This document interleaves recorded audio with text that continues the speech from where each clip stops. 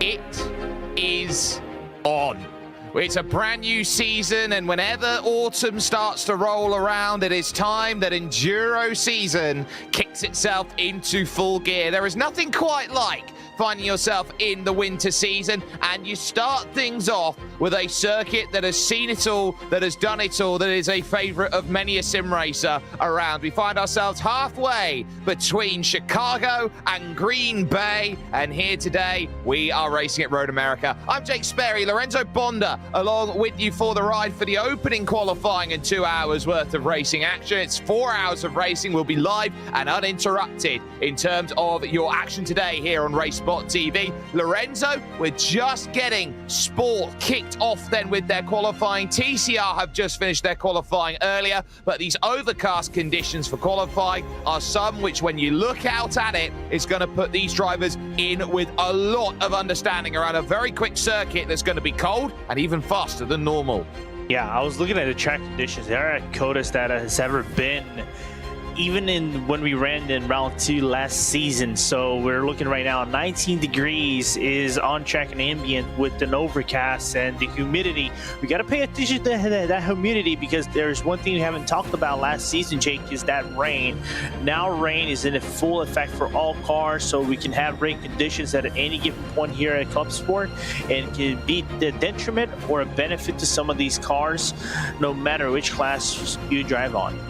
Yeah, and that's going to be worth keeping in mind. Now, this is how we are going to structure things here today. TCR qualifying has already got itself off and underway. We're currently in the midst of sports qualifying. It runs on a 15-minute qualifying session with a 3-minute delay between the sessions to make sure all the circuit cars clear before you're back off and racing again. Cut qualifying will follow afterwards, and then you've got the big machines, the LMP3s, which will be out there. There'll be a 15-minute warm-up, and then the gridding process will begin, in which the green flag will drop at 4:15 GMT, 5:15 BST. A large array of cars out there you can play from, but it's quite simple up at the top. Porsche 911 GT3 Cups for the Cup category, Ligier JSP 320s in LMP3, but where you've got Sport and TCR, you have got yourself some wonderful choices of cars there, as you've got 4 that's all there. Now, this was the TCR results. Honda outpacing the Hyundais out there at this moment in time. Lorenzo, Ross McFarlane for WSI Esports butt kicker, the fastest of the lot.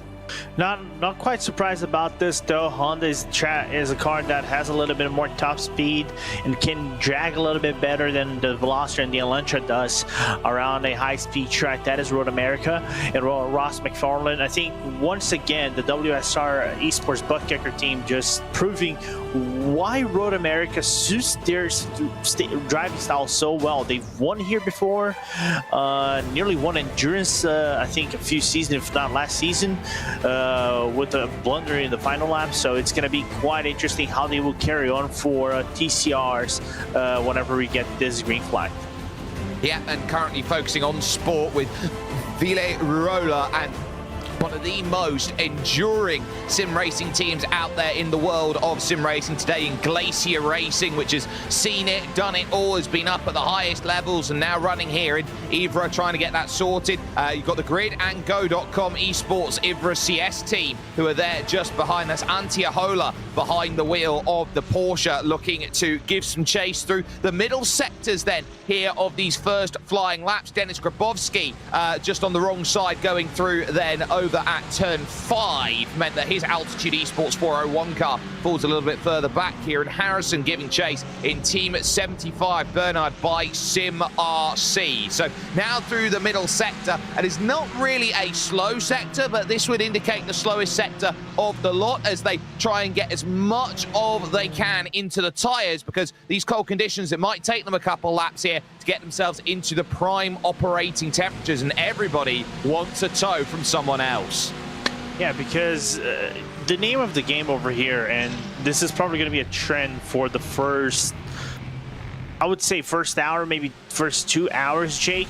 And I think this is going to be independent of each class that you're going to drive on, is going to be draft and maintaining the draft. Once you break off the draft or you lose the draft, it's very hard for you to catch back. Ooh, yeah, out. And that's contacting qualifying. So David Barraclough for Talk Freak Racing by TFR Lab takes a hit, and one of the Hydra Race geodesic cars, that's Antonio Rega, who is there around then, just heading up to it. This is what you fear when you're at a slipstream circuit and everyone is so determined to make sure that their pace is the one that's the fastest. It's that you are going to get tangles like that. Now, they do have live stewarding here, so they might decide to run this one a certain way or a certain other way, but at least in terms of the first times in, it's Bodersud plus Turner with Ruben Bonga, who has set the first real quick time out there on the border to 14.3, but we are expecting those times to get quicker as they go forward with their efforts on board with Kieran Harrison heading towards turn 3. And unsurprisingly so, to see also BS Competition drive so well around Road America. Ruben already setting the drums and into the Wisconsin track, and also really nice to see Zekro being within this frame of the top 5. It's a team that normally didn't fare too well in the 992 class, but sometimes you used to get good results when it came down to sport. Usually it was more track related than attrition related. They would get some really good results. Nice to see the Romanians back into this fray and maybe within contention. So let's see how the next laps will develop, because this is a car that usually takes 1-2 laps for you to properly develop. Maybe a third lap would be quick if you save on the tires. This is a tire track of sorts, especially on the left-hand side, Jake. So this is going to be quite an interesting one to achieve a really good performance out of your third lap. Well, this is the section of circuit which you look at in terms of where the tyres are going to struggle. The long left-hander of the carousel, which you wait for an age of eternity to try and get on the power and then attack forward in through the kink. One of the toughest corners to go too wide with on the circuit. Is always advised that you don't make that an opportunity. And now along the Kettle Bottoms, heading towards Canada Corner, becomes the next important run as you've got that through. So now Kieran Harrison hits the brakes, trying to really get that sorted here at Canada. You're trying to run as wide as you can without really touching the gravel on that outside. And then Bill Mitchell Bend, turn 13. It's off camber. You can attack on the exit road there on the right-hand side, which leads to the club layout of the circuit. And then that final corner, turn 14, leads to this long charge up the hill, one of the longest charges up. Very agonizing late on in races out there when you haven't quite got what you want in terms of fuel. Glacier Racing put a 14.2, Grid and Go.com Esports on a 13.7, Team 75 Bernard by Sim RC there. That lap time was good enough to go second fastest there, so definitely a very nice time in the context of this one. So very happy with that, but you either got to be on the train or not, and the two drivers who weren't on the train, you look at Antonio Rega, for example, he's now having to be on the back foot, and he's trying to put his qualifying time in without the help of that lovely, lovely slipstream.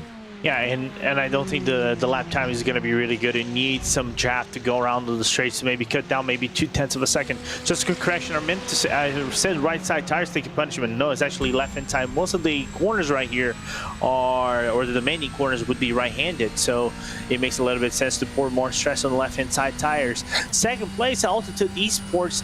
Good to see the Altitude Esports finally breaking into properly with the team for any of the GT categories. We normally see them at other championships in GT3s, doing really good as well. So let's see how they will fare in GT4s with Denis Grabowski at the helm of this McLaren 750 as GT4. Well, Denis Grabowski is a driver who has been up at the highest levels of sim racing. He was part of the Pure Racing team once upon a time before that got bought out by Team Redline. So Denis Grabowski knows what it takes to be up at the top. He's got James Bomey as his teammate here today in the 401 McLaren here. GT4s out there in terms of their categories for sport, so they run to the same regulations as they work on forward. And at least for the time being, it is Kieran Harrison who's looking to really mount that charge. Impulse Racing have gone third quickest out there with Thomas Marks Burgess behind the wheel of that machine. You're getting these drivers now trying to figure out whether they can go quick lap or whether they go slow lap. They might be able to get 2 laps in, really working if they decide that they want to save the tyres a little bit on those first 2 runs and hope that the times that they put in are happy. But you've also got that real dance in a session like this where you can't necessarily get everything that you want out of these lap times. You're always looking for a tiny bit of improvement, and we are starting to see that now as the fiercely forward pink car moved up for 3rd place for just a moment. That was Frederick Schwartz behind the wheel, but Ruben Bonga again for Borisov plus Turner moving up into that 4th position. Zenith to the top for a moment, but Denis Grabowski has taken that away from Alexander Peregrina behind the wheel of the 433. So Altitude currently finding themselves at the lofty heights of 1st place. And unsurprisingly so, we normally, like we said, Altitude finally coming into the GT4 fray. We know their team is highly capable with James Boomey as a part of it in the championship as well, in the team as well, rather. And it's going to be quite interesting how the team will kind of fold itself against like the likes of Zenith. Zenith, really strong GT4 team. Keep an eye on them, Jake, because they had really strong performances, not just here in IVRA, but also they had on the upper echelon, if you want to call it that, in the 24E Sports Series. That normally the championship winner gets an automatic entry into the 24-hour Esports Series, which is coming to its last season. Unfortunate to see that, but it's gonna happen. And it's a team that usually was fighting at the front, nearly fought for the championship as well. So keep an eye on them, on that Spanish team. Yep, you really do have to keep those eyes very firmly focused at them at this stage. And moving over to the right-hand side goes Antti Ahola, who decides to back out of his qualifying lap, letting the likes of Jordan Backmeyer through in the Delta Sport Sim Shop 404. The car is very much found out there at the moment and is charging through. As also through goes Kieran Harrison, looking for a 3rd qualifying lap in a row, trying to put those times in. Long laps around here, so you can't necessarily chain the laps here, Lorenzo, as much as maybe you'd want to at other circuits we'll see this season in the IVRA Clubsport Series. But the one thing that we do need to know is the fact that these drivers are trying to push out there for those laps, and we will be seeing that balance of performance coming into play at this stage. When you know that Altitude Esports are currently the fastest cars out there at this stage in the McLaren. Zenith Esports also in the McLaren, and then it's the Porsches then of Antti Ahola who's there in 3rd, and of course Borisov currently in the BMW, as is tradition. But Kieran Harrison putting his Porsche up into 3rd position. There goes Thomas Marks Burgess, hoping to push towards the line as Impulse Racing 457 move up a couple spots. 213.8 is 3/10 off the pole. Yeah, and I like to see this. Oh, can I say good distribution of cars? Normally you would say, all right, that you got 2 McLarens and 3 Porsches, then a BMW, then an Aston Martin. We cannot take qualifying for granted, right? Because qualifying kind of dictates how the race will normally would say it will play out. But because you have so many different cars and so many different strategies from the teams, normally you could see a BMW like from the S Turner coming up from like 7th all the way back up into 1st or maybe 2nd place or 3rd place, just using that strategy alone.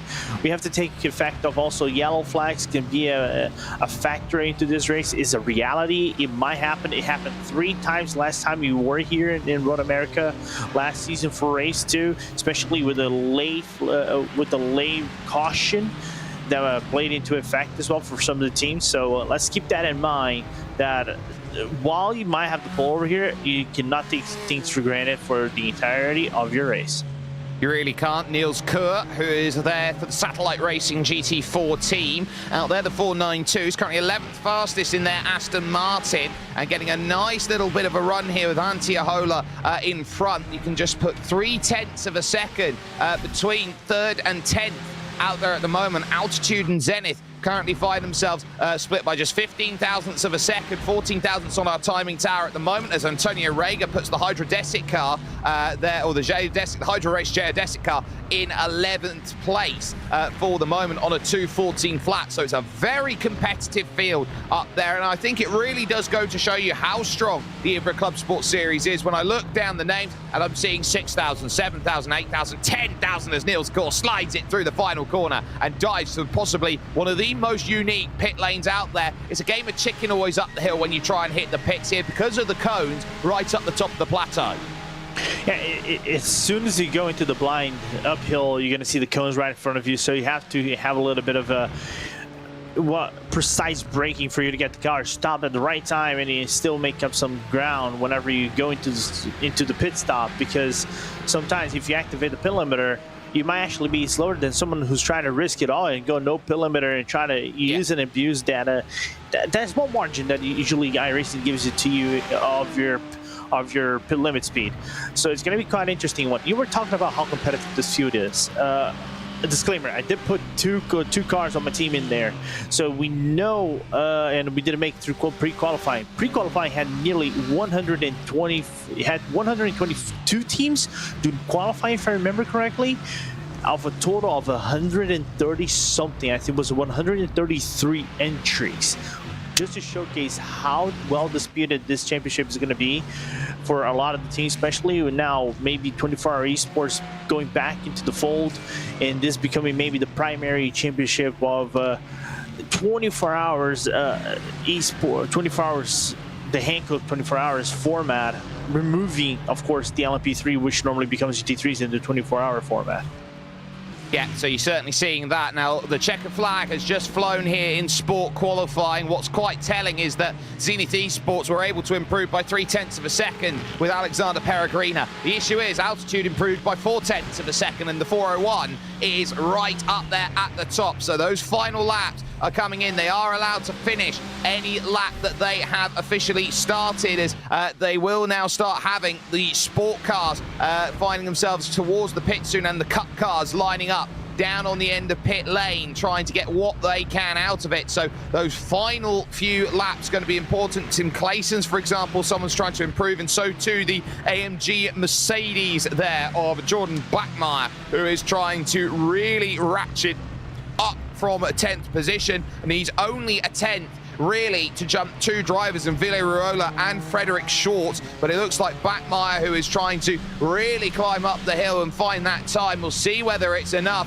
So it's 14.0 to improve. That's a 13.886. That's good enough for the fourth row of the grid there for them, alongside Impulse Racing. Not bad in terms of a qualifying effort, but the majority of cars then all but done, Lorenzo. But I thought that was a very big qualifying session when you put it into context on what do you need from it, and the last of the drivers now making their way around and saying, you know what, that was absolutely marvelous out there. Altitude Esports with the pole then when it comes to sport category. Yeah, and the spread of the times is going to be quite balanced this small. I'm looking at the gaps, like some between first and second is 1/10, then you go for 4/10, but it becomes closer to some of the teams, like 1300ths of a second, 14/900ths of a second. You're going to see right there as you get the standings. It's so close between everybody. Sports should be the category, in my point of view, Jake, for us to have a proper look whenever we get this green flag. It should be interesting to watch. Well, what's interesting here, it's McLaren's on the front row, Porsche's on the second, and then it's the mix of Mercedes and BMW on row number 3. You have got 5 manufacturers inside the top 10, and you look down at like to Simon Rendell back there for the Dur Academy, 2.2 seconds adrift in his BMW. Qualifying isn't everything in a series like this, but it certainly does help you to be up nearer the pointy end, as you can see now how all these drivers in your Porsche 911 GT Cup 992s sit and wait and look to make their category start for their qualifying efforts. They are under the control of Casper de Court, who will open pit lane at his earliest convenience for these drivers. It's Ollie Peacock who's at the front in the Visceral Esports IVRA Clubsport 997, followed by Matteo Kunze there for the second of the Visceral Esports cars, and then Max Humbert for Valkyrie competition. Pit lane is open, 15 minute starts for them, and these Porsches very much is a case of trying to get as much heat into the tires as possible. You can see the weaving happening already, and you're looking to try and run maybe here, Lorenzo, would you say 80% of full speed along the lap to get the amount of tire into the car without really scrubbing the tires? Something like it. The one thing you really don't want to push is the out lap, and maybe over push the first lap. I think this is going to be one of those the tracks that you get one out lap, one fast lap, one in lap, and then go back at it again, right? It's something that we normally are seeing in the Porsche Sport Super Cup. But then again, you only got one lap of the Porsche Sport Super Cup in the Contender Series. But it's been a staple of Porsche 992 qualifying to do that kind of stuff. If you, depending on the track, you might actually get 2 laps, but because it's Road America, it's quite long. It's tire taxing. You might not get that second lap in your GT car, so you might have to do that. Most importantly, and this is something that I looked. Aztec, the Visceral cars are up in the front. They're going to share the draft, so this is going to be important for them to basically put the pressure on the entirety of the rest of the field right behind them. Yeah, and nobody, again, wants to really be up there at the pointy end, which Ollie Peacock is dealing with at the moment. David Bojka wants to move forward for the Walk Racing Esports team and says, I'm not happy with waiting. I'm going to go and make my own decisions out there in qualifying. You've got SimCity Racing in there, the 971s, which are out there. You've got Olympus Esports Atlas, who are out there, piloted by Lyubov of Zeretskopskia, who is hoping for a good run. And you've also got likes of Racing Lab Esports, who's going to be trying to move themselves up there to the front. We'll see who really makes that progress through the field. And of course, this is a slightly different term of pace that they've got compared to the GT4s. And I was just looking at the differences over the course of qualifying. So from TCR to the fastest that we got out there overall in your sport category, you're talking about a difference of about 5 seconds a lap in qualifying trim. I reckon that when we sit and look at the practice times here, 2:06.8 was the fastest that we saw from them out there. So again, you're talking another 7 seconds worth of pace. Now, where will these cars look to mainly find that pace, Lorenzo, compared to the category beneath? Ooh, mainly first and foremost going to be on the straights. These cars are faster than GT3 cars on a straight line. So whenever they come down over here to turn number 5, and then and they go after the Canada corner, they go through the Canada corner and everything. That's the main portion that they're gonna make some time. They have some downforce. They have much more downforce in the previous 991 iteration, so they can carry much more speed around the corners and be more effective out of it. The key is do not lose the rear end of the car. If you lose the rear end of the car, that's can accrue up to a loss of 1 full second around the corners right here in Road America. So these more like slow sections is where they're probably going to be able to make most ground on the slower cars, but straights is going to be the main factor for all of these GT-based GT spec cars.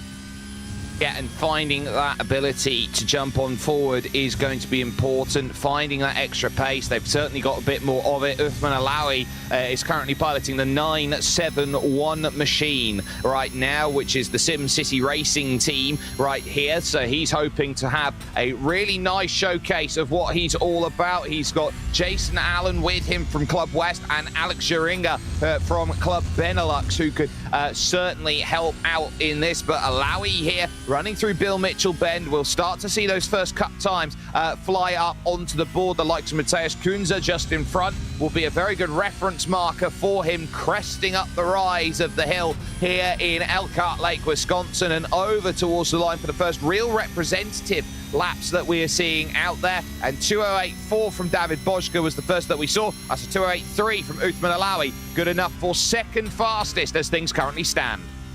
Yeah, and talking about Uthman Alawi, it's kind of interesting to see him doing these kind of competitions again. He's like one of the when I joined iRacing back in 2015.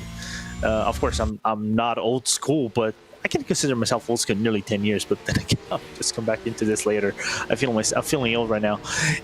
I wish to see Uthman doing like some top tier competition back in the old days. So it's good to see him, just like the Glacier guys, still running strong, doing as many competitions they can do while we're still reforming the team and maintaining that visual identity they have for the Finn team. So it's good to see like these old cats still showing the new kids on the block. They still have some moves.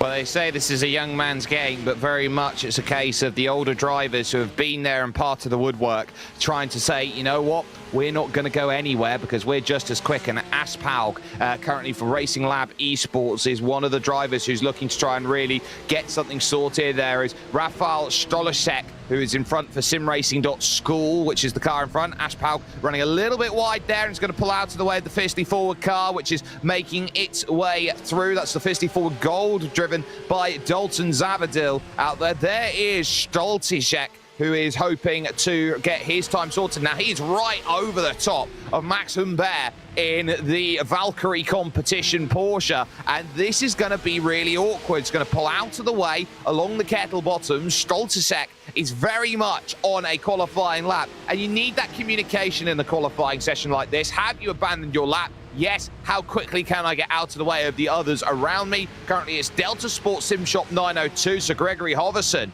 who is the quickest out there at the moment on a 207.8, but that could so easily change with this second batch of laps. Oh yeah, absolutely. And talking about going back about the communication, the one thing you really don't want to have is throwing back to the Formula One that we have around Ciudad de Mexico this weekend. They don't really want to have a Alex Albon and Ollie Berman situation they had back in FP1, right? They really don't want to crash each other out due to miscommunication, right? So that's the one main thing they got to keep themselves in mind. All these times are going to go down eventually as we're going to progress through qualifying. Really interesting also to see Dalton Zavadil in the Fiercely Forward. Normally a mainstay of back in the old days of like Sim City Racing at the early portions of his career. Now going to Fiercely Forward, sharing the car with Bernardo Faria, the fellow man from Brazil. Former Porsche Esports Super Cup contenders driver last season. So it's going to be good to see that happening, and how Dalton will carry on this car for the Fiercely 14 that is rebranding a lot of their drivers right now. Yeah, they're certainly doing quite well in the Fiercely Forward team. They're looking to try and move into a new phase at this stage, and I think they're looking at Zavadil as one of those drivers who could very much be eyes firmly placed forward. Who haven't had the majority of the laps in, so only 8 times to come in, 7 of which I'd say is representative. Impulse Racing not quite where they're supposed to be with those laps, so still waiting on Olympus Esports, but a time in. Same for Valkyrie out there, Valkyrie competition.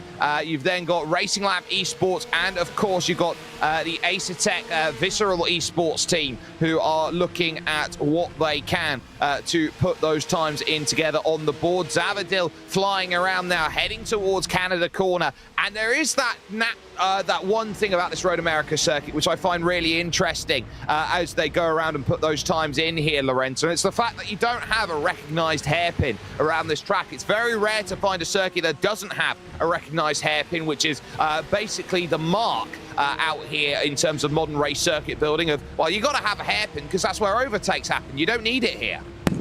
You don't need it. Well, you say that. Can you call the carousel a hairpin? Because it kind of drives like a hairpin. It's open. It's an open hairpin, if you want to call it on the rally pace notes. A really open hairpin. But other than that, yeah, it's a track that normally doesn't have that. We're going to have that at Barber next round. That's 100% sure. But and we're probably going to have it plenty because as far as I remember, we have 2 hairpins off the top of my head. So so it's going to be quite interesting how they're going to navigate through Barber. I cannot wait. But for so far, yeah, old school track of sorts, but drives so greatly, man. I love Road America, despite being an old school track of sorts, a grassrootsy track on race standards nowadays. Circuit that opened in 1950, first and foremost as the Elkhart Lake Street Circuit in 1950. Changed it out and extended the track around with the likes of Kimberley's Corner, Dickens Ditch, the Schoolhouse Straightaway, and Harnell's Hollow. So it was a really huge 5.3 mile and 8.5 kilometer circuit that they had out there in 52. Didn't have any racing for 2 years, over to 1955. That's when the Road America circuit proper was built, and effectively it's not really had a massive change since then in terms of how you build it. Maybe only the pit lane has been the one thing that's moved over the course of the run. The latest change happening in 2003 with the addition of a motorcycle course chicane just after the carousel, making the kink a much easier corner and less dangerous for those on two wheels. Mario Veglut there is getting out of the way of those drivers, so this is not representative from him, but one thing we can say is it is now Fiercely Forward Gold who are the fastest. We saw with that lap David Bojka currently diving into the pits in the 911. Ollie Peacock hoping that he can pull the Visceral Esports IVRA Clubsport car up a little bit further. 207.167, so slightly slower on that lap by a few hundredths and thousandths, and that might just be the tyres deciding that they're on the wrong side of it. A little bit of sunshine now starting to peek out from beyond the clouds through the opening corner, but not for very long. But Gregory Hoverson moving up there for Delta Sport Sim Shop there to a 206.8. So suddenly you got top three split by just 0.2 of a second. Yeah, and quite surprises me a little bit how close is the qualifying over here for the Cup category, because off the get-go, if I said prior to the green flag, which category would have the more spread out field would be the Cup class, due to how the car drives. Is a very technical track for these cars, even though it doesn't look like it, but it's very technical for you to maintain a really good pace lap around here. So good to see that happening. Good to see a very close gap. Like I see, it would surprise me. Gaps going around 1/10 per sec for each car, like from first to second to third to fourth, all split by like 1/2 of a second. So it's really close.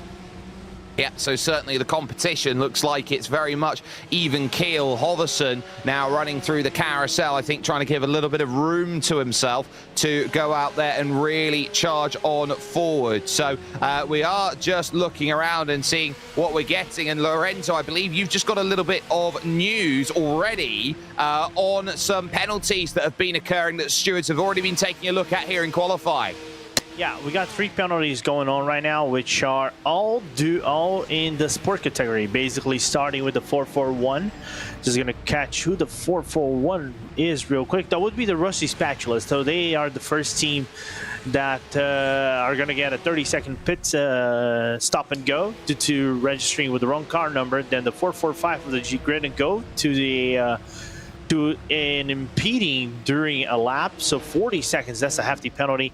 And then the David Barraclough for Torque Freak, the 481 that we saw earlier on, making contact with the Hydro Race Geodesic GT4 and other cars as well, and Canada Corner getting 30 seconds.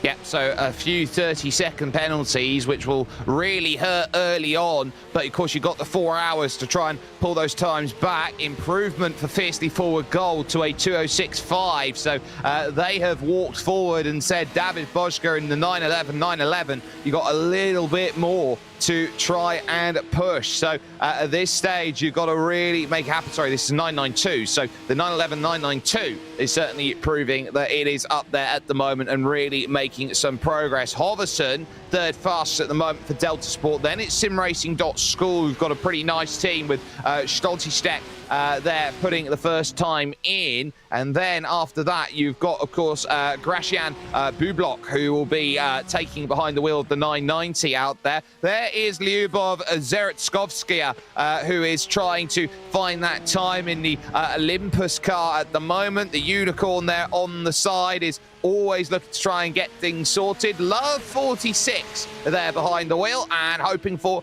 a very nice lap out there at this point. And well, we'll see whether she can find it at this point, as this is going to be down the hill, heading over towards the left of turn 5 out of the Moraine Sweep. And this is possibly the toughest corner on the circuit coming up here, Lorenzo, which is the left-hander plateaued under the Corvette bridge for turn 6. Yeah, and let's see if Lyubov is going to do a better approach for Olympus. Olympus, normally with a team that would have a very, very solid lineup. I wonder why Thomas Cope is. Normally he used to drive for them, and is really strong driver that used to drive around the 992 class was his main car. Tried also to do some of the Porsche Sport Super Cup qualifiers. Don't know if I don't think he actually made it through, but had a lot of experience around that car. Lyubov as well. And let's see how she will fare in this car whenever we get a green flag. I know the viewers on her stream are looking for that as well.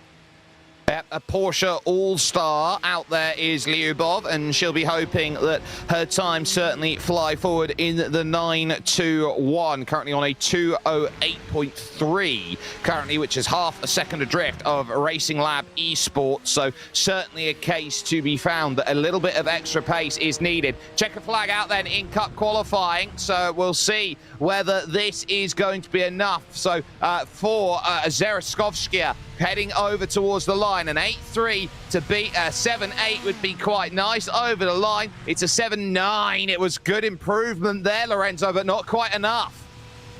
Yeah, it's still not enough for her to break out of that tail end of qualifying, but so far good improvement. Basically sets the tone for everybody. I think the gaps between everybody is about 1.5 seconds or less than 1.5 seconds between everybody, so that's good to know. I wonder if there's going to be massive improvers in this lap. I know Matteo Grenzer also drove in the Porsche Sport Super Cup contenders is a guy to make it up ground. Go, Jake. Well, I've just got as a directive ruling, they said that cars 902, 996, 997, 977, 960, 990 and 911 have all taken the flag. So I think that is pretty much word of everybody's laps have finished. They will not be allowed to improve further, which includes Matteo Kunza, who is currently piloting around, but he's lifting off of things at the moment, so that lap will be done. So I think that's that in terms of the Cup qualifying here. So that will put Fiercely forward in the 901 right up there on the front with Walk Racing Esports alongside. It's a very close run further forward. So Dalton Zavadil ahead of David Bojka with Gregory Hoverson and Rafael Scholtisek, who is there in 4th position. Then got Mario Velgut there for Impulse Racing, Ace Tech SimSport Visceral 997 with Ollie Peacock, Usman Alawi for SimCity Racing, and then of course you look at that top 10, 0.8 of a second. It's a pretty, I would say, contested field there. Just the 12 Porsches out there to challenge, but we now have, of course, that all-important battle for the overall pole position. LMP3 just about to roll off. Yeah, and LMP3 is going to be quite interesting for me because, like, we have lots of really good teams coming in. I think finally, I might say for the first time in a good while, the Hydro Race Geodesic team might actually have some competition. Both of their LMP3s. Percent and Nomad is coming. Core, I would say, is coming in as well. Don't sleep on them. They have a solid lineup with Carl Winkler, Mike Pollution, Pascal Sticks. I think both you and I, Jake, we commentated a lot on Pascal Sticks back on SCO days. And Mike Pollution. So we know like how good they are back when they were driving the HPD. So it's going to be quite interesting as well. The WSR East Plus book kicker. So lots of teams coming in to take the Hydro Race Geodesic top spot this season. So they're going to have to cut their work cut out for them. Yeah, they certainly will. You've also got that Core Sim Racing LMP3. We've talked about how great they were. Once upon a time, that Core Sim Racing team was up there as one of the best sim racing teams in the world. They had a down on his luck Sebastian Job, and this was the team that pretty much rebuilt the stock in him, the likes of Freddie Rasmussen once upon a time as well. This was a Core Sim Racing team that was a world beater once upon a time. They're not quite at that level anymore, but they are still looking try and build it. And there is the Team Hoisingveld car, which has always been a very good and strong team. But now it's about who finds what. WSR Esports have certainly been the team to put themselves up there. That is one of the two Prestanda Nomad cars there at the front. So that'll be Jason Dilworth's 56 that will be leading the proceedings. But we take a little look on board right now, going through the final corner with Alessandro Romanelli and the WSR Esports butt kicker 16 Ligier cresting up the top of the hill. And this is the one car that you look at in terms of how does this car gain its advantage? The answer is aerodynamics. It's very much a prototype, but it's what we call the baby prototype here in iRacing. It's not got as much forward momentum as some of the others out there, which means it's the easiest to apply your trade in. Yeah, but the braking is a talking point that we're probably going to have on the early laps as well, and in traffic too, because it's a car that if you're not very finicky with the brakes, Jake, is easy to lock them up.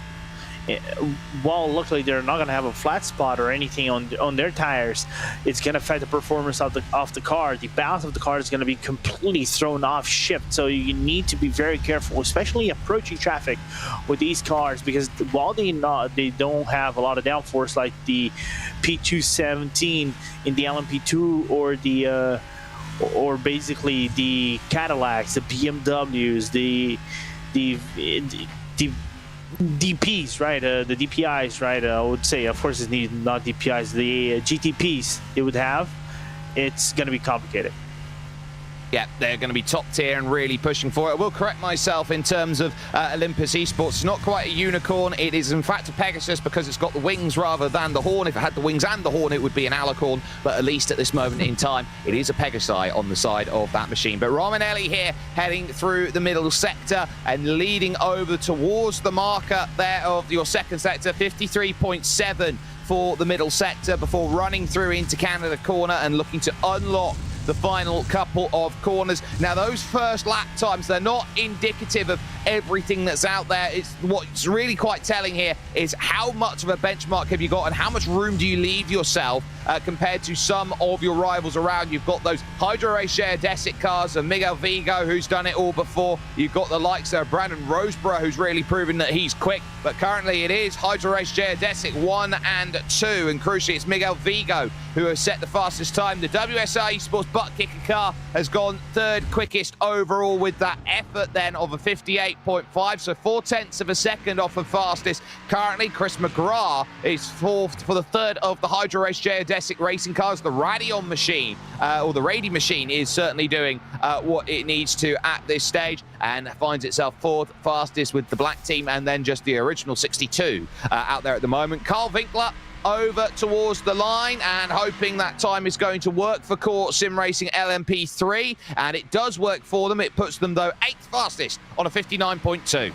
But so far, still, it is the game of Hydro Race Geodesic, right? It's both P1 and 2 sharing draft, doing basically the heavy loads for them. You see the wiggle of the car coming outside at turn number 3 and now going into 4 right there.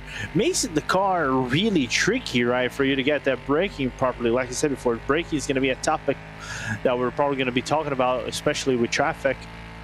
But Jake, in my point of view, is the qualifying seems to be a little bit closer. Of course, the times are going to go down and much more eventually, but keep looking forward to maybe see Romanelli, McGrath, and especially Michael Diaz improve their times and potentially make Miguel Vigo's and Roseborough lives much more complicated.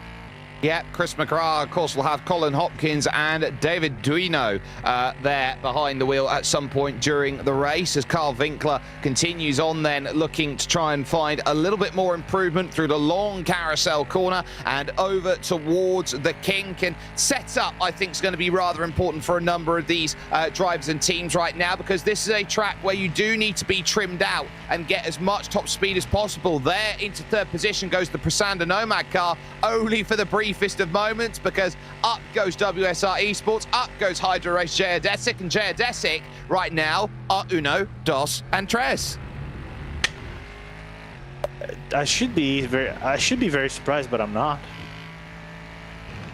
You don't have to be. It's still great qualifying from them at this stage.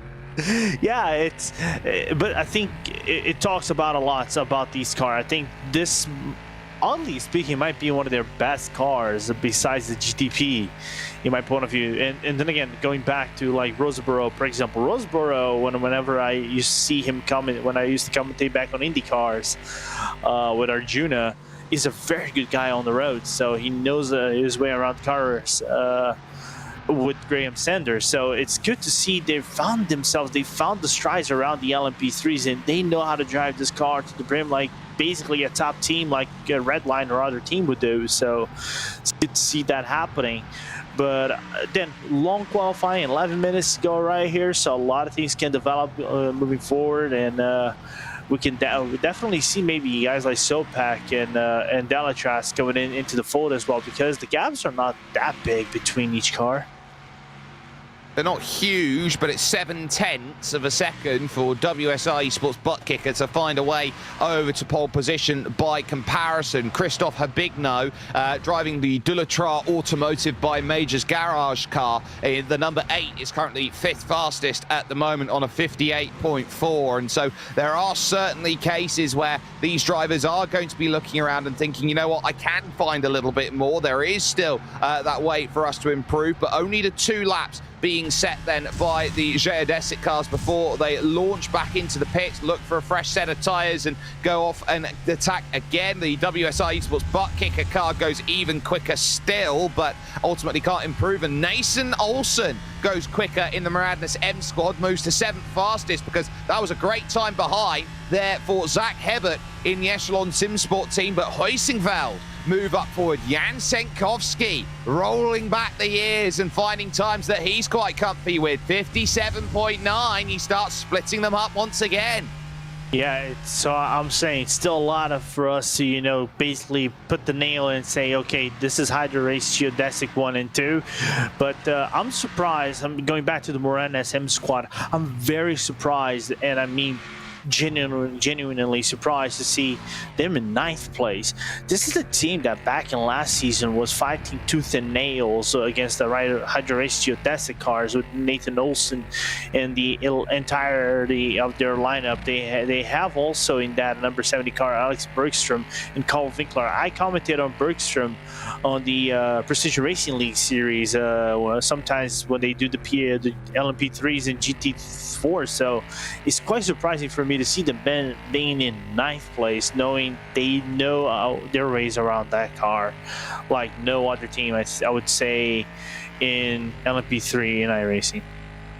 On board then with Michael Diaz driving for the Solpex Precision Racing car, ran a little bit wide coming out then of the hurry down section, which brought Zach Hebert there behind for Echelon Simsport into chase. They're currently 5th quickest and 0.2 of a second quicker than the 60, so a perfect latch for them behind. But for Michael Diaz, it's about gaining the most out of these laps and knowing they're down to just 9 minutes and 5 seconds here on the clock. So there is certainly a case of, well, how much time do you have? Will there be a pullover to the right-hand side? Yes for Hebert behind, no for Michael Diaz, who's looking to improve. 58.4 is the marker time to try and beat. The line comes up and it's a 58.7, and that one 0.3 of a second slower. And it's not just the fact that you're 0.3 of a second slower here, it's the fact that you got to spend a good 2.25 minutes getting back around before you can get new tyres and attack again. Romanelli, who was looking very much 3rd for WSI Esports butt kicker,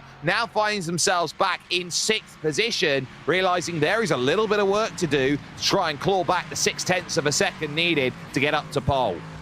Yeah, and I think that work needs to actually get a really good lap around here. See some of the cars kidding, like over here on turn number 5 and then going to the Corvette bridge on turn number 6. So it's easy to lose for you to lose traction and maybe get an off track or lose some performance in the whole frame of things.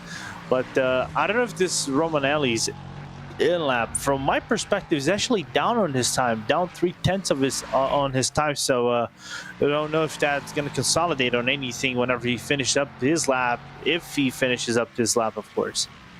Yeah, so if he can get the lap time finished, he'll be quite happy with what he's doing. If he can't get the lap time that he possibly wants out of it, then it's going to be a very long haul over the course of this racing. It's a little bit blustery out there as well, the wind whipping around at about 15 kilometers an hour. That's going to be causing life a little bit of trouble through the trees, and you're really going to feel that when it starts hitting an open expanse through some of the sections of this circuit, because it's not entirely shaded around this circuit. You're very exposed to the elements.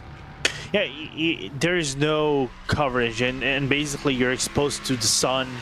Despite being in the middle of the forest right there in Elkhart Lake, right? It has a lot of trees and things like that. And look at that lap.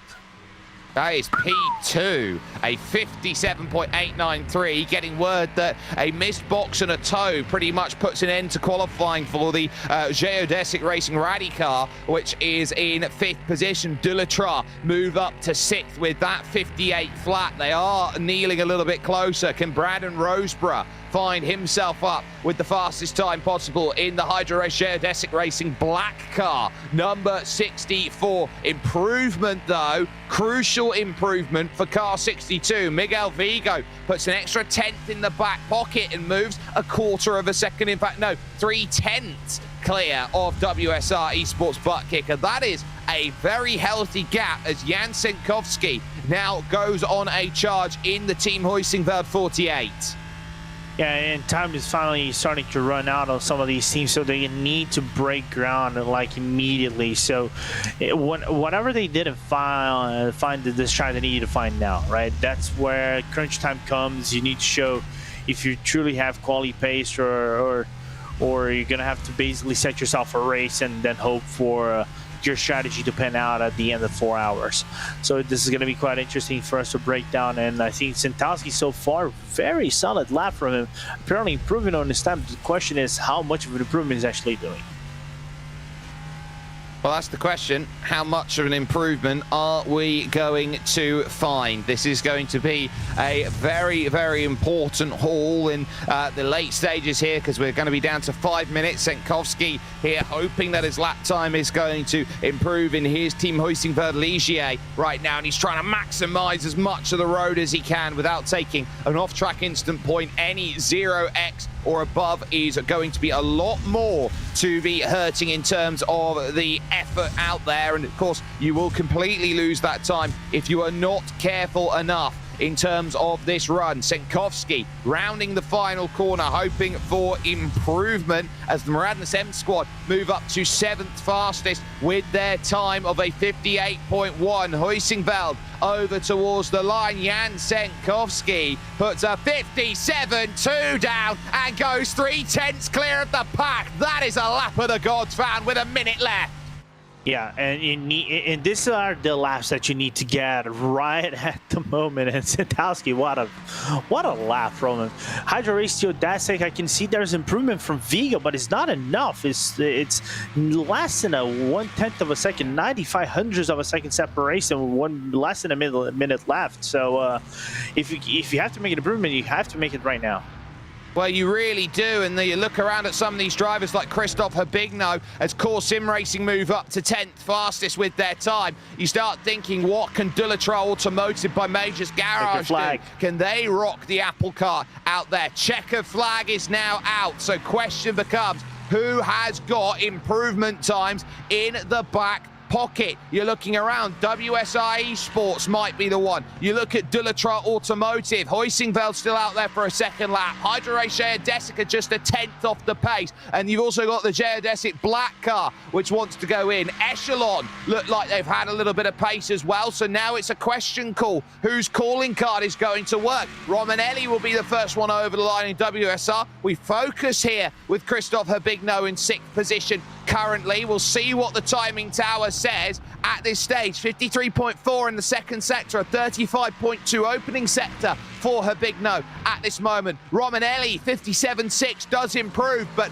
just not enough, is short by 1/100th of a second to improve. Look further back, because Habigno is now going to be the one trying to find that time. Heading up over towards the line, car 8, Dulatrar Automotive by Majors Garage, 58 flat improves, will knock down Hydro-Race Desic Racing Raddy, 1 position. Does Senkovsky have more buffer to play with? Yes, about 400ths of a second, but Miguel Vigo is chasing, and will this be pole for Hydro-Race Desic? No, it's not quick enough. The black car stays third by 300ths of a second, but that is a big qualifying effort that has put itself on the books, and my goodness me, it's Jan Senkovsky at Team Huizinveld who has taken the pole. Wow, coming in the last second, and even with his improvement, not even Vigo or Roseboro were actually able to catch his time, his original time. Roseboro actually did an improvement on his lap assault, but it wasn't enough even to get Vigo's P2 out of the way. He's got to stay at P3. There's still maybe some drivers who are in the track that might be trying to improve. Not actually. Everybody done their laps, but like I told you before, competition finally came for Hydro-Race Geodesic. Their work is going to be cut out for this season. If they're going to win, they're going to have to win on track every single race. You're never guaranteed any victory, no matter how talented you are, but Jan Senkovsky, the fastest driver in LMP3 and your overall pole sitter, ahead of the 2 Hydro-Race Geodesic Racing cars, Miguel Vigo and Brandon Roseborough, second and third. Alessandro Romanelli goes fourth quickest in the WSI Esports butt kicker car. And what about Chris McGrath? He will not be happy at the fact that he overrolled it through the box in qualifying, and as such had to abandon any further attempts. He fell back down to 6th. Maradna M squad will be quite happy with their effort. Corsim Racing down there in 10th, and the final 2 cars are both of the Prestanda Nomad cars. Jason Dilworth faster than Kevin Roland there, who is 1.5 seconds adrift in terms of the qualifying effort. But this is the schedule that they'll be dealing with. They'll be racing once a month out there, with the exception of January, which will be a miss. It's 4-hour races the entire way through here, Lorenzo, but you look at that schedule and it's very much a case of your American trilogy and then your European trilogy. Yeah, basically 3 tracks that drive very differently from one another, right? We go to Road America, high fast track with a lot of, draft opportunities for you to make ground. Then you go into Barber. Barber is going to be, for me, the key track of this championship, maybe alongside Imola whenever we go into round 4, starting the European triangle of tracks, because they drive so differently from one another. It's very clustered, highly difficult for you to overtake. You have to be patient, can trigger a lot of yellow flags, but then going to Jerez and then Algarve here in Portugal, where I live, is going to be quite interesting for us to have a full schedule going on for Clubsport.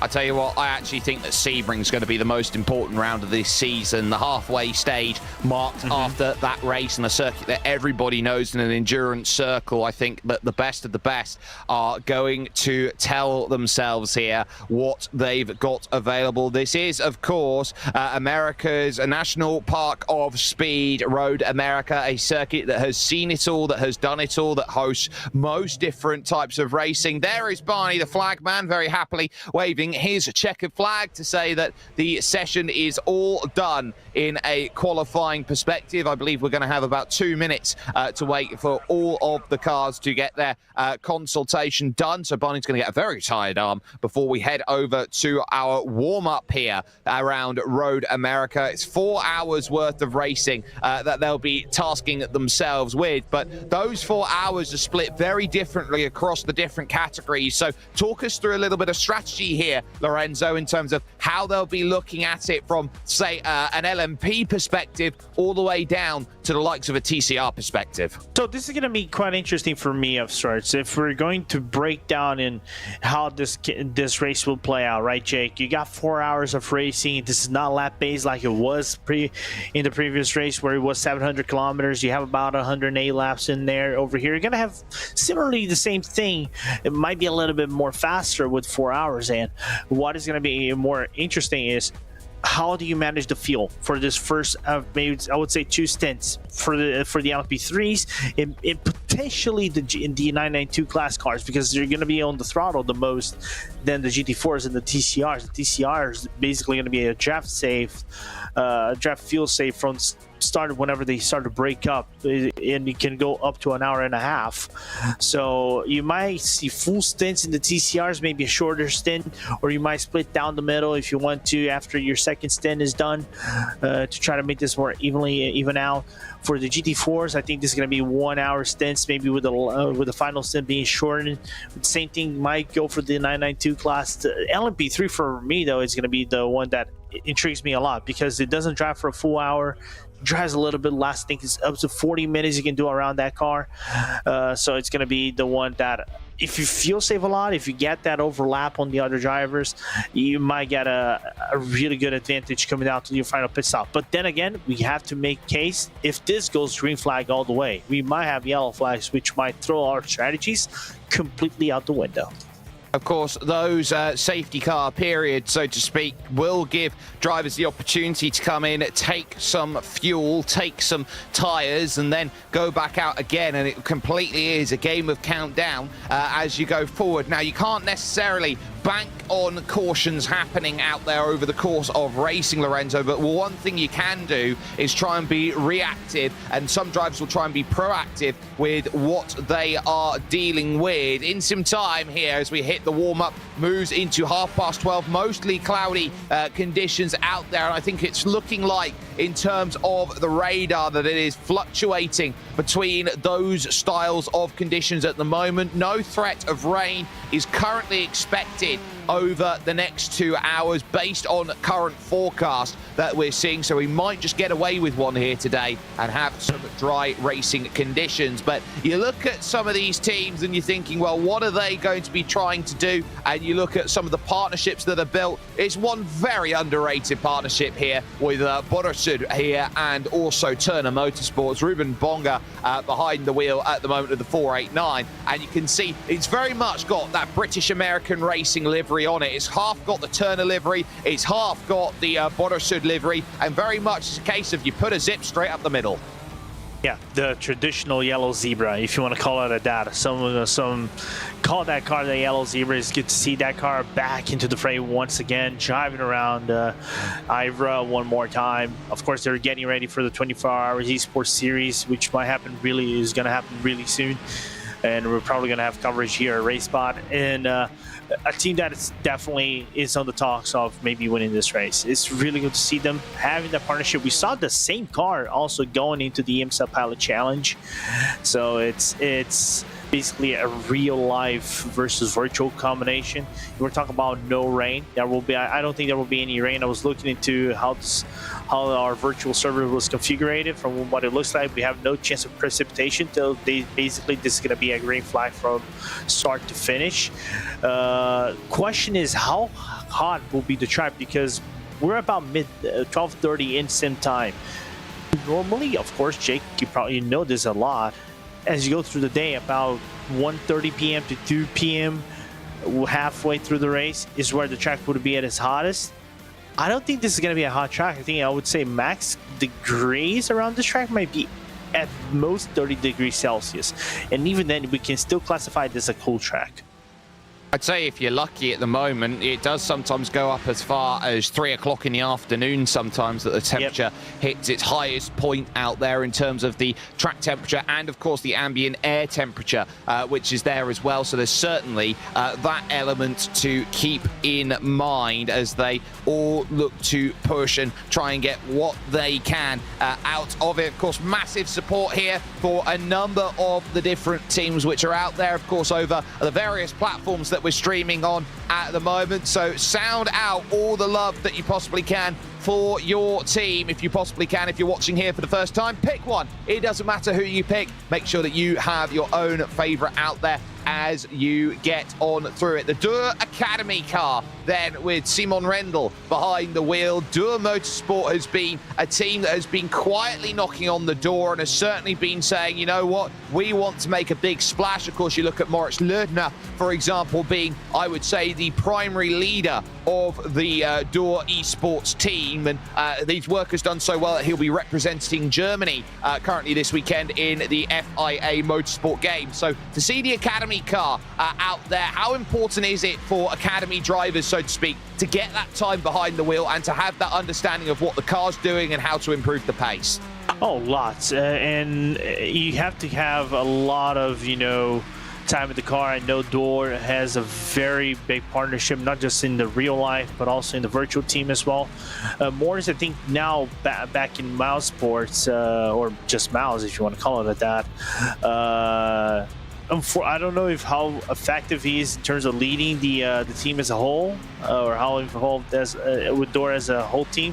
But it's a team that we need to keep looking, because it's a lineup that I think is slowly growing.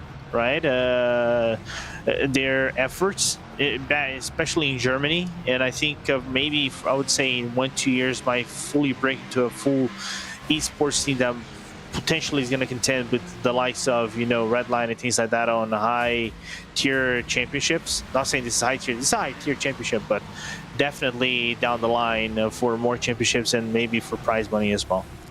Yeah, that's certainly going to be what they're targeting out there. The likes of Redline, the likes of Williams, I think, have been the two big teams out there in the world. Apex Sim Racing, you can probably say, is the number 3 in terms of the world today on iRacing. So those 3 teams, I think, are proving to be very strong out there. And we're getting a little bit of a look here in this warm-up on what they'll have to deal with in terms of traffic levels here. Different cars looking to push through different levels and very easily finding a few troubles out there. Now, the one thing I think which will be very interesting is the levels of mechanical grip that are available for some of the cars out there, because when you put aerodynamics into play here, like we see with the Prestanda Nomad cars out there, or the Prestanda Nomad cars, I should say, out there at the moment, you really get a sense of how much the LMP3 has an advantage heading through some of the higher speed corners and, of course, on the straight. You put them through the 90-degree left and right, they're pretty much even because they're relying more, Lorenzo, on the mechanical grip. Oh, yeah, absolutely. The mechanical grip, especially for this LMP3 cars, are going to be very important. Like we said before, we can kind of say this is a GT3 car on drugs, especially on the straights, because it is a little bit faster than the GT3 cars on the straights. But the GT3 cars around the corners are a little bit more capable than the LMP3 cars are. So they kind of even themselves out. I think Road America might be one of the tracks, in my opinion, that kind of breaks away of that dynamic of maybe the GT3s are just as fast, or if not faster than the LMP3 cars are. Actually, LMP3s are faster around here because of the mechanical grip and they have more speed than the GT3 car kind of does. But it's going to be very interesting how they navigate through the Porsches, especially when they reach Porsches. I think that mechanical grip is going to be the difference maker for some of the cars, and how pushed up is the car in comparison to others in your field to properly break away from a class that is just effective as you are going around laps here at Road America. And this is a Road America circuit, which has been known as a slipstream battler out there. So maybe we won't see as much of the total breakaway as we have seen in some of the other races that we might do this season. Barber, I think, is a lot more technical. Jerez, I think, is a lot more technical. But here out there, in terms of this track, we might be seeing a few more battle packs. And I would say the lower formulas out there, the lower categories, are going to be more important in terms of staying together and actually how that might break up with the introduction of lap traffic, both faster and slower. I agree. I think this is going to be vital for them, because especially like this, say, DCRs, I would say up until the first, maybe I would say third passing. I'm not going to say even the first. Third passing might actually be the difference maker for them, because those 10 cars are going to be split eventually. We know this much. And we know that pit stops also break them away a little bit as well as we go through the race. But GT4s, or the sport class rather, are going to suffer too. but I think they're going to suffer because of the attrition rate and the number of the cars that they have around the track, rather than maybe the field splitting them apart. It's going to be a difference maker as well. I think it's a factor to be considered, but I would say would be the main factor in my point of view for the sport class. They certainly will. Some music which says by any means necessary out there, and there'll be some drivers and some teams who'll be looking out, which will think, well, right now I've got to get to P1 by any means necessary. I've got to get a good start to the season by any means necessary. It's only a 6-race season, so it's not long in the context of how many points you score, and this is a series that is going to pretty much say consistency is the most important value that's going to win you a race overall. We will finish up the warm-up early. We will get ourselves over to gridding and to racing in a moment, but above all else, consistency, the important value. Yeah, 100%. Can't wait for these 4 hours, man. Going to be a 4 hours, which is going to have all of that hope attached to it. They will have the one full pace lap to try and get themselves through. So for confirmation here of the grid, Jan Senkowski puts the 48 Team Huizinga car on the front for your LMP3s with Miguel Vigo, and it will be Austin Young behind the Hydro Race Geodesic Racing 64 going off first for them in third. You've then got Alessandro Romanelli for WSI Esports Butt Kicker fourth, with row 3 housing Dulatrar Automotive by Majors Garage, and the third of the Hydro Race Geodesic Racing cars, the number 66. Mirandus M Squad a 7th with Echelon Sim Sport in 8th, along with Solopec Precision Racing 9th and Core Sim Racing back there in 10th position. The 2 Prestanda Nomad cars make up the 12 in LMP3. When it comes to action that is going on in your cup field, it is fiercely forward gold in the 901 who got the fastest time ahead of Walk Racing Esports, with Delta Sport Sim Shop finding themselves third alongside Sim Racing School. It's then Impulse Racing on the 3rd row. They'll have Ollie Peacock for Acertech Sim Sports Visceral there in 6th position. SimCity Racing find themselves 7th, along with the 2nd of the Acertech cars there, the 996 in 8th place. It's then Carla Esports in 9th, ahead of Valkyrie Excite there, which will be looking for a good run through Valkyrie Competition 977. And then you've got the Racing Lab Esports team in 11th, and then Olympus Esports and the Pegasus, which is there in 12th position in category 24th overall. Over then we go to sport, where Denis Grabowski and Altitude Esports found the fastest time by a 10th over Zenith Esports. And then on top of that, you got Team 75 Bernhard by Sim RC, and then gridandgo.com Esports in 4th position. WSI Esports Butt Kicker and Borisud plus Turner are 5th and 6th, making a very good run forward with Impulse Racing and once more the 404 Delta Sport Sim Shop team car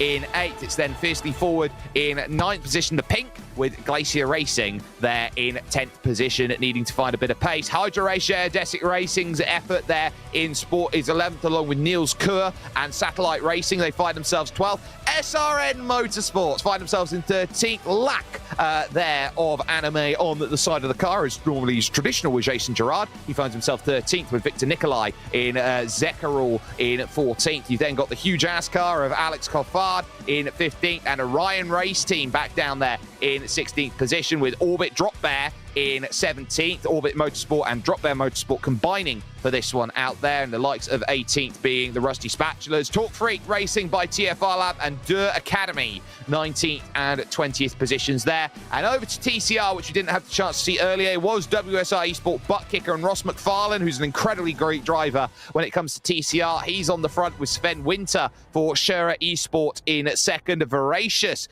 Racing Team find themselves 3rd, with GeForce Racing in 4th, along with RD Simsport and Grow Racing Team on the 3rd row of the grid. You then got Carla Esports, Impulse Racing, Hydro Race Geodesic there in 9th. Sim Motion find themselves in 10th, and rounding out the final position is Yaroslav Sebula for Semper Racing car 55 out there of the field. Running their way here right now, Lorenzo, through the Moraine sweep and down the hill over towards turn 5. Possibly the best place to get it done today. Absolutely. It's going to be basically the main overtaking opportunity. My point of view, they're going to be going side by side quite a lot through that corner. Turn number 1, I would say, also main overtaking opportunity as well for them. And there's another corner, is kind of the corner, depending how good of a run you get around the carousel and the kink. Traffic painting, of course. So look for these main overtaking opportunities for all categories.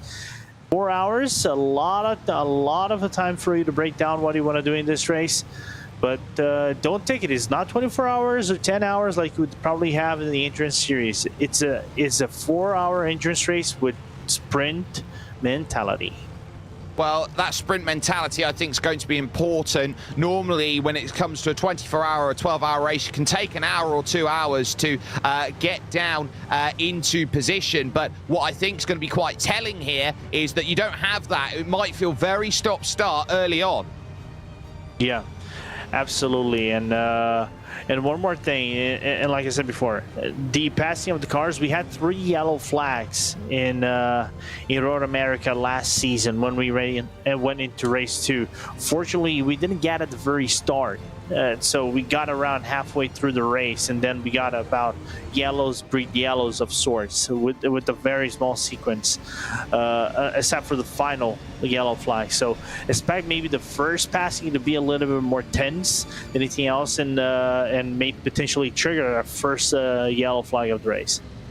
Well, they know that the road to Portimao and a title starts here on this road here in America. The fields splitting themselves out then along the kettle bottoms to give themselves enough room for the starts that they all want, or directly part of their own classes, which goes all the way back to Ross McFarlane, who is right down near the rear of the field when the iRacing sedan pace car dives into the pits on the right-hand side. Pace will be under the control of Jan Senkowski, the ever-humble servant of Team Huizinveld, who once upon a time were proving to the world that they were one of the best when it came to that piece of machinery. In dives the pace car, and now it's about patience and what will prevail. 4 hours worth of racing. Let's chalk it up. Barney's waiting there with the green flag in the air. They're waiting to go. There goes the launch, and Senkowski is off and away. We are racing in your IVRA Clubsport Series. Solid starts down towards the opening corner then as Miguel Vigo goes, and already here we're getting the launch then of your Cup cars.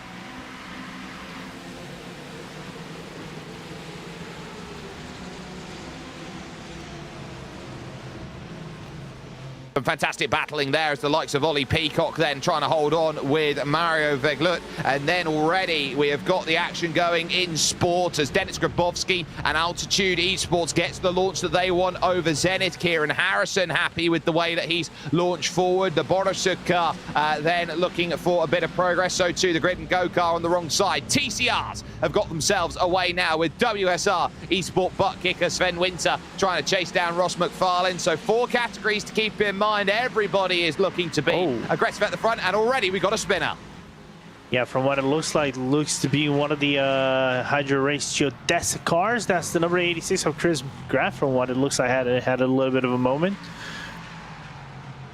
Yep, so fell behind and had that spin early, so we're going to have to try and catch that back and have a look. But at least in the early goings, it's about finding that patience. 2 clear at the front, Senkowski and Miguel Vigo out there. Romanelli has had a great start then for the WSR Esports butt kicker team. They've moved up to 3rd, and now here comes the Dulatrat Automotive by Major's Garage. So can Christophe Habigno make that lunge down the inside? He will fight Roseborough all the way for it, but Brandon on the outside of Canada corner just throws the car through the middle and says, well, if you're going to be pinched so close to the apex, you've got no drive off of it. Yeah, that's the complicated thing about Road America. If you cannot go side by side through a corner like this, it can make the race kind of tricky for you to navigate on, and can cause a lot of attrition. It's odd to say, Road America is an attrition-based track of sorts, especially how the cars are going close to one another. But first lap is done. Sentowski leading us through, with Vigo giving fight. Yeah, we expect Miguel Vigo to be out there and quick and give a very good challenge in the early stages. They must do a driver swap over the course of this race. So Miguel Vigo will be looking at Graham Sanders, and we'll also be looking at Andrew Langham Service as someone to go and have a look at. The 48 by comparison has got Simon Graf, who's a very quick driver, and Fabian Siegmann, who could do there. Nathan Olsen, 10th position right now in the Madness M squad, in a dogfight down the Moraine sweep into turn number 5. You look behind, Jason Dilworth in the Prestanda Nomad car trying to tack up the hill. You're looking at this, Olsen stuck on the outside. Wing mirror to wing mirror they go, and the contact made, and Olsen getting the hip check then says there goes one, and Michael Diaz wants to try and get another place sorted in the very, very next few moments. Yeah, a little bit of a North America rivalry between Olsen and Dilworth right there. Dilworth, like I said before, don't sleep on the pretend as Nomad cars way too much. They usually, not the best cars in terms of qualifying. Whenever a race comes, they usually comes out with some sort of a strategy, comes up on top. And yeah, sport, like I said, would be very clunky in terms of battles. Look at this. This is a case of Thomas Marks Burgess, Impulse Racing 457, trying to work out a way with the Borisud plus Turner car of Ruben Bonga and Antia Hola for the GridandGo.com Esports Infra CS car, which is there and having a very nice run off of the start of this field. So we are getting a sense that everyone is looking to try and just find a rhythm that they can be quite comfortable with. Grabowski clear for altitude. You've got Peregrina there for Zenith Esports, who have been up there knocking on the door as that tier 2 sim racing team that does want to try and break through. They've got some great drivers there at Zenith, like Jaume Dalmases, for example. They can certainly go out there and prove in many different facets and factors that they can do well, and that looks like a change for Core Sim Racing, making the pass there. So the 80 car, I believe that is Carl Winkler, through on Zach Hebert in the Echelon Sim Sport number 29. So they've made some great progress off the start. Up 4, they're now 6th. Yeah, absolutely, and now they're chasing down basically the car right in front. So really good to see also Dilworth coming in really quick. I don't know what he has in the car. And that's a change for the race lead. Miguel Vigo down the inside then of turn 5, sorts it out against Jan Senkovsky and moves into the point then with that pass. So a comfortable overtake then gets it done for the Hydro Race Geodesic Racing car number 62, which now leads this field over the team hoisting about 48. So a change right up at the pointy end, and we'll take a look at what happened with Chris McGrath then up the hill. So this would have been at turn 6. It looked like there was a little bit of contact initially, sent the loop around. It looks like there was more contact there further back for the Maradness M squad, which found themselves a little bit caught out and shuffled out in the mix. That was the massive plume of smoke over on the right-hand side as they got pretty much left with nowhere to go, but troubles were certainly brewing there. Here comes a little look from the second of the Prestanda Nomad cars. It's Kevin Roland trying to find a passes in front of that. There through goes Jason Dilworth, just holding his place, and there's the turnaround and into the barriers there. Rear wing goes flying off there, the back of Kevin Roland, who will now have to limp back home to the pits. Ooh, and that's basically a potentially erasing any damage for Roland right there. We're gonna look on the replay eventually to probably break down what happened. We're gonna get live pictures, and you can side by side. I don't know. Sounds like both cars kind of like went out of the line, tried to use the same line and try to get much of a run as they could out of the corner. But from what it looks like, Ashland just spun them around. But it's very difficult because everyone wants to try and claim as far as they can on the exit, and that could be troublesome. There is no black and orange mechanical flag for Roland out there, so he doesn't have, I would say, race-ending damage out there at the moment. He can continue on in this race, but what you could definitely sense there was that the Prestanda Nomad car, the 57, definitely had the right of way on the inside, and pulled the car completely alongside, just trying to get that clearance, just had the rear quarter panel just hooked and turned, as right now it continues here in Cup with Dalton Zavadil for Fiercely Forward Gold. We'll be looking behind at Walk Racing Esports and David Boschka, who is definitely not letting him out of his sights. No, and you can see there's a very big field of cars like fielding behind from like 3rd to 5th, and there's some separation in between. I think this might be Bosga's golden opportunity if he ever finds one to do a proper strike on Dalton Zavadil to go for P1 at the Cup class. But the question is, early on in the race, you really want to commit to an overtake like that, or you want to save some fuel? Because in this Cup cars, again, green flag runs, if you got that 1 hour, that was going to be really good. Every extra lap that you're going to get is going to be really good towards your competition. It will do, and of course, if you stay behind, you've got a little bit of fuel saving that can be put into play. Zenith currently on the back then of your Altitude Esport leaders here in sport, with Dennis Grabowski leading. It is 2 McLarens out there at the front of the field, followed by Kieran Harrison in the Porsche, looking to try and get that balance all sorted. Now, that balance of performance is going to waver over the course of the season. At a high-speed circuit, I would naturally expect the McLarens to be some of the fastest cars out there, just because of their sleek design, and they're built for that top speed. The Porsche, I would say, is more of the all-arounders car, that it's sort of a jack of all trades and a master of none. Yeah, absolutely. And back in the old days, I would say if you want a car that is a bullet on the straights, that would be the McLaren. That has a little bit of a touchy brake, but it has a lot of good performance on the straight. That would be the car for you to go. Or the Porsche is more nimble through the corners. It would carry more mechanical speed at the cost of being, you know, that historically bumpy car around like bumpy tracks. Let's just say like the Nordschleife, and the Aston Martin would be more balanced. And the BMW, now the new car in the block, being, you know, looks like to be the heavier car, but can carry some speed as well, and has some acceleration coming out of the corners, can power it out with much more efficiency. So let's see how this balance of performance for the sport class will go on as the season goes on by. But so far, it's basically a lockout of McLaren's 1-2 with the Team 75 Bernhardt going into 3rd. Well, we know that James Boomy could be the next driver in at Altitude Esports when they make their stop. For Alexander Peregrina, they've got Julen Fernandez and Ruben Lasso, who are going to be there. No further action declared for Prestanda Nomad and Echelon in terms of the incident that they had over at Canada Corner. It's been deemed a racing incident out there. So they said, you know what, that's a case of you're both fighting for the same piece of real estate. You both didn't really do anything wrong, so fair play, we're going to keep on going. And actually, that's something that often gets forgotten in the world of motorsport today, Lorenzo, is the fact that no further action is often something that gets forgotten, as now we are firmly into lap traffic central. And speaking of which, WSR getting very close, 3 wide through the opening section. Somehow they hold it together. Jan Senkowski pretty much leant on and said, you know what, nothing I can do about that. Brave stuff by Romanelli. And I had to take the loss right there. And like I said, the first passing of these cars would be very tense, maybe 3 wide. I didn't expect that. Here we go, Sentowski on the inside, and they have to do everything they can to try to catch Vigo. The gap is already growing large, over 1.5 seconds. Note, they're not far from the sports. I would say 3-4 corners. They just went to hurry downs, the sports. Now they're going to the Corvette Bridge, the LMP3s.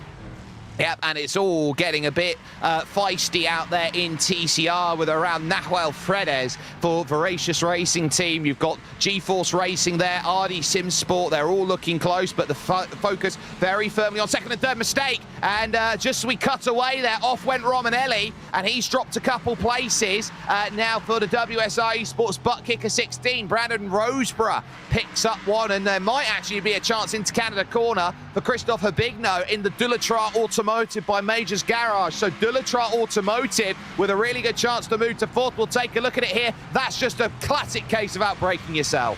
Yeah, and fortunately he didn't have to spin the car out or do a half spin just outside of a hurry down, so that's really good for him. He's going to maintain himself within the strain of LMP3s going through as they're going to round out another lap. And right in front of them, at the point end of the LMP3s is going to be the Sport class cars. Yeah, and there are your leading duo out there in category. Can't get much closer if you're Chris McGrath. as there was a case for Sven Winter in the Schura Esports car. He was thinking about, well, I can't afford to let the driver of Ross McFarlane jump away in the WSR Esports butt kicker machine, have to stay in range there of the Honda in front. And this is a case of the slower cars will dictate to the faster cars on where they can pass. Oh yeah, absolutely. It's not. This is I would say the fight for you to be the strongest around here. It's not going to be that kind of way. You have to be very patient and find your spots. But for the LMP3s, it's going to be that thing. You're going to have to bully your way at some point, and sometimes you have to be the bully for you to gain some time over here. But you have to do it in a very, very good methodical fashion, so you don't get a crash, maybe a penalty, and most importantly, a yellow flag that could be detrimental to your race. Well, this is going to be about finding what you can in the early goings as we focus there on the Bordersud plus Turner car, which is out there in the 489. A fantastic train stuck behind Eric Grove in 4th position, and the WSR Esports butt kicker 461. Out there at the moment. The BMW, piloted by Ruben Bonga, is hoping for a way past the Porsche of Antti Ahola, past the AMG Mercedes of Eric Grove, and then behind that, the Porsche of Thomas Marks Burgess, looking for the inside, and then behind that, you've got the Aston Martin of Frederick Schwartz. This is the perfect battle. 5 different manufacturers here, 4th through 8th. Yeah, but you just saw at the very tip of that frame the LMP3 cars going through already, the bulk of the sport class cars, and basically this is going to be crazy once again how they go through. And you can already see this is kind of surprised me a little bit. We knew the break of the classes would eventually happen, but I didn't expect to be that marginally big in the first passing already. Yeah, so the margins, I think, are very tight, and we saw how quickly we got through. So only about 10 to 12 minutes before our first case of lapping. And now you can see here the importance and the ever-looming dancing car of Miguel Vigo trying to find a way through. He wants the long straights to try and make these passes, to make them clear. But look how immediately the likes of Jan Senkowski's taken advantage, and he feels like he's in the middle of the road, and he can't quite get what he wants there past Jordan Backmeyer and Freddie Schwartz, so he finds himself a little bit cut up. Roseborough now is going to push it too wide. This is going to be deadly down on the brakes. Watch out, everybody, as they go through. Senkowski holds his line. They're scrapping for position now, 3 wide up the hill, and they're allowed to have their own battle. Jan here has got to be very choice about the way that he goes through. Boschke falls into line, so too does Antti Ahola. Round they go, cut the gap through to the outside here on the hurry downs, and no more hurry down than that did they have to go, and look at what it cost them. They could have been right up the back for the race lead, but 2.5 seconds bleeds away. But hold up. Did you see what Vigo tried to do just before the turn number 5? He just decided to pull a Kevin Astor move on 2 GT4s. And he actually got it through, which is insane in my point of view. So this, like I said, first best. Wow. Yeah. If we can get a replay on that after everything that's said and done, you're gonna see that it is insane.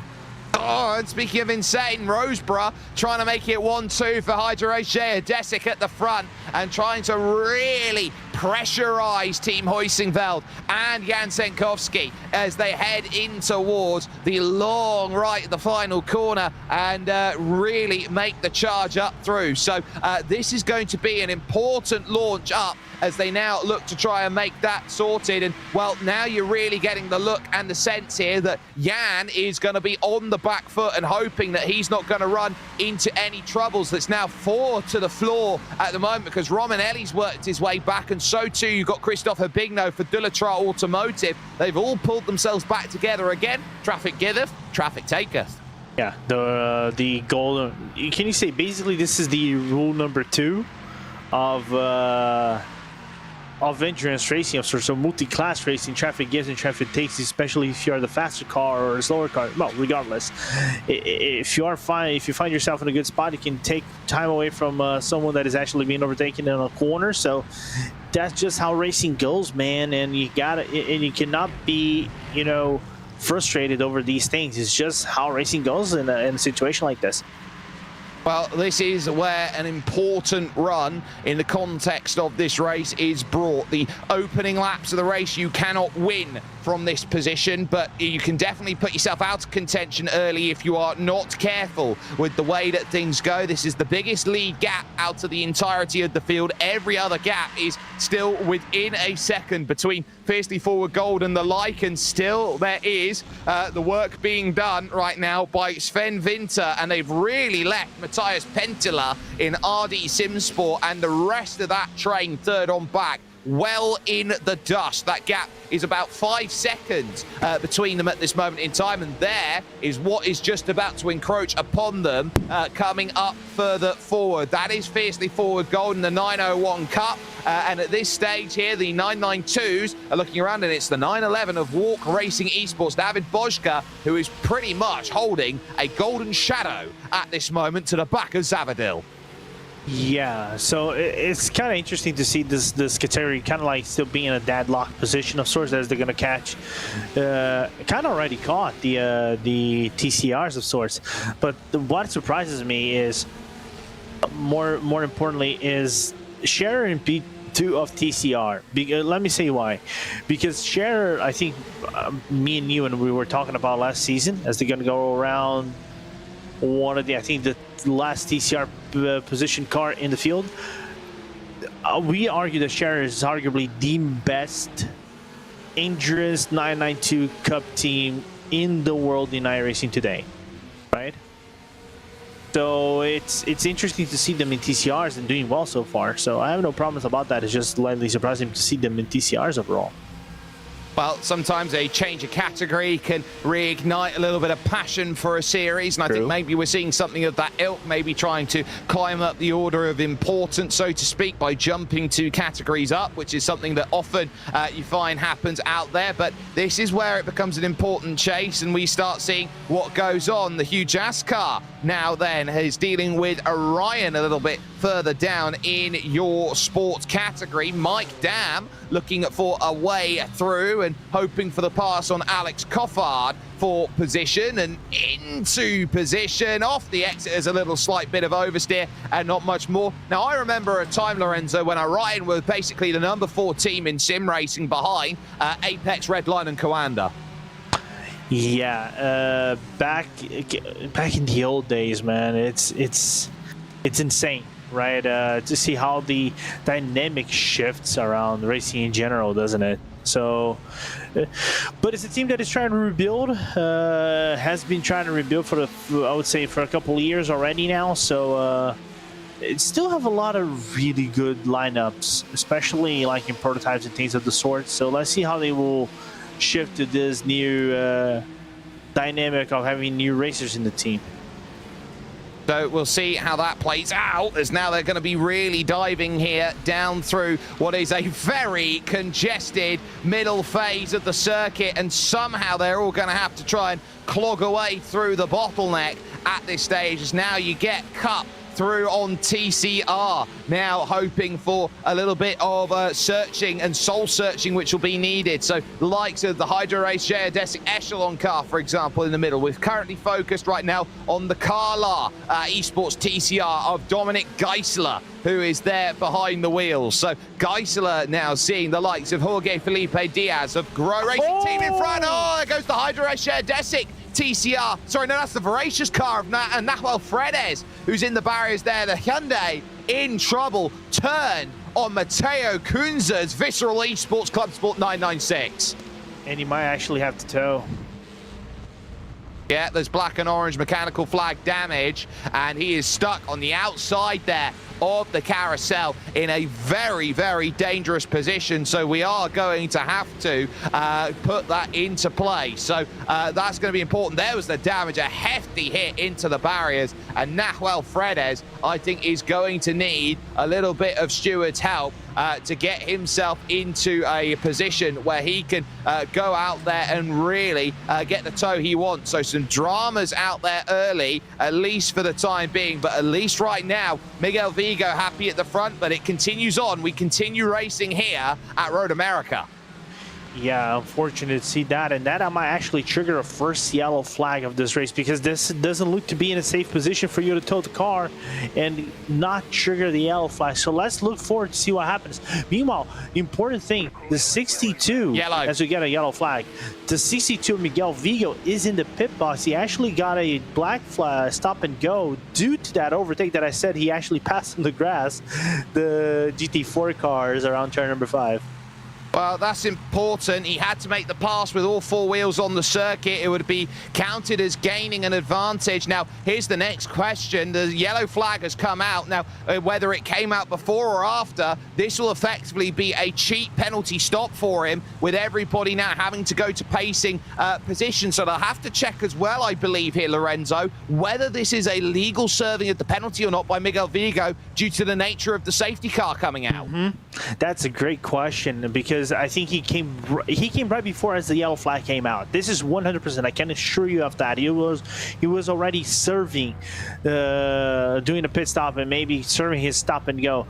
The question is, it's like, is it considered legal because the yellow flags already came out during his service to consider this as being done as a penalty service as well? Because you have to serve under green flag. You cannot serve under the yellow flag. So this is, for me, the interesting topic for us to talk about a little bit. I'm actually going to observe the race or notice board to see if there's anything happening in a short bit. Yeah, I think that's something worth clarifying here, because naturally, of course, you can't serve your penalties under yellow because there'll be no incentive for the penalty which is there. They have been dropped down the order, of course, which now with a neutralized field looks like this. Team Huizenveld's number 48 team lead here with Jan Senkowski behind the wheel. It's then Brandon Roseborough for Hydro Race, Geodesic Racing Black, the nearest challengers, in second. The 16 WSR Esports butt kicker team find themselves third with Alessandro Romanelli. It's then Dulatrot Automotive by Majors Garage in fourth with Christophe Herbigno, and the top 5 rounded out with a great driver +6 so far for the 56 Prestanda Nomad car, with Jason Dilworth making a very, very good start of things out there. Crucially, what is worth keeping in mind is that they were just about to catch your cup competition drivers out there going forward. So Fiercely Forward Gold, Walk Racing Esports and SimRacing.School, and the entire pack of cup still remain on the lead lap here, a full 25 minutes into the race, and then some, Lorenzo. Yeah, barely. We had the first passing of the cars in the general, doesn't it? So basically, that's why you have these marginal things that are going on around the track. What is going to be important for me is look for the Prestanda Nomad car that had that issue early on in the race with Kevin Rowland to maybe catch his lap back. He was a lap down, so maybe finally coming into the fold of being, he's the first car that was before the lead lap. He's 1 lap down. He's probably going to be able to catch that lap back, because I think everybody's going to go into the pit lane and maybe do their stints, because we already nearly halfway past into this race. They are on a different strategy 100%.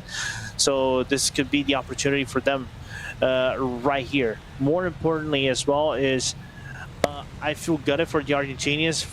This is a team that has recently came into the fold in the TCR class, in the strong Argentinian field that is actually brewing up here there in South America, and in a very strong lineup. And they had a lot of promise. Sad to see them have that issue, but I would say carry on the track. There's still a lot of race to be done, even though you're going to be several laps down. Plus, you need to finish this race for you to get the points.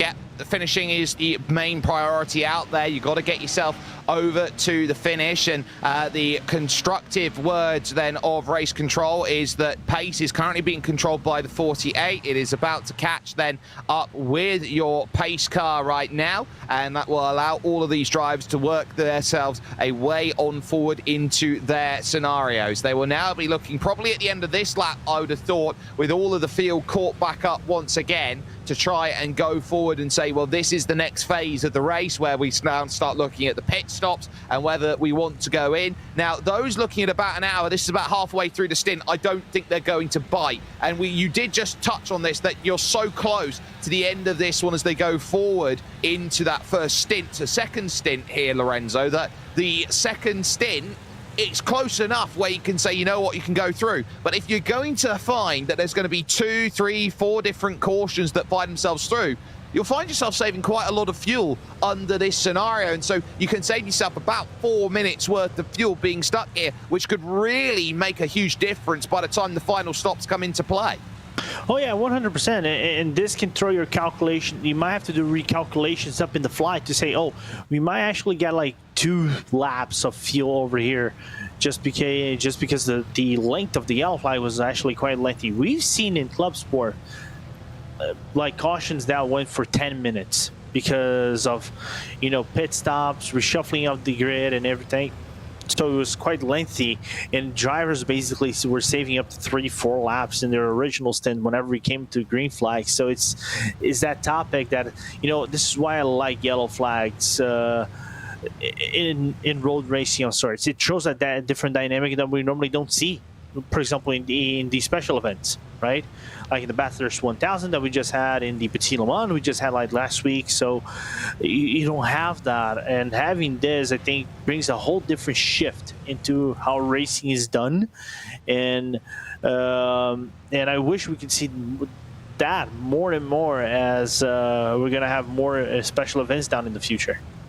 The 29 and the 57s incidents are under review out there at this moment in time. So that's going to be important to keep in mind out there at this stage. Sorry, the 114 and the 996 and the 8 and the 62 are under review as things currently stand. But right now, the pit lane has been declared as open. So I would expect your leading category to come in. Now, this leaves actually quite an interesting situation where they come in, or everyone comes in your prototype category. Could that possibly mean here, Lorenzo, that we will have Cup class leading after the pit window? Arguably so, or you can even, I don't know, because I think this is still early on. You've barely done 30 minutes of racing, so I don't think this is going to be enough for you to say, oh, maybe we can come in and consider this as our short stint. But look at WSR Esports butt kicker. They're the only ones staying out here, so they will make sure to stay out. I think they'll also split the Nomad car, so Kevin Roland is staying out for Prestanda Nomad, so 2 staying out, and Miguel Vigo, of course, who came into service penalty, stays out to get his track position back again. Everybody else has made the call in, and Altitude Esports have jumped in from the lead of what was going on in the Cup, in sports. So they've all got different decisions to make diving in. A few diving in then as well in the Cup car as well. So Cup and Sport, having big runs through. So a lot of drivers saying that, you know what, we're halfway through or the like. We might as well take the service and try and gain a little advantage on the competition. Yeah, because I think from the way this is looking of sorts, this might actually be that pit party. Ooh, what a stop by Core. Pit stop. What a stop by Core. They've jumped everyone except for Huysingveld. So Carl Winkler there has brought the Core sim racing car forward compared to all their rivals. That is a masterstroke. Yeah, I was just looking into that. I want to see how fast they did on the pit lane, though. Let me just grab it real quick. I think they went about 10 seconds than everybody else. 10, 15 seconds less than everybody else. That surprised me quite a lot. I wonder if they're going to a strategy at the moment here where they realize that they are going to be short a little bit of fuel by the end of the race. And so they've taken a shorter stop here to basically say, we're not going to take the short stop at the end. We're going to take the short stop now so that maybe they'll have a longer stint, a shorter stint here in this phase of the race, knowing that they're going to be to time by the end of the session at the end of the 4 hours. Makes a little bit of sense. And, but still quite a surprising strategy of sorts. Also important thing, because of the pit stop, I think Miguel's actually is able to get his position back, goes into second place because of everything. But still looking over here, it doesn't say he has served his his pit stop and stop and go. No, they have about 1 hour and a half or 100, actually rather, they have about 100 minutes for you to start that stop and go. So I wonder if he actually was able to do that while the splitting of the class is actually starting to happen. Well, I'm just getting some word that there'll be no further action. I believe something was being put up by the 8 car. They were looking at that. So they would say they were already on pit lane when the safety car procedure started. So no further action, I believe, is going to be given on that run. So I think they got away with the way that they've served that penalty. And as such here, Lorenzo, they have managed to profit and get themselves back up on track into second position behind the WSR Esports butt kicker car. Now, it's worth noting here there have been a couple changes now out there with all of the stops that have gone forward through. Down in TCR, it has certainly changed now as Hydro Race Geodesic find themselves leader of the class now, the 162, ahead of Ross McFarlane of the WSR Esports butt kicker 127. So they've changed around out there at the moment. Sport is currently led by Zenith because of the pit stop that was made by Altitude. So they now split their strategy. And Fiercely Forward Gold lost out in the stops, which means now it's the 911 Walk Racing Esports team who find themselves the fastest at the moment in Cup. Yeah, and the thing that kind of like makes me frown my head a little bit is if the splitting of the field is basically going to be done by everybody. What I mean everybody is like all the LMP3 cars are going to be lined up together, if the sports cars are going to be done together, because there were changes this season regarding that, the splitting off the field under yellow flag rules. So I think everybody's going to do that. Question is, I don't know if nobody's going to be able to get that lap back because they are now in the pit lane. So Roland is going to take the opportunity. Well, I'm not going to be able to get my lap back. WSR butt kicker kind of threw me off the bone right here. I'm going to do my pit stop. It's a win situation. It can be a win situation for them of sorts. Well, speaking of weird situations, you're going to see these drivers now looking to line up into category positions, and by class they'll line up. The Prestanta Nomad 57, by the way, has just come in and made a stop, and we have had a couple of driver changes find themselves in. So it looks like Satellite Racing have made the decision to change their GT4 effort. They've got Thomas Fisher now behind the wheel, and they'll be looking at that as an important change. And I believe over at TFR, Talk Freak Racing by TFR Lab, they've also made a swap, and they've got Gail Gruber behind the wheel, another loyal servant of the Talk Freak family, as they will all slow it down and try and get themselves lined up into position. Alessandro Romanelli leading the field forward in the number 16 WSR Esports butt kicker car. But this was a moment in the race which has completely thrown the strategy. But Romanelli staying out along with Miguel Vigo. That track position, they've gone from 4th to 1st, and making a pit stop right now for Team Hoisingveld has dropped them from 1st only to 3rd. So I'd say that's a good stop. I agree. I think it's a strategical pit stop. You know, just take basically a later pit stop. You're going to see maybe with this new racing situation, what is going to happen is those with better tires probably will want to try to move up the field a little bit quicker. We know that Road America is one of those tracks that doesn't look like it, but I think I said it before. I did it. Yeah, it's a race that yellows breed yellows, right? I think this is one of the tracks I think I remember. I think it was like Endurance. We had a sequence, I think, of 4 yellow flags in a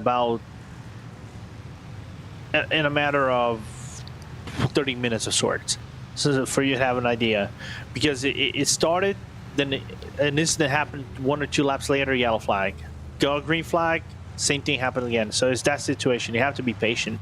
Otherwise, this stretched out situation that the WSR is finding themselves in could work benefits for them.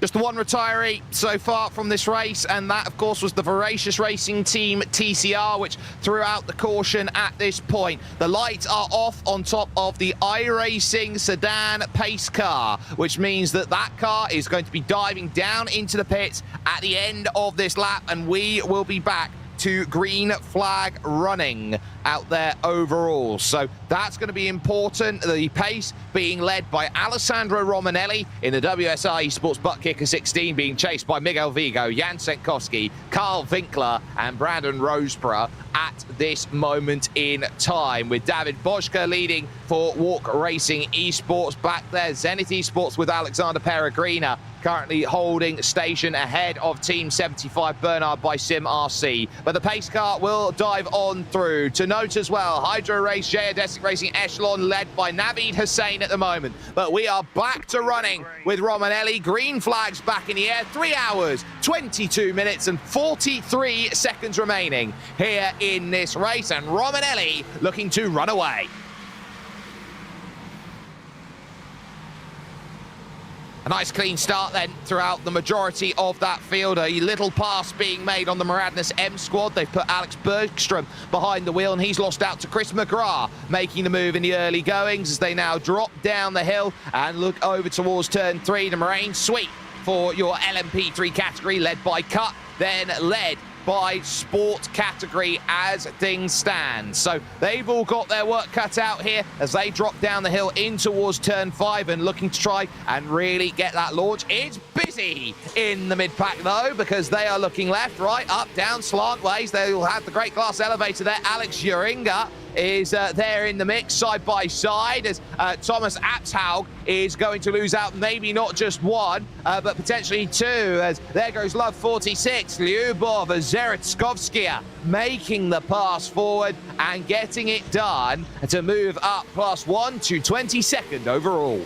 Yeah, clean move from Lyubov right there, and basically I figured that the back of the field would have more action than everybody else. Meanwhile, in the front, we're looking into this battle, Team Huizenveld and Vigo. Vigo's struggling with grip so far, and now inside Sentowski goes. Yeah, we'll have the advantage heading to Canada corner. Can he get it slowed up on the brakes? Oh, there's contact between them, and off the road, bang! Miguel Vigo goes into the barriers and just about scampers away. Huizenveld getting caught up with it. It's very much a similar incident to what we saw on the opening lap of the race, but I think for Miguel Vigo and what he was trying to do out there, it's pretty much a carbon copy. He's got away without massive amounts of damage, but now he's right to the back, and look at how it has just completely blown apart your LMP3 field at the front, because now Brandon Roseborough tries to find a way past Jan Senkowski. It would have to be to the outside, and he can't quite get the run that he wants, but look at how the gap opens up, and look at how Huizenveld defends. WSR Butt Kicker smiling ear to ear. What a difference of a one lap makes to everybody else. And we want to look at the replay again, because there's some minor damage on the splitter of Vigo's car on the front left hand side. But here comes Roseborough again. Inside is covered, outside is going to have to be the way for the 64. Yeah, and he'll have to go 2 corners side by side, just gets caught out there on the curb on the outside, and as such, holding the position goes Team Huizenveld. Now, another look at this here. You can see he gets through the corner. He's just trying to command the space, and the two come together. A big clatter for Miguel Vigo, but crucially, side-on contact there was the important thing. You can see into the corner. I can't really appoint blame either way on that one. That looks like a racing incident. A racing incident for me as well. I know Team Huizenveld's LMP3 kind of goes into the way of 62 understeers, but that's the way the line goes. Of sorts, cannot do much about that.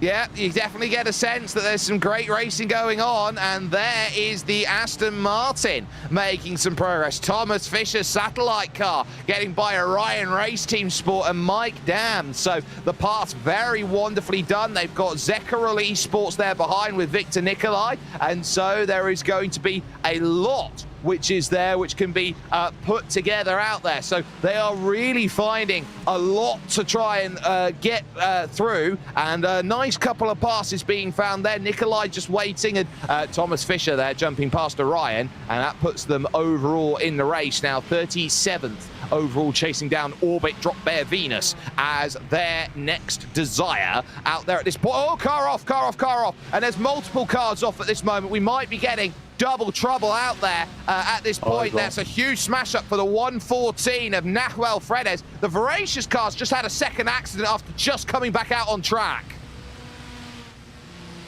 Man. Like I said, I feel for the Argentinians. I know Ramiro is going to be covering this race on the cameras a little bit. He's Argentinian. He should, and he was cheering for the team.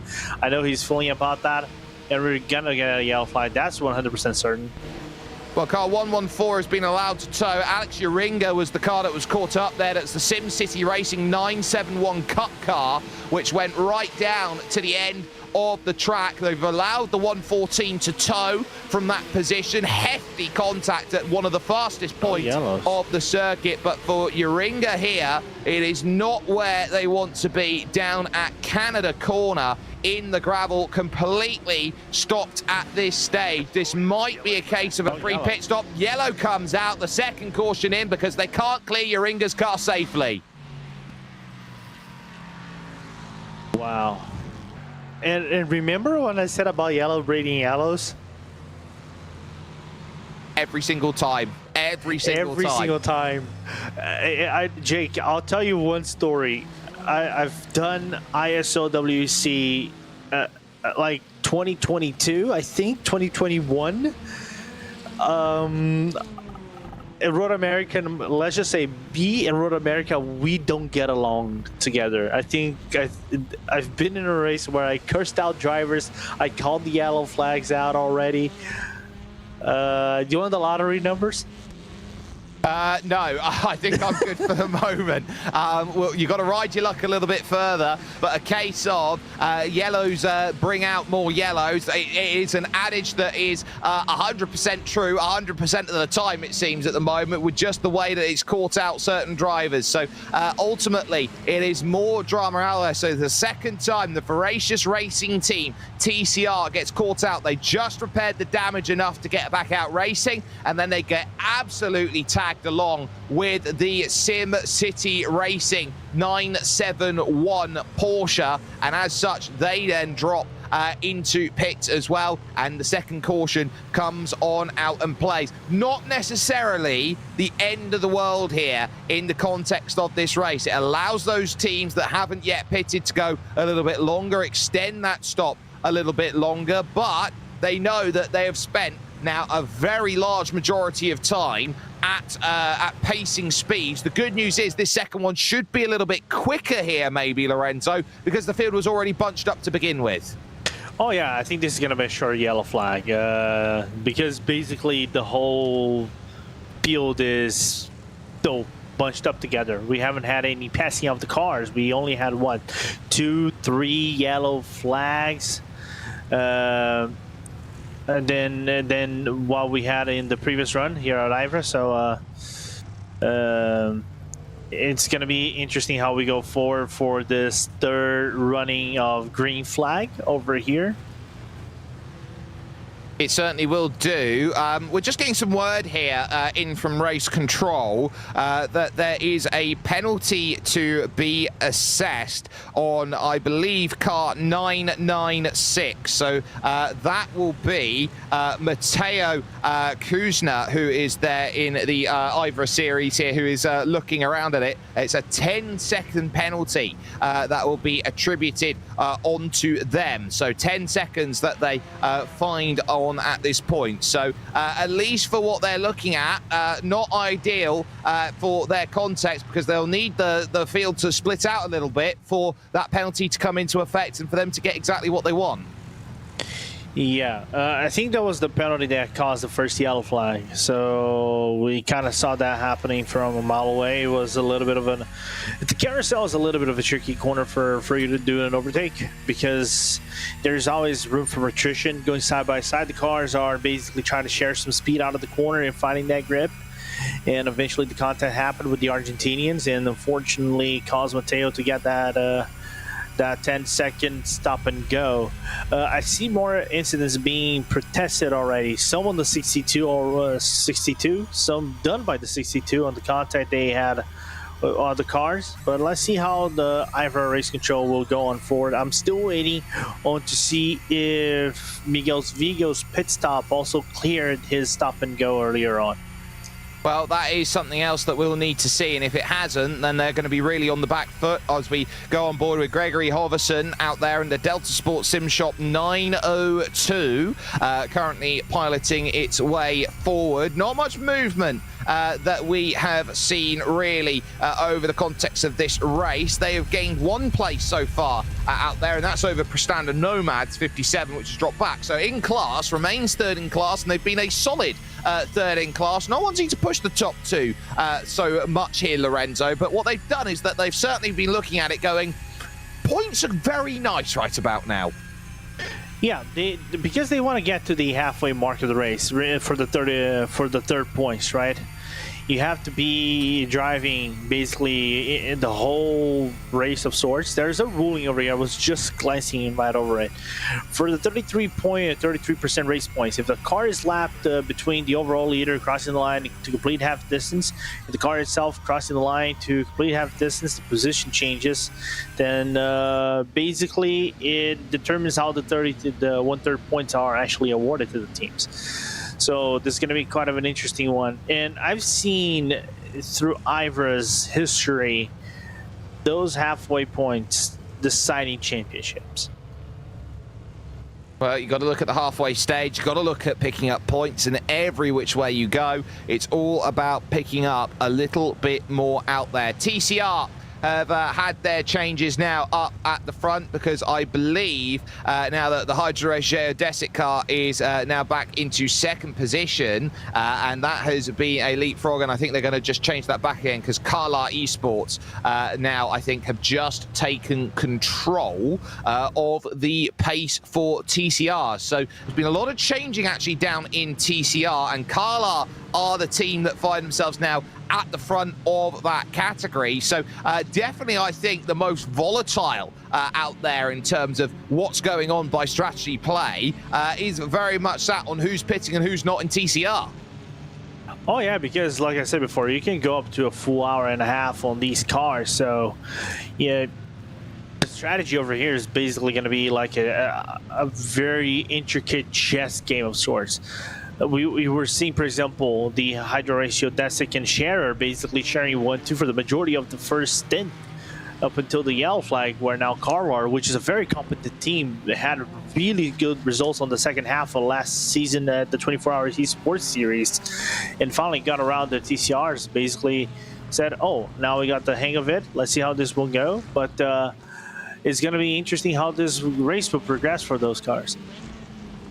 Well, that's going to be something worth keeping an eye out on here, on how they all manage to find themselves in position. I believe they've just cycled the field on back, so Carlisle Esports now have fallen way back down the field, so that will now put the Hydro Geodesic car back to the front, led by Naveed Hussain out there at this moment. So they have just sorted themselves back out again, and we'll keep an eye out on the TCR field as that progresses. But an hour that has been there with some great racing, but mired with 2 cautions to start the action here. If you're brand new to us here at RaceSpotTV, this is the IVRA Clubsport series at this moment in time. 4 hours over the course of 6 races, over the course of 7 months. This is your season opener here from the wonderful Road America, leading off the American trilogy out there. And this right now, you could say, has been a race of a phantom menace, and the phantom has been the fact that we've had a couple cautions.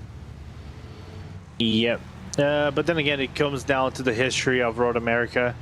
I said before, you had 3 safety cautions on the previous race in round 2 last season. Over here, barely early on in the race, we have already 2. So it's going to be interesting how the next 3 hours will play out, as we're going to get our green flag running in a little bit.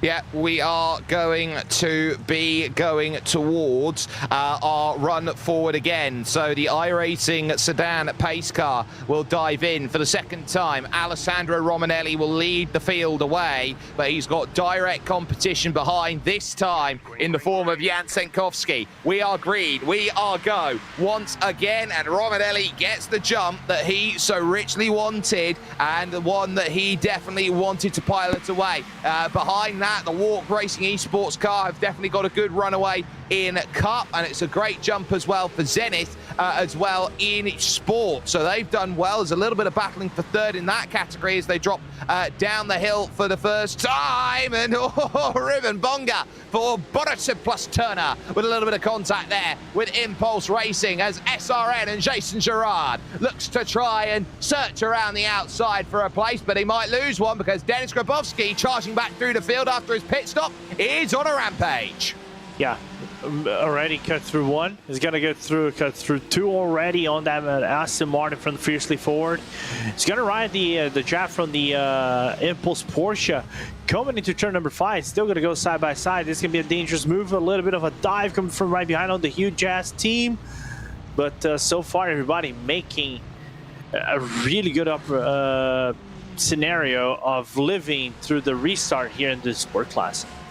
Yeah, the restarts have all gone without a hitch this time, with the likes of Yaroslav Sebula for Semper Racing having a good run right now in your TCR category, from absolutely last to now top 5 in class at this moment. We've certainly been seeing some good running. Now the chase through the long carousel. There is the Aston Martin that is looking around and hoping to give a little bit of chase out there at the moment. That is the fiercely forward pink Aston Martin of Frederick Schwartz, who will be looking in front at Denis Grabowski, who has taken the place away from him on this lap as they run through the King, and now will be eyeing up Impulse Racing's 457 and Thomas Marks Burgess, who is there in the 457 machine, diving up onto the brakes and through at Canada Corner.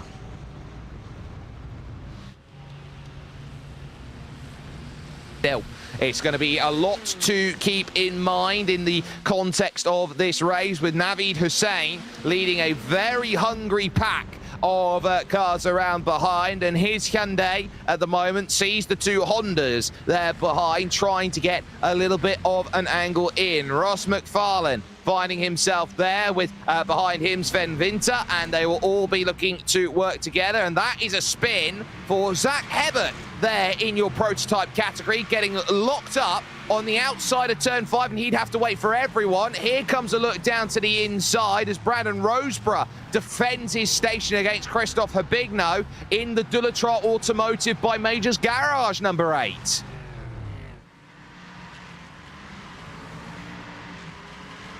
Just about there in station and hoping to maintain an angle. Habigno back to the inside on the Kettle Bottoms and through the Hurry Downs, heading towards the Kettle Bottom soon. But this is where you start getting caught in a rose bush, where you can easily find that time dropping away from time to time, and Chris McGrath and Carl Winkler are happily going to sit and watch those two figure out what do you want to do. Yeah, we have to be patient. I know basically Herbio he's aggressive whenever he wants to be. I've drove against with him of sorts when back in the HPD days. He's an HPD mainstay back in the old days of SEO and other series, so it's good to see him transitioning to the LMP3s. Well, let's see how they will progress. Oh, again?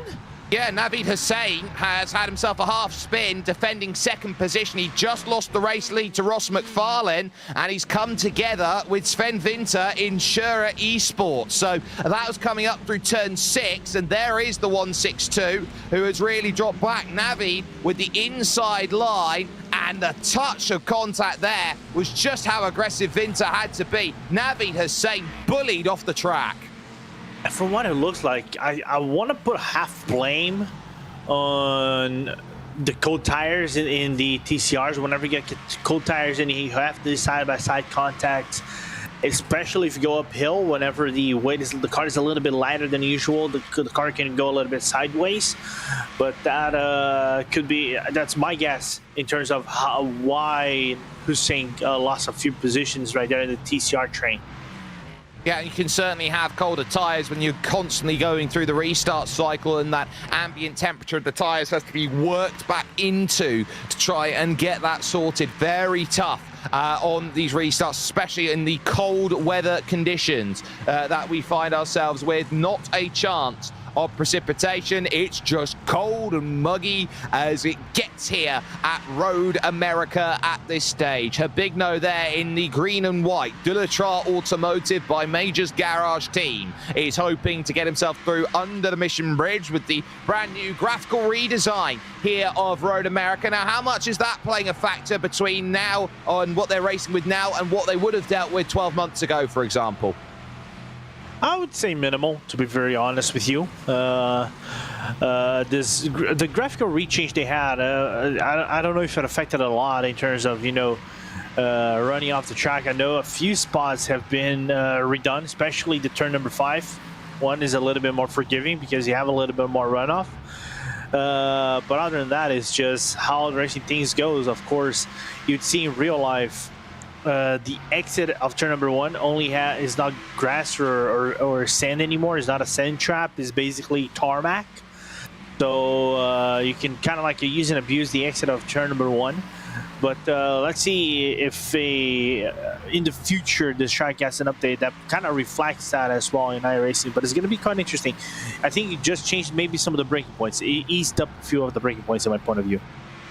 But a little bit of ease may go a bit of a long way out there in the context of this one. David Boschko walking away in his Cup category class at the moment, which is building up now for 3rd position behind that. But we focus here on 3rd position in your LMP3s and the constant searching here of Christophe Habigno to try and find this pass. I think a little bit of calm needed from him at the moment. He couldn't quite find the pass, so I think he's very happy just to stare at the back of the Hydro Race Geodesic Racing Black 64, which is there in front. No reason to be overly aggressive at this stage of the race. They've still got 3 hours and a minute and 45 seconds to play with.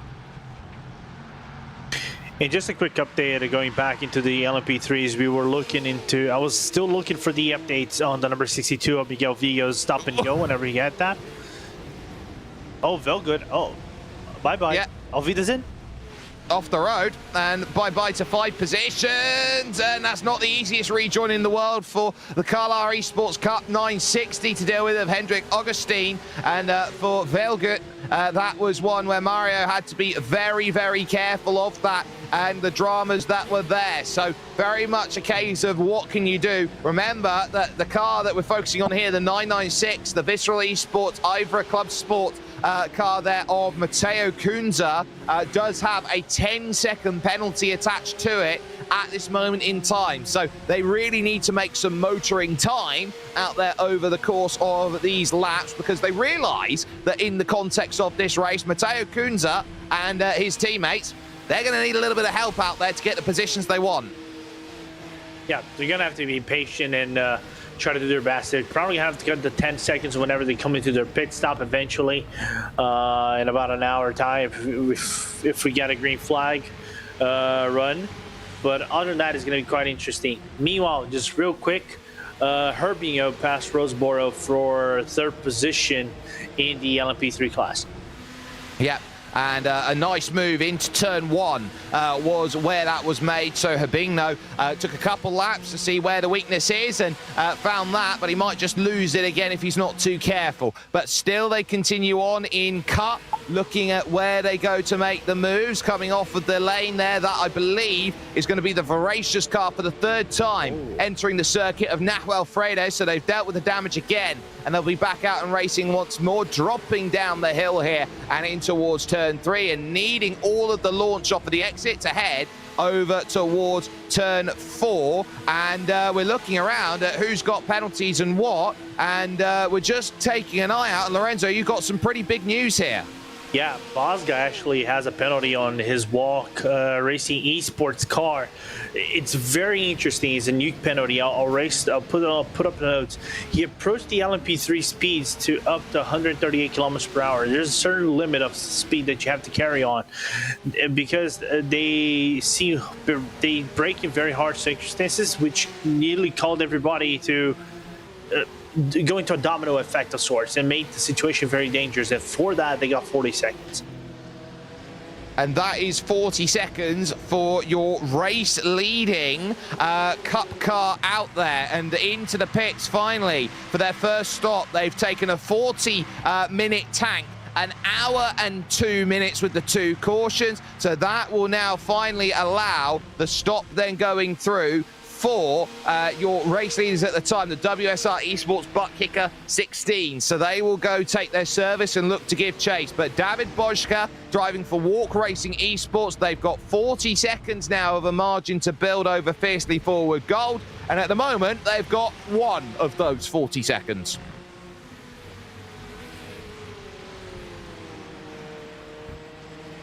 And more importantly, another penalty is for Dominic Gisela in the Carlar car. We were seeing him giving way of sorts. Other cars, he actually passed without instruction from race control, therefore he got 60 seconds. That's the largest penalty so far in this race.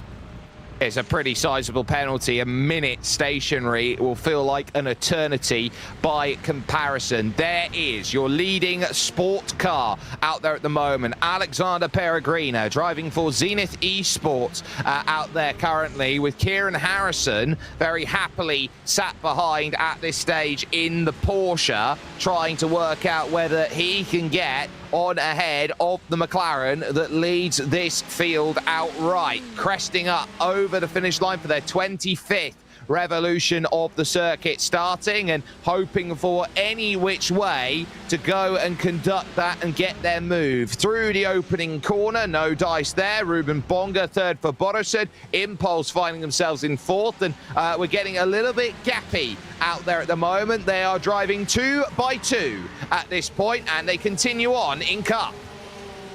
Yeah, I think it's going to be the situation for some of these Cup cars. They're going to have the larger pack for the time being because they're the ones that are going to take the longest to be overtaken and maybe to reach some of the other cars. I'm looking at actually at the very tip. I'm trying to look at Bosga, see where the next lowest car is actually. The first car that I can see on his radar is Justin Zunek in the number 154 Motion TCR.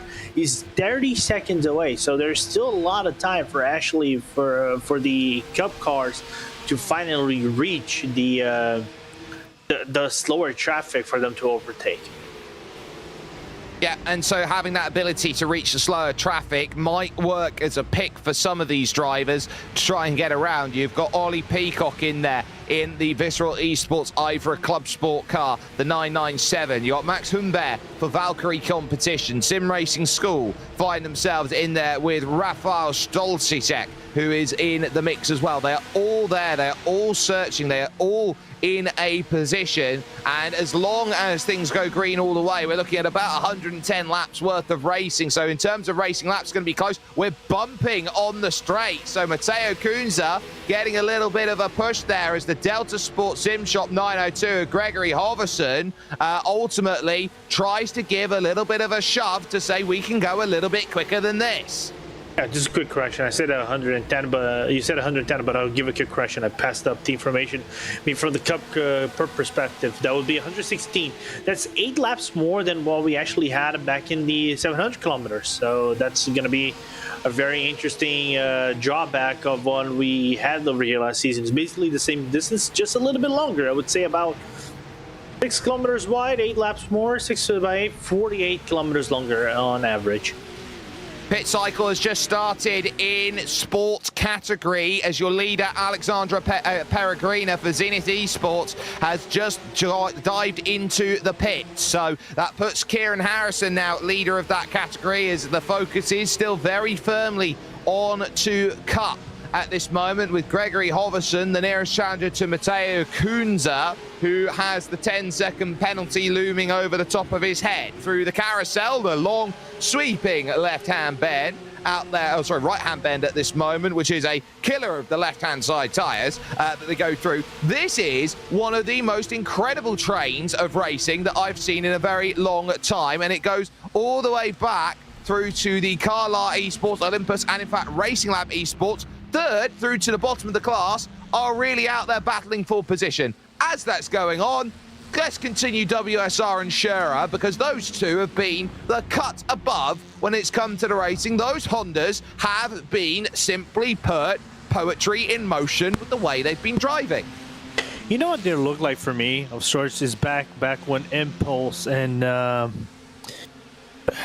Impulse, I'm trying to remember the other team. I think Team Hoisingfeld used to share the lead duties back in the old days of IVRA. Even last season, they were basically fighting tooth to nail, both Impulse and Team Hoisingfeld in the TCR class. They were the mainstays of TCR class. I've always said they're probably the two best teams that run these endurance championships regularly on iRacing. Not when we have like the Red Lines, the WSR Butt Kickers, the CMRCs that came in as well. They have a very competent team, the Apexes.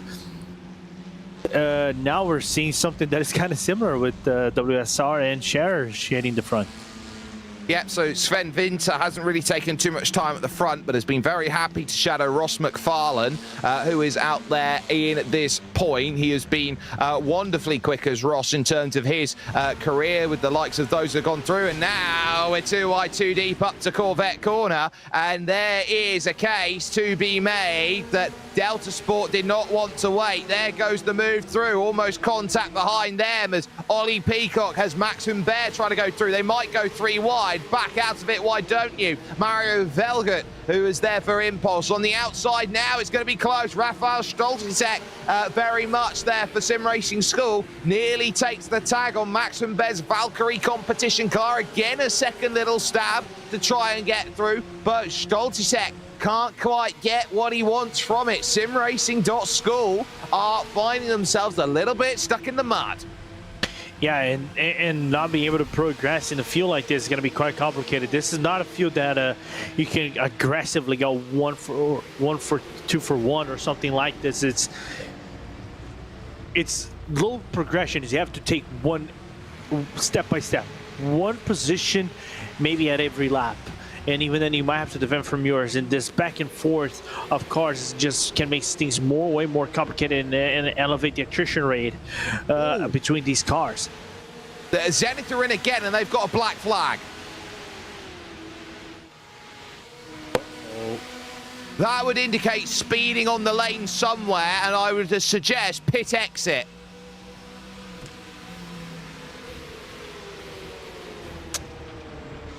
I don't know what to say.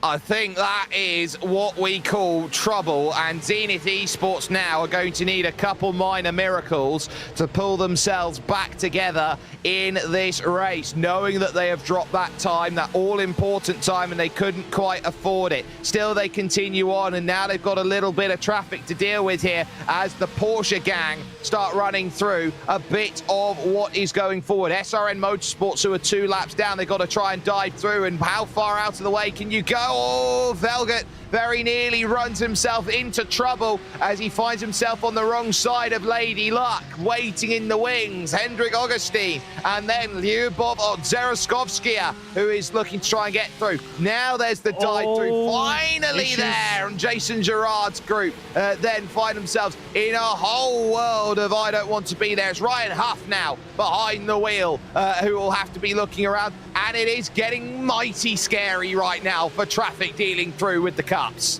Yeah, because the downforce difference right here and the speed difference nearly kind of equals out around the corners. I just saw initial hurry downs between from what it looked like to be one of the GT4s. I'm just trying to make which team it is that got into an issue with the Alex Hoodinga from SimCity Racing. I think that was actually the leader.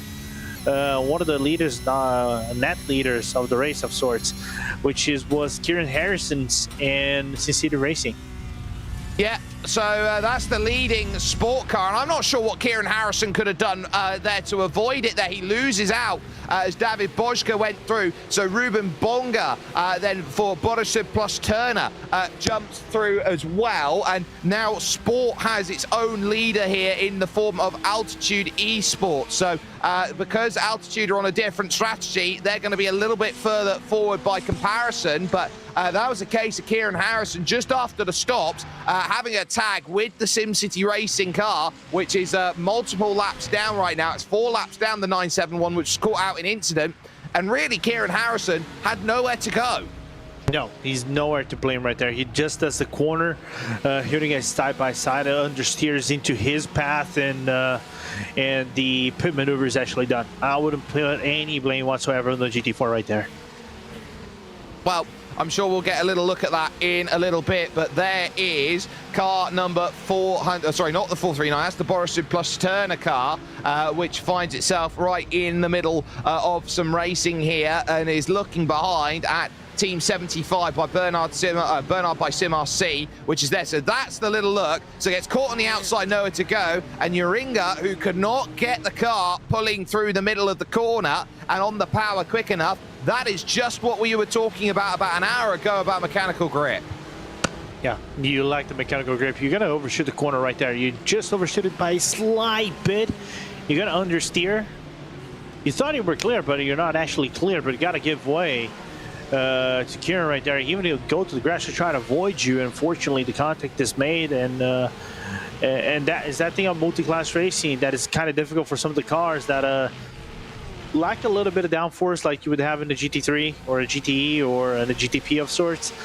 But you have to be aware of the situations as heating up things on the 992 class.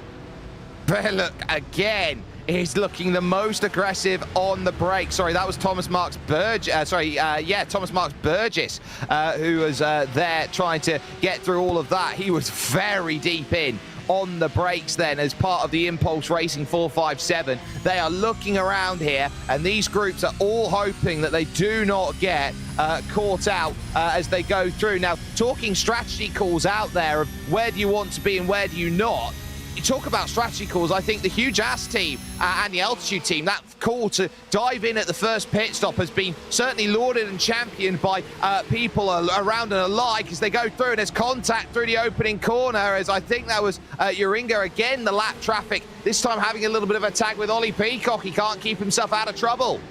Yeah, he is a back marker, and they're going to try to bully him out of the way so they don't lose a lot of time. You can even see now the Racing.School going around. Marty Valgood as well. Now going into lifting off the car, go through a TCR as well. Crazy moments right there through traffic outside of 3A, going to 4, now into 5. And that's just crazy moments. Shoving off Valgood outside now into the entry of turn number 5 and spins in contact. Oh, and that's not good because they're going to get the overall leader here in a moment, and now he's going to have to try and dissect all of this, and he'll probably get a few friends on the radio saying, do not, under any circumstances, go aggro through this because everyone is bottled up and they want to deal with it. They're 3 wide in front of your leader right now as they now run through the exit of the Hurry Downs, and almost nearly there's a tag to the leader as they go through. They've got some of the Hyundais that they're trying to get by through as well. All categories of car are here and trying to avoid drama. Yeah, and that's the dangers of going into traffic like this. Now, same team going around 992 and TCRs for both for Carlisle right there. You can even see Impulse doing the same thing as well. Look at the back, how clustered that thing is. It's kind of like rush hour traffic around the picnic. You're from Australia, which is a section of Australia that is actually clustered with traffic like that. I wouldn't know because I'm not from Australia. Oh, I always thought you were from Australia. Oh, apologies for me, Jake. I'm very much English, and we are going to be seeing some great racing. This is what Piccadilly Circus looks like at rush hour. This is awkward out there at the moment for everyone, and now running on through is going to be where everyone now tries to go, look at this, as they run through 3 wide at every single phase. They go through 250 kilometers an hour along the straight. Senkovsky had an 8.5 to 9 second gap, and it's been sliced down with the traffic down to 4 seconds as off the road goes Hendrik Augustine. Yeah, that was a little bit obvious for that to happen of sorts because of the attrition rate And Ryan Walker, which is going to commentate in Rio soon, he says, "IVRA Clubsport, I miss your mayhem." I gotta agree on that one. I miss those. It's kind of chaos, but it's a good kind of chaos of sorts. As now we're gonna have three-way cars going around because the LMP3 is now finally joined the fray right behind them.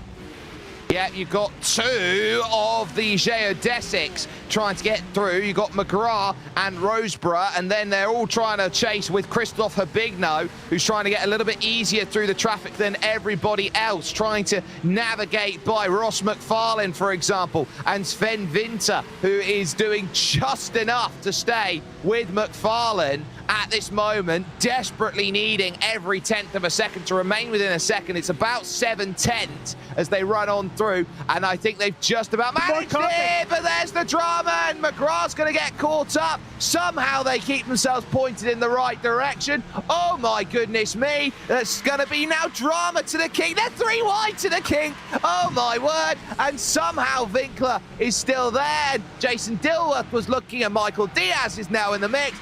Everywhere you look, there's something going on, and look at this behind, because they're 3 wide and trying to find a way through. There's no way you can commentate this. This is just hold your breath and pray.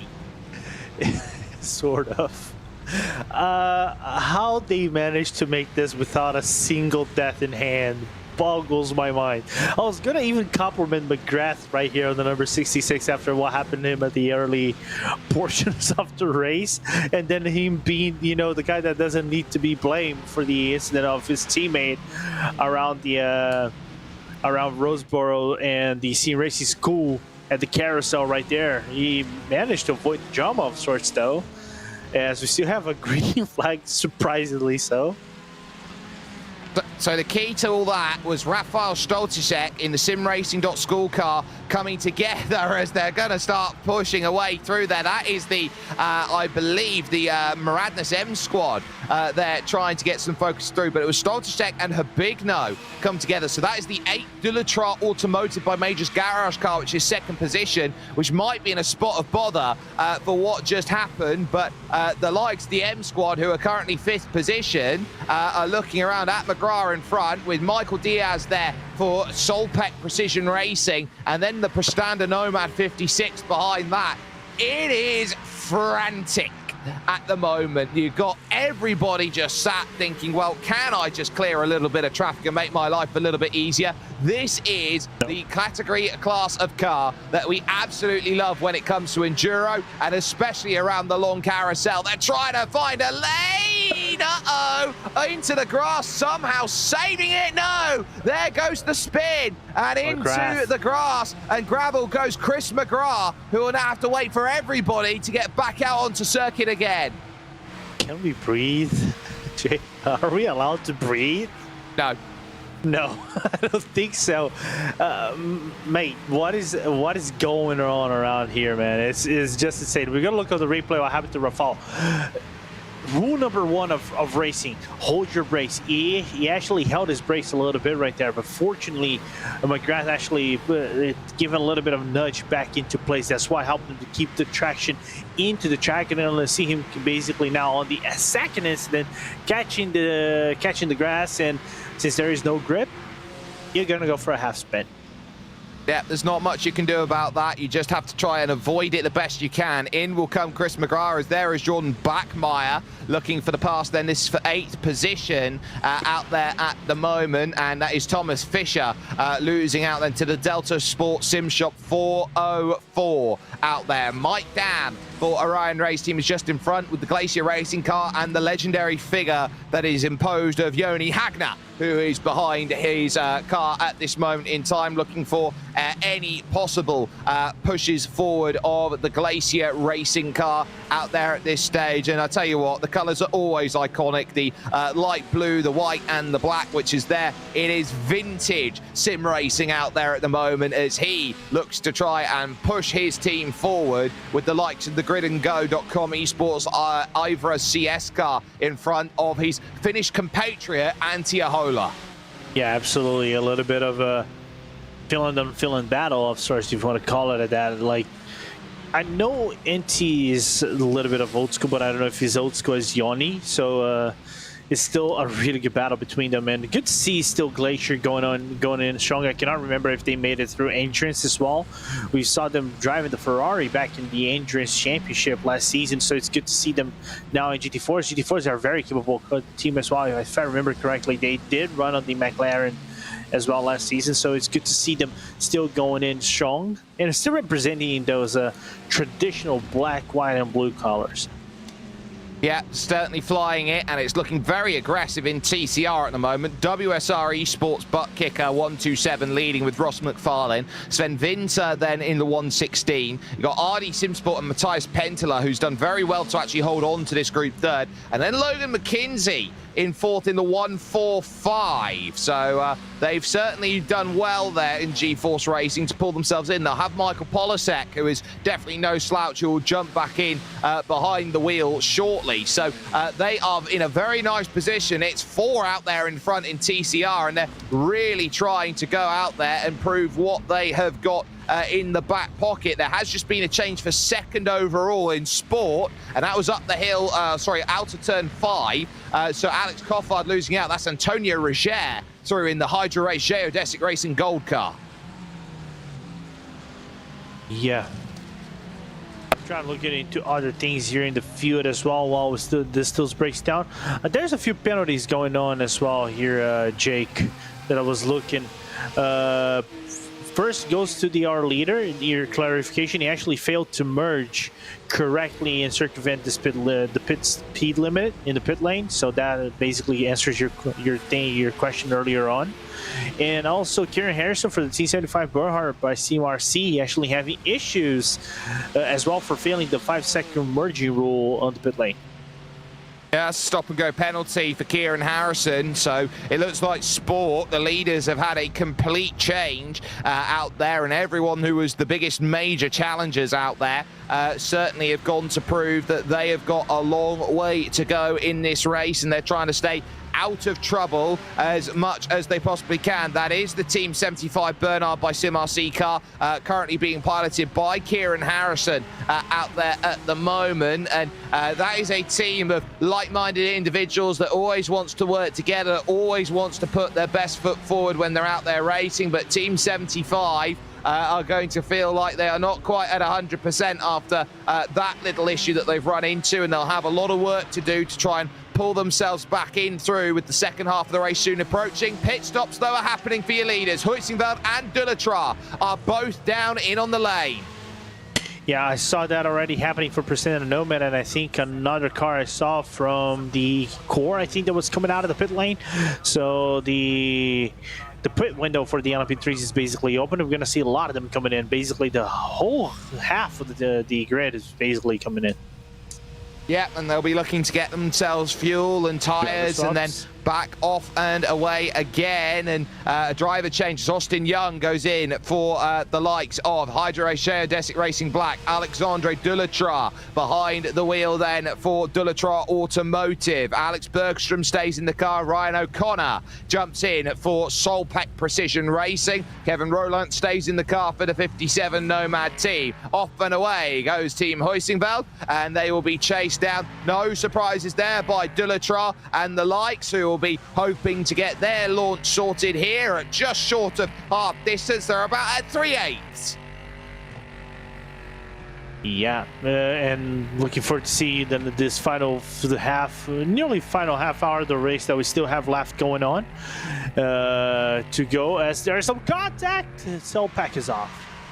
Oh, and that's a huge off there for Ryan O'Connor there in the Solpac Precision Racing car. That is a long, long way off the road, and very fortunate there that there was a lot of runoff for Ryan O'Connor as he had to dance his way past Thomas Marks Burgess, jumping down onto the brakes in through the opening corner, and he just gets a tag in on the apex, and O'Connor had worked his way to control it, and basically a case of jam on the brake as hard as you can and hope there's no more contact.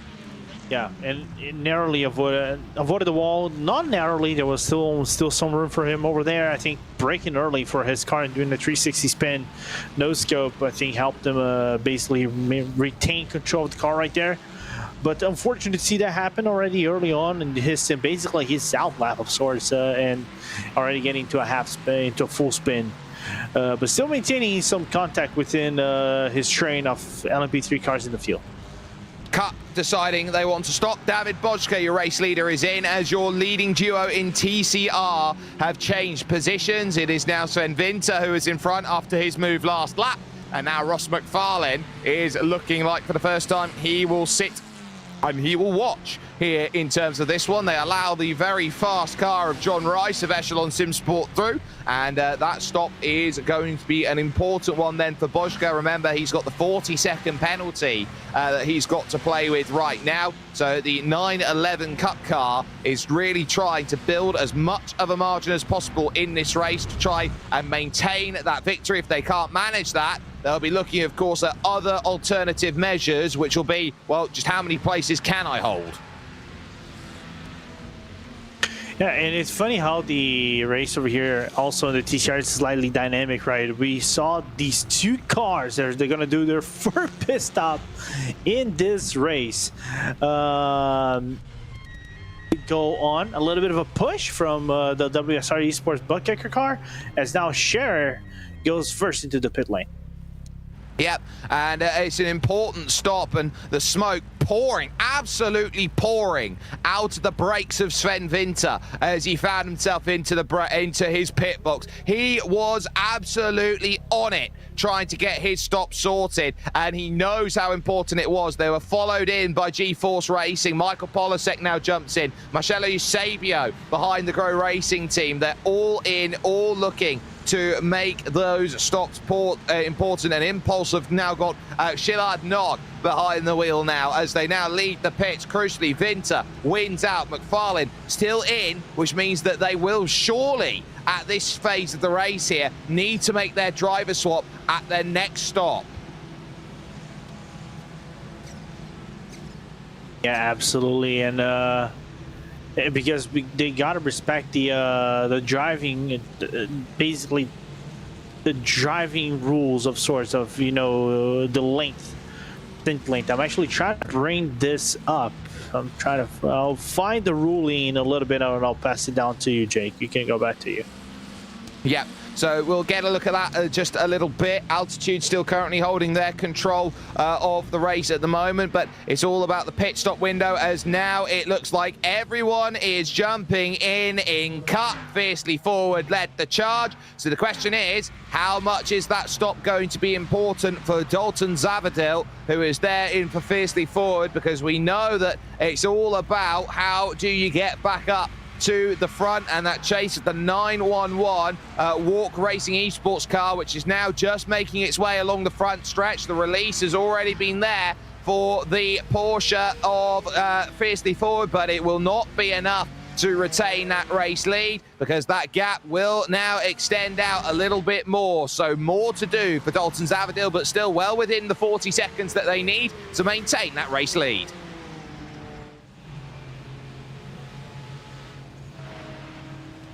So, we still got more out there at the moment, as there goes the merge and rejoin back onto circuit, as it stays relatively close between the likes of Tim Claysons, who's got to try and get out of the way in his AMG Mercedes in the Orbit Drop Bear Venus car. Mario Velgert then just about gets the clearance he wants ahead of the Carlar Esports Cup car of Hendrik Augustine, who gets himself out of the way. And then you got the Satellite Racing GT4 that's just watching in the mirrors, hoping to stay as close as he can. So certainly a lot going on in this one now at 2 hours and 30 minutes and 30 seconds remaining here in your opening round of the IVRA Clubsport series. And the focus now goes a little bit further forward to the likes of those trying to push. This is Graham Sanders right now for Hydro Race, Geodesic Racing, hoping for the pass on Ryan O'Connor, who's had a dramatic start to his stint here in this one off the road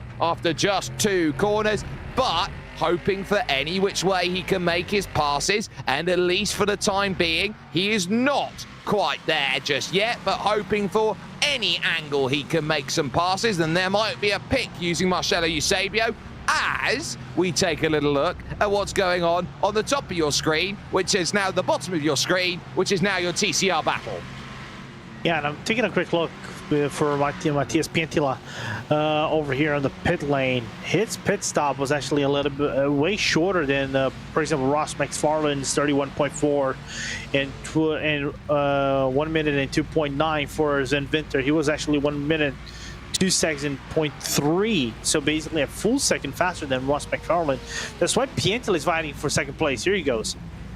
Yep, down the inside, and will there be a switch back to climb up the hill as we got some of your sport category diving down into the pits on top? Whoa! Whoa! How close do you want to be, Sven, to contact with Matias Piantila there? That could have been dramatic. I believe that is Koffard who was there looking to lead the pits and hoping to stay out of some relative trouble there in the 439, which was there. There is Sven Winter in the Honda at the moment. So a little bit of drama going a very long way in the context of this race. But still, they're holding themselves to a very nice standard, I would say, at this moment. And the Sherry Esports car losing out the place as now there is Freddie Schwartz, who is dealing with his own battles at the moment, knowing that the car's just in and around him is Alex Koffard, who's just left the pits, Gregory Hoverson, who is just moving forward, and then, of course, the fiercely forward cars, Aston Martin, has Victor Nikolai behind. We haven't really talked about Zekarul Esports. Yep, we haven't talked at all. I think they are one of the guys that were in the different strategies. They just came out of the pit lane, and Ryan and I, we were talking over here on the broadcast booth about, you know, the different strategies, and we were giving praises to Altitude and Hugh Jass, right? Because they did the pit early. Basically, I think it was on the first pit stop, basically got a jump on everybody else, got a little bit of the benefit from the second yellow flag to get a little bit of a longer run than usual. Zekarul was actually the third car in that party, so basically they benefited themselves too, and they had a really good qualifying spot. So like I said, look out for this Romanian team. Usually he stays quiet around qualifying, he makes some moves in the race and can get stuff done, and you can see a little bit of contact between, is that Ryan O'Connor, the Sopak, and the Impulse 992?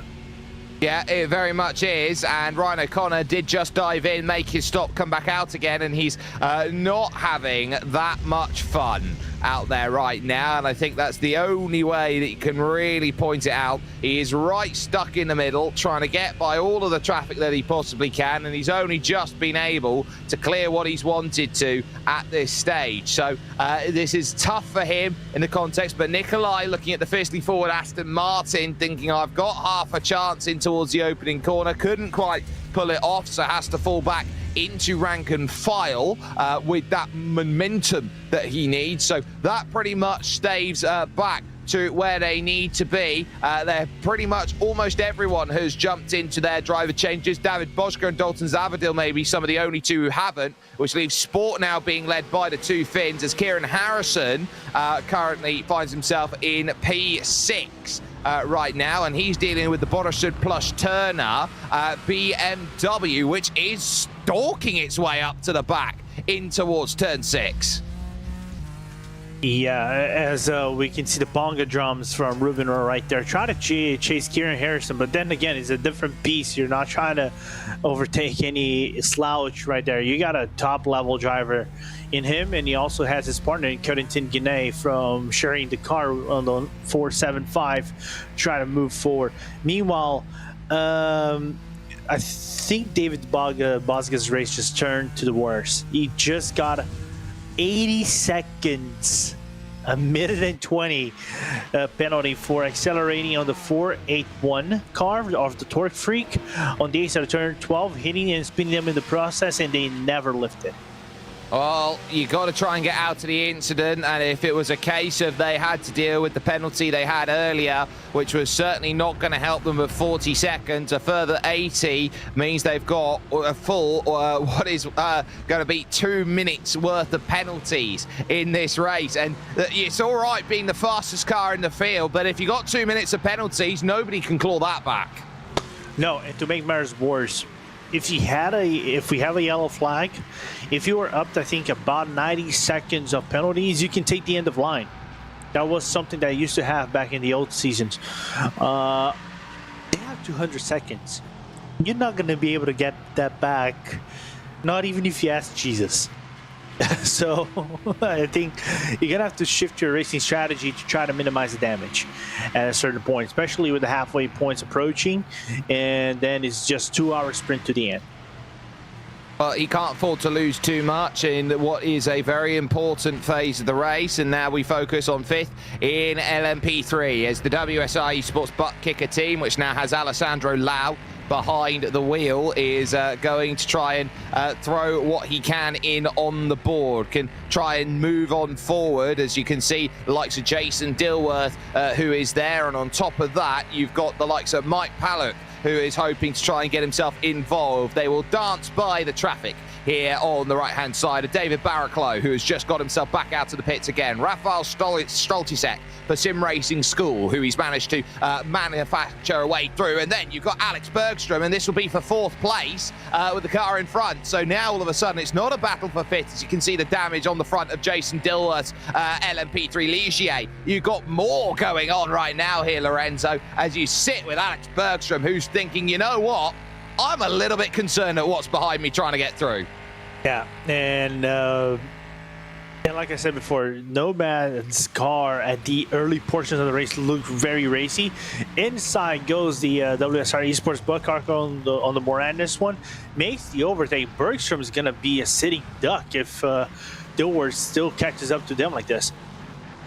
Yeah, the chase is very much on here in this group now, which is 4th, 5th, 6th and 7th, as the Maradnas M squad fall back now into that 5th position. Mike Pallock then just keeping himself in the feeder at the moment. At this stage, it's a case of TCR, the closest battle out there in terms of racing for the lead. Team Huisingveld are your leaders currently, 3.5 seconds clear of Dullatra Automotive by Majors Garage in your LMP3 field. Walk Racing Esports are leading currently in Cup, but they have 2 minutes worth of penalty currently in the front of this field with Fiercely Forward, effectively your net race leaders ahead of Valkyrie Competition 977, driven by Max Humbert at this point. This is what they are dealing with a little bit further behind in terms of the battle packs that are forming with Carla Esport Cup, Delta Sport Sim Shop 902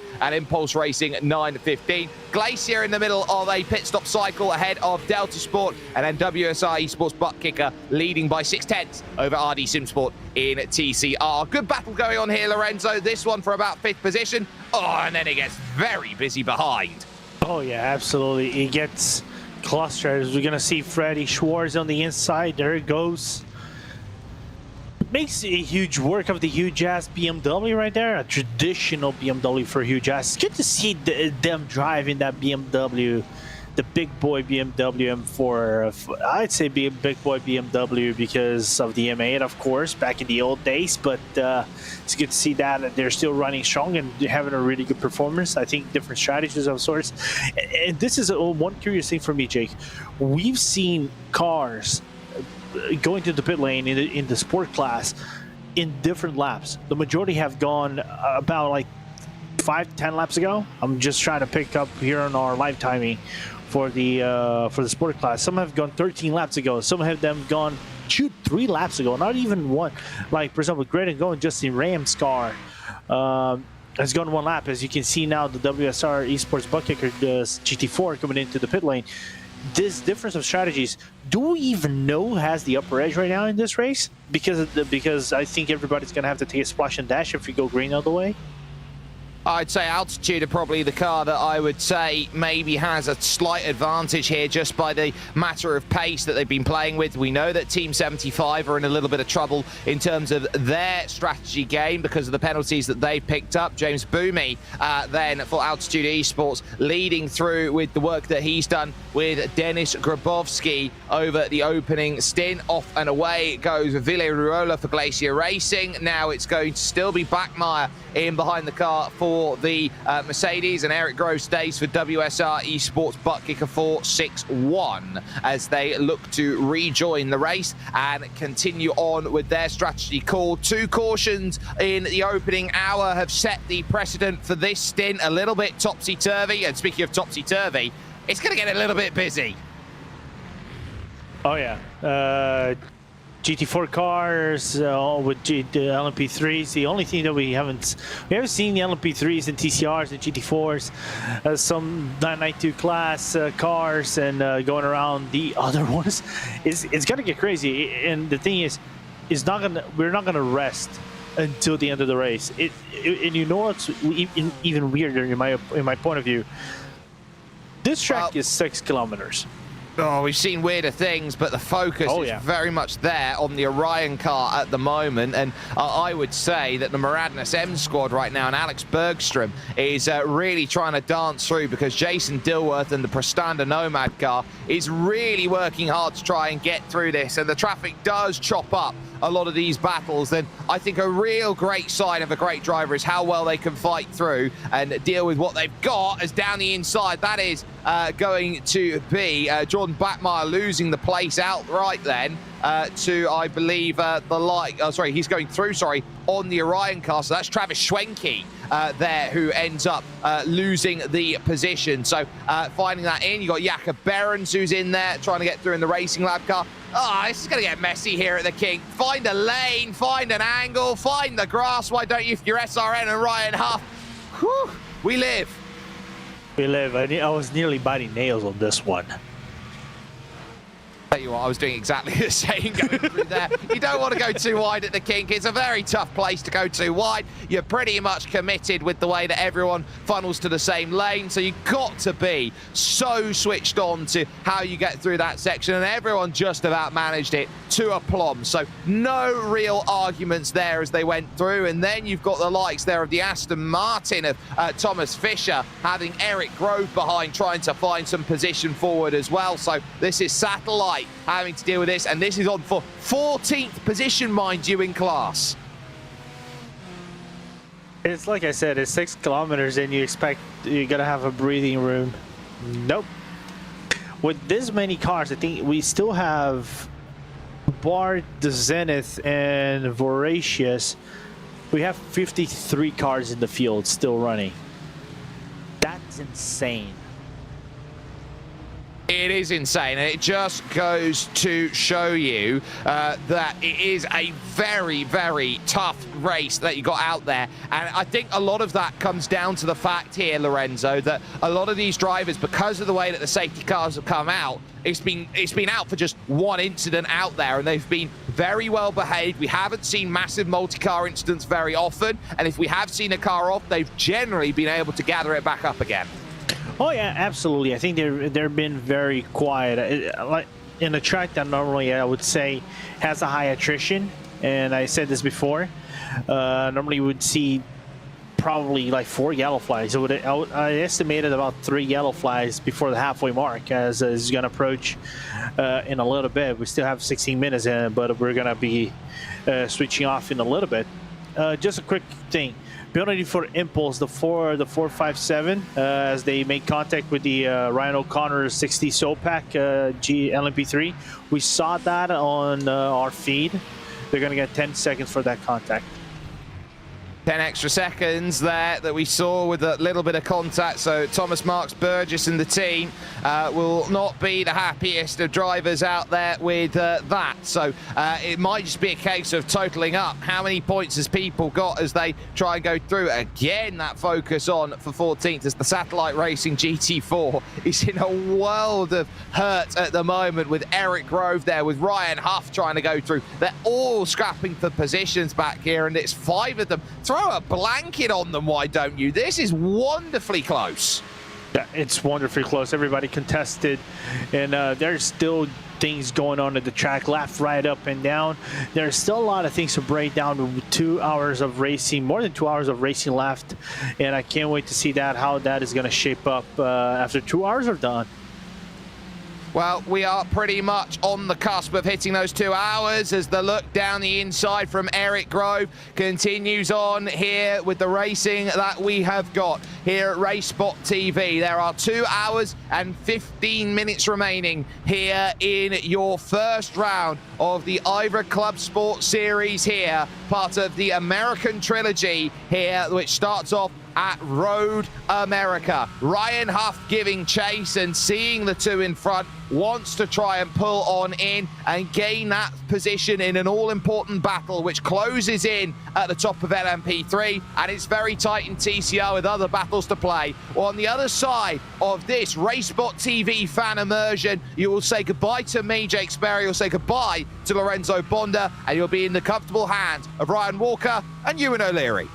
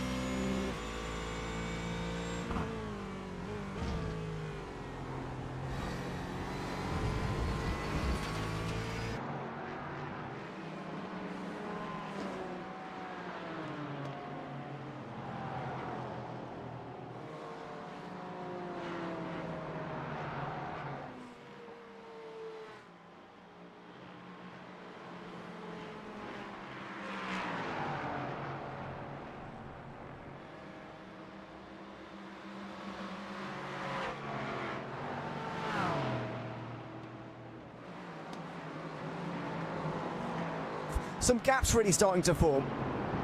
Yeah, it was pretty chaotic in the early stages of the race, but yeah, once the field got going and we had some green flag running, which we've still got at the moment, the field started spreading out, and apart from that, it's been a good race so far. There's been some moments, but I think you kind of expect that with being a new season in the IVRA Clubsport series. But apart from that, the race has been great, and there's been plenty of fantastic racing throughout the field in every class, and at the moment, overall, it's Team Huskenveld that's at command at the front in the LMP3 class. They certainly are. I'll just tell you about all the four class leaders. Jan Kienkowski, as you say, is leading in LMP2 for Team Huskenveld. It is Walk Racing Esports who are leading in the Porsche Cup class. However, there is a bit of a story to tell there that I will do in a moment. In the Sport class, GT4s, of course, it's Altitude Esports who are currently leading the way. Not the reigning champions, despite the fact they are the 401. The reigning champions are, of course, Hydrace Geodesic Racing, who took the title last season. And then in TCR, we've got WSR Esports Putt Kicker and Ross McFarlane leading the way there. The reason I hesitated over the class leader in the Cup class is because David Boczkor, as far as I can see in this penalty sheet at the moment, and he has a humongous penalty to serve. 80 seconds he's got to serve, I'm afraid. Soon. He apparently accelerated into car 481 on the exit of turn 12, hitting and spinning the GT4 car, and they never lifted, so that's why they've got such a severe penalty. The number 481 in GT4 is Talk Freak Racing, now driven by David Barcliffe in that one. So that's a severe penalty, and they are absolutely going to lose the lead as a result of that. 8 seconds only their advantage, but I mean we're stepping into a new season. That might well be the biggest penalty we see all season long. It's been a very long time since I've seen something like that. Yeah, I have to be honest, when I heard or read that decision about that penalty, 80 seconds, I think that's probably the biggest penalty in IVRA Clubsport history that I'm aware of anyway. As we look at a replay of Ryan O'Connor having an issue through the carousel and spinning into the gravel, but thankfully he manages to get away with it. But yeah, 80 seconds, that's the only way I can describe that is pretty ruthless. And thank you to Andrew Langham Service, who's just let me know about this as well. I was about to read through all the penalties actually and spotted that he's got another 40 seconds on top of that. So that's 2 minutes for those of you counting at home in terms of stops for him to make us effectively a lap in these cars around this circuit, nearly a lap, with them doing 2:07s at best. So Boczkor is going to drop way down. Of course, worth noting that Boczkor is on probation, so penalties when you are on probation do get doubled, but even so, they're very severe penalties. Even if it was halved, it would still be a minute, so it's still pretty severe. However, you've got to take care when you're on probation, and to be honest, the best thing to do, of course, would not be to get on probation in the first place, but you know, that's easier said than done. It's done now, he's on it, but surely going into this race, knowing that, he should have been coming into this one extra careful, surely. Yeah, and I was going to say that as well. It's the first round of a new season. You don't want to. Maybe it's just me being Mr. Cautious, but you don't want to get caught up in any incidents or anything silly, as we've just seen right now. An 80-second penalty is not something that you want. As we look at the Impulse Racing, the Cup car having issues in the carousel. Quite a few teams have had issues in this corner. Just maybe going offline, get caught out, just maybe being scared off.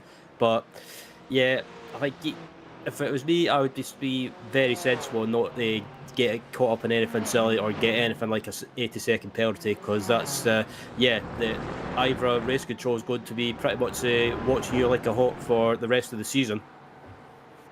Apparently on probation because he didn't do his time. Big thank you to Andrew, who's given us all the information today. If you could just stay at the whole broadcast and tell us everything we need to say out loud, then you're more than welcome to. No, thanks very much for that. They're not the only team, by the way, with penalties in the Cup class. Matteo Cuenza has got a penalty for Visceral Esports for hitting the number 114 car. That's a TCR at Verasius Racing team. They are now last, I'm afraid. I have a feeling that long stop was because of the contact that Cuenza got that penalty for. Still waiting to serve that 10-second penalty. Of course, they're served in the penalty box. You can do them during a pit stop, and because of the limits on how long you can wait until you set a penalty or serve a penalty, you can do it during a pit stop unless it's a stop and go. So that's worth bearing in mind. The number 114, although on the other hand, has a penalty of its own of 30 seconds for after they rejoined after taking those repairs. Causing contact with a Porsche Cup car. That's earned them 30 seconds. We've got a safety car penalty, a pit lane for an infringement under the safety car for Dominic Geisler in the 160. That is Carlisle Esports still waiting to serve their penalty of 1 minute for passing without instruction from race control. The free failing to merge correctly and infringing the speed limits. That's for Alexander Peregrina, who was at the wheel at the time. And they are running down the field at the moment, I'm afraid, as a result of that number 4 free. They're actually out of the race, Zenith Esports, as a result of that. Also waiting for the stop and go for Kieran Harrison. That's one of the big players in GT4 in the sport class, by the way. Number 475, Team 75, burn up by Simorsi, are currently running second, less than a second off of the lead currently held by Altitude Esports. And that lead is going to get a bit bigger because of that stop-go penalty to be served. Also for the 990, there's a stop-go penalty as well. That's still to be served too. And then that's pretty much it. 10 seconds for Thomas Mark Burgess as well in the 4.57. That's Impulse Racing currently running in 4th place. That will set them back as well. But a lot of penalties still going around. I mean, Race Control currently investigating incident number 31 of this race, and we're not even 2 hours in yet. Yeah, I wouldn't want to be a judge, or I wouldn't want to be part of a race control at the moment. Having to go through replays and look at replays, and then having to sit down and basically discuss what decision do you give and what do you do, because sometimes you can get caught up in an incident. It's not your fault. It's just one of those incidents where you, for example, you have nowhere to go. But as you look at the battle for the sport class lead, did something happen, John? Yeah, an LMP3, excuse me, that won't be the last time I do that. Just came across a little bit on the way towards turn 5 on Kieran Harrison, and just eased him off the road slightly, which wouldn't have been ideal. The gap grows then to over 2 seconds at the very front of this race then, as Altitude Esports continue to drive away in the number 401, as I said, rather confusingly for the not series champions from one season ago in the Clubsport series. But anyway, they are number 401. Having a great race so far, Altitude Esports. I would say, with all due respect to them, they're in a GT4 class with some huge names. Simorsi right behind them, BS Turner 3rd, Impulse 4th, Geodesic 5th, the reigning champions, Fiercely Forward 6th, Future 7th. That's a real list of names for a team like Altitude Esports, who are not always in amongst that kind of field. They're currently leading this race and leading it very well. Yeah, Altitude Esports, I've been watching them a few times at the moment. They've had a great debut, and I know in the run up to the run up to the race, they were putting in a lot of practice, and I think at the moment it's paying off. But obviously, earlier on, under one of the safety cars, they didn't dive into the pit lane. They basically kind of out of sequence, I guess. And at the moment, it's paying off because they're in the lead of the class, and it is right on board with the huge ass BMW at the moment. Another team that's been, as we know, last season, they were one of those teams that they seem to. I don't know if they're doing the same strategy in this race, but last season they put in their less quicker driver in for the start of the races, and then put in their quicker driver for basically the remainder of the race, and it seemed to pay off. And I wonder if they're doing that same thing again, because at the moment they're doing well in the class, running up there in 6th place. Yep, doing very well indeed. I'll go through some of the driver lineups actually a little bit later on to tell you about who is available for all these drivers. This is back in Porsche Cup land, where we've got a 3-car battle for 4th place. Carlo Esports Cup are currently at the head of the group with Henrik Augustin. It's Gregory Hoverson for Delta Sport now in 5th place, and Mario Vogel in the Impulse Racing Porsche Cup car. There he is. You'd imagine though Vogel will be looking to get through here pretty quickly. We saw his spin at the carousel. If he can recover from that quickly, then he'll be surely back on the road towards the top 5, maybe a podium place as well. But that spin a few moments ago will have just set him back a little bit.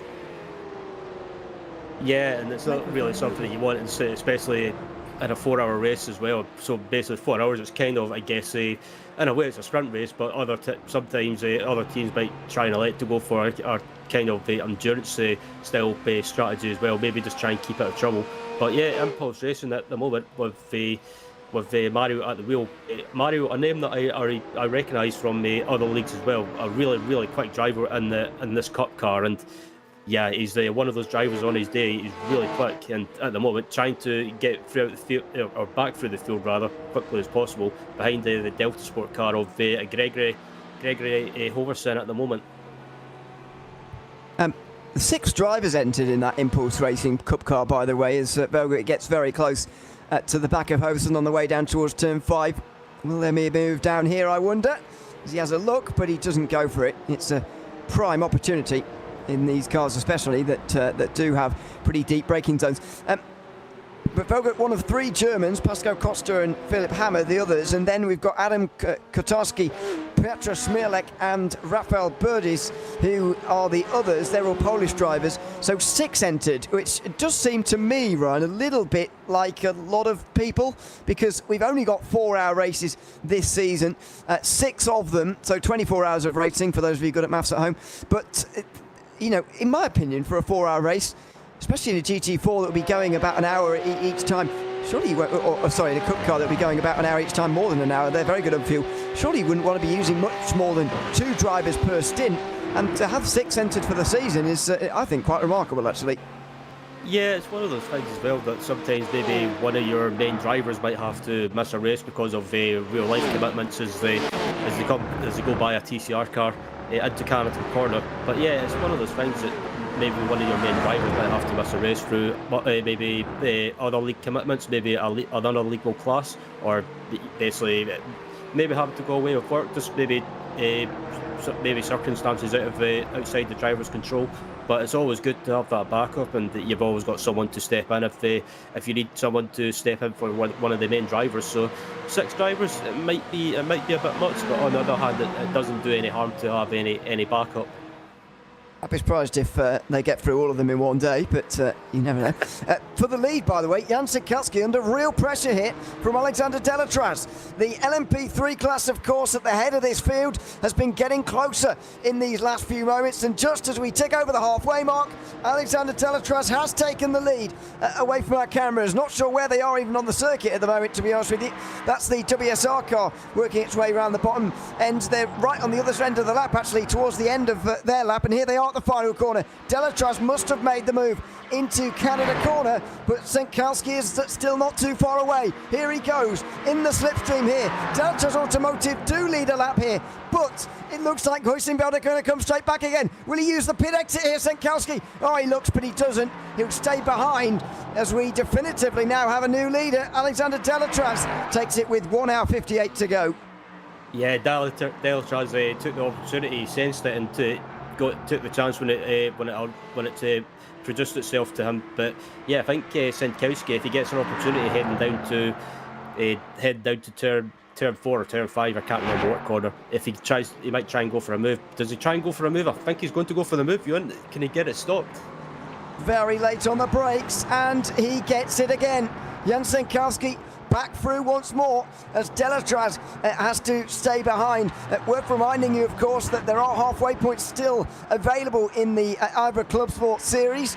Not always your key to winning the championship. Hydra's Geodesic Racing, for example, in GT4 were only at the front for 1 halfway points last time. ATRS in the Cup class only at the head of the field for 1 in the in that class as well. Geodesic in LMP3 also only 1 at the halfway stage once, so it can be or it can be misleading, if you like, because the same was true in TCR. All 4 class winners were just 1-time halfway point winners, but it can be important to just knock up your points tally, although there aren't quite as many points available for it as they used to be.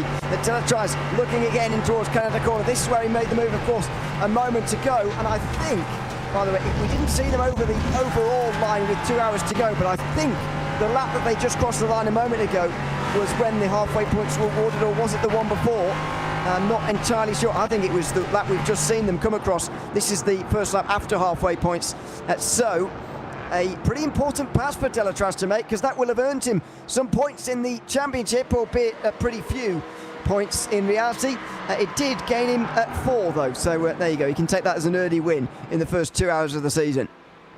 Absolutely, and it might only be 4 points, but those 4 points could be absolutely crucial and important at the end of the season. So yeah, Delatraz taking the opportunity to try and take the lead, go across the line to get the halfway point. But still, this battle for the lead is not going to die down, and I think Huisenfeld and Delatraz are pretty much being the class of the field at the moment anyway, in the LMP3 class. And I think if it goes like this at the moment, I think the one could be on between them as we look at Ryan Huff from SRM Motorsports head into turn 5 and just has a bit of a loose rear end moment mid corner into turn 5.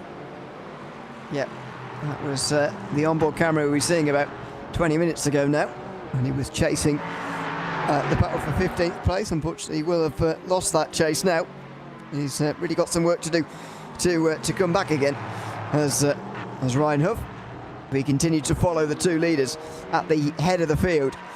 21 laps in the stint after this one. It was very noticeable, by the way, once the halfway mark had been crossed, the amount of drivers who pitted in LMP3. Actually, these two staying out there are in the minority. Only 5 of the top 12, who are all still at the front in LMP3, stayed out and have stayed out through 5 minutes here after the halfway points. But you've got to wonder, as a result of that, these two must be quite low on fuel as well. Yeah, I think they're coming to, or I think they're coming close to the end of the stint, or they're getting close round about to anyway. It can't be too long before they make a pit stop. But yeah, I think these two, or the front running teams anyway, in LMP3, are pretty much going as long as possible. Actually, I take that back to you, as both of them dive into the pit lane, so they must have read my mind. Here we go. Hoisinveld versus Delatrod Automotive now. As we see at the top part of your screen, that battle in the Cup class that's still going on here. Impulse got through on Delta Sport earlier. Now they're trying to get through on Carlo as well. And Teodesic, I think that is, having to go through the middle of them in LMP3. But Mario Bogut makes his way through pretty much immediately there. And how's this for a bit of symmetry? The TCR battle between Impulse and Carlo just ahead. And Carlo now spun around by one of the LMP3s. There was a concertina effect into turn 5. And going around Carlo Esports and Henrico Kustin spun and goes down to 6th place.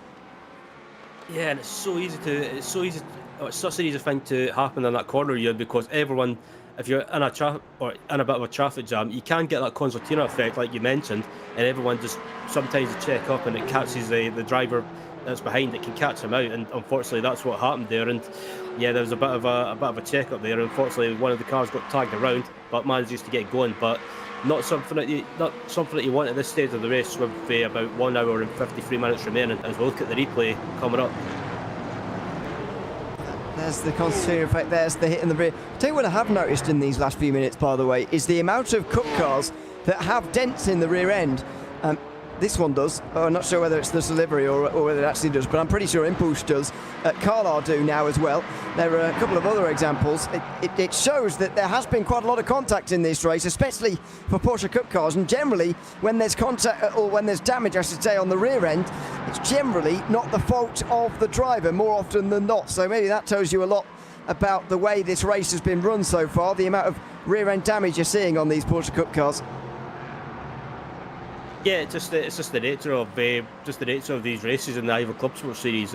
Basically, in every class, you've always got close battles, close racing, and everyone sometimes are close together, and sometimes you can have little bits of contact. Nothing intentional. It's just one of those things that because everyone's so close together, that you'll get probably the odd bump, the odd scrape, the odd bit of wheel banging from time to time. It's just the nature of this series. That's someone asking in chat what cars are in the sport class. It is GT4 cars only. All of them are available, but we call it the sport class, have done for years, and so that's don't be confused by that. In fact, one of their battles is at the top of your screen right now for 6th position at the head of the pairing. It is the Glacier Racing car and Billy Ruola ahead of Eric Grove of WSR Esports Bookkicker in the 4-6-1, making their way now down towards turn number 5. There's another good chance here on the brakes maybe, but there's some LMP2s coming up from behind, and so it looks like there's going to be no chance for Eric Grove as the pair of prototypes start their way through. Oh, Riola cuts across one of the LMP3s that gets the braking wrong, and they just split apart both battles, both in LMP3 and in GT4 as well. Yep, and yeah, I think I was very, very lucky that the Glacier Racing McLaren and the one of the geodesic LMP3 cars, they never had a big coming together, because that was it could have been worse than it looked, but thankfully both of them managed to get away with it. But it's not disrupted this battle in the sport class between the Glacier Racing and WSR Esports as they come through the carousel, and it looks like Grove at the moment might just be the quicker driver, because I think just watching the language of the car, he's not too ragged or not too eager to get by. So maybe at the moment, just sitting behind and doing a bit of fuel saving would people might, or someone might ask, what's fuel saving? Basically, it could be lifting costs and maybe using that slipstream as well to do a bit of that fuel saving. Yeah, that's especially useful if you took behind someone. Have a look at this, down in towards turn number 5. 3 of our 4 classes in one shot. Geodesic still trying to work their way through. It's Core Sim Racing, who are in the middle here, just behind Prestanda Nomad in their sort of famous colours. Whatever colour you'd even call that. Light blue, is it? I don't know. But I just refer to it as Prestanda Nomad colours, to be honest, because they always race in that shade in whatever car it is, and it does make them stand out on the circuit. Someone stopped there on the way towards turn number 1 a little while ago. I think that was a TCR on the inside line. That can't have been very helpful for this battle. Here we go from the aerial shot. Core Sim Racing really applying the pressure here. Yep, as they come through the carousel and heading up to the kink now, Prestanda Nomad and the Core Sim Racing coming through now, and it looks like the Core Sim Racing car might have the run heading up to Canada corner, but as I say that, the Prestanda car goes to the inside to defend, and I wonder if the Core Sim Racing going round outside into Canada corner, and can he get it done, slowed up? Yes, he can. That was a great move. Very good move around the outside for Core Sim Racing. Make their way up to 6th in the LMP3 class. So that is a very good start for them. Of course, they've been around for so long, Core Sim Racing. Just look them up. 2005 is when they made their team debut, and or when they were founded, I should probably say more accurately. So they're getting towards 2 decades old now as they make their way through as a team. One of the very best teams in sim racing at a time, of course. Had a few of the best drivers in iRacing. We're right up there in World Championship competition, especially in the sort of sports car space anyway. Good to see them here in IVRA this season. Just ahead of Prestanda Nomad and Geodesic. It is a strong LMP2, there you go again, LMP3 field here this season. Not that it isn't normally, but this is a hugely strong field, as we see a battle in TCR just slightly broken up there as RD Simsport come into pit lane. But I mean, take a look at the top 10 teams at the moment in LMP3. You've got Hoisingveld in there, Delatraz in there, Geodesic, WSR, Moradness, Core, Prestanda Nomad and Solpec, all of them there. From this kind of level of racing, we've got some real big hitters here in the IVRA Clubsport series again. It's absolutely wonderful. We're going to have a fantastic fight for the championship, I'm sure, once again this season.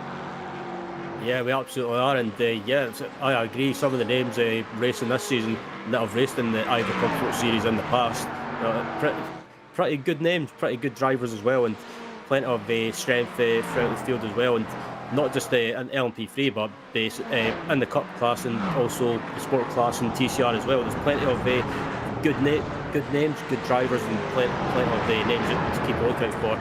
But as I look at the Core Sim Racing car at the moment, coming through the Sport class traffic as well, going by the altitude car that's leading the Sport class at the moment, and yeah, I think this season as well, Ewan, I don't know why, it's one that I've been looking forward to for a long time, and I think this season is shaping up to be an absolute classic. Certainly is, and side by side in LMP3 again in the background as Geodesic look to make their way through. That is Graham Sanders at the wheel of that one. He makes his way through on the outside line of Prestanda Nomad and now takes the lead. Pit stop for David Boschke in the Cup class, and if you've been tuned in for the last half an hour or so, you'll certainly know what that means. David Boschke now about to serve a 2-minute penalty. He's going to go from leading the class to, well, he's going to be nearly a lap down, because that's going to cost him so much time. Even more infuriating is that he's not even going to serve the penalty. Igor Koch has got to do it instead, and that'll be a very frustrating start to the stint for him. Yeah, it's not the start of a stint that you want, but yeah, it's the way it goes sometimes. If it's pretty much one of those things, you do the crime, you do the time sort of thing. So yeah, frustrated, but you've kind of got to just take it on the chin and deal with it and just get on with it and just try and get to the end of the race and try to salvage the best result possible. But yeah, 80 seconds, it's around this track, that's going to feel like an eternity. Certainly is.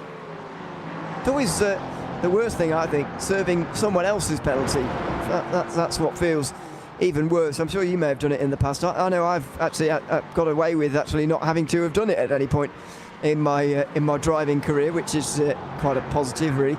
Well, maybe it says more about my teammates who I've driven with in my time, but there you go.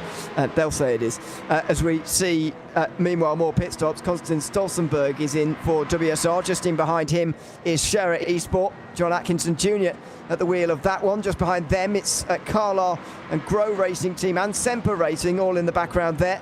More driver changes going on here. Just past the halfway mark, I get the feeling these could be last driver changes for some.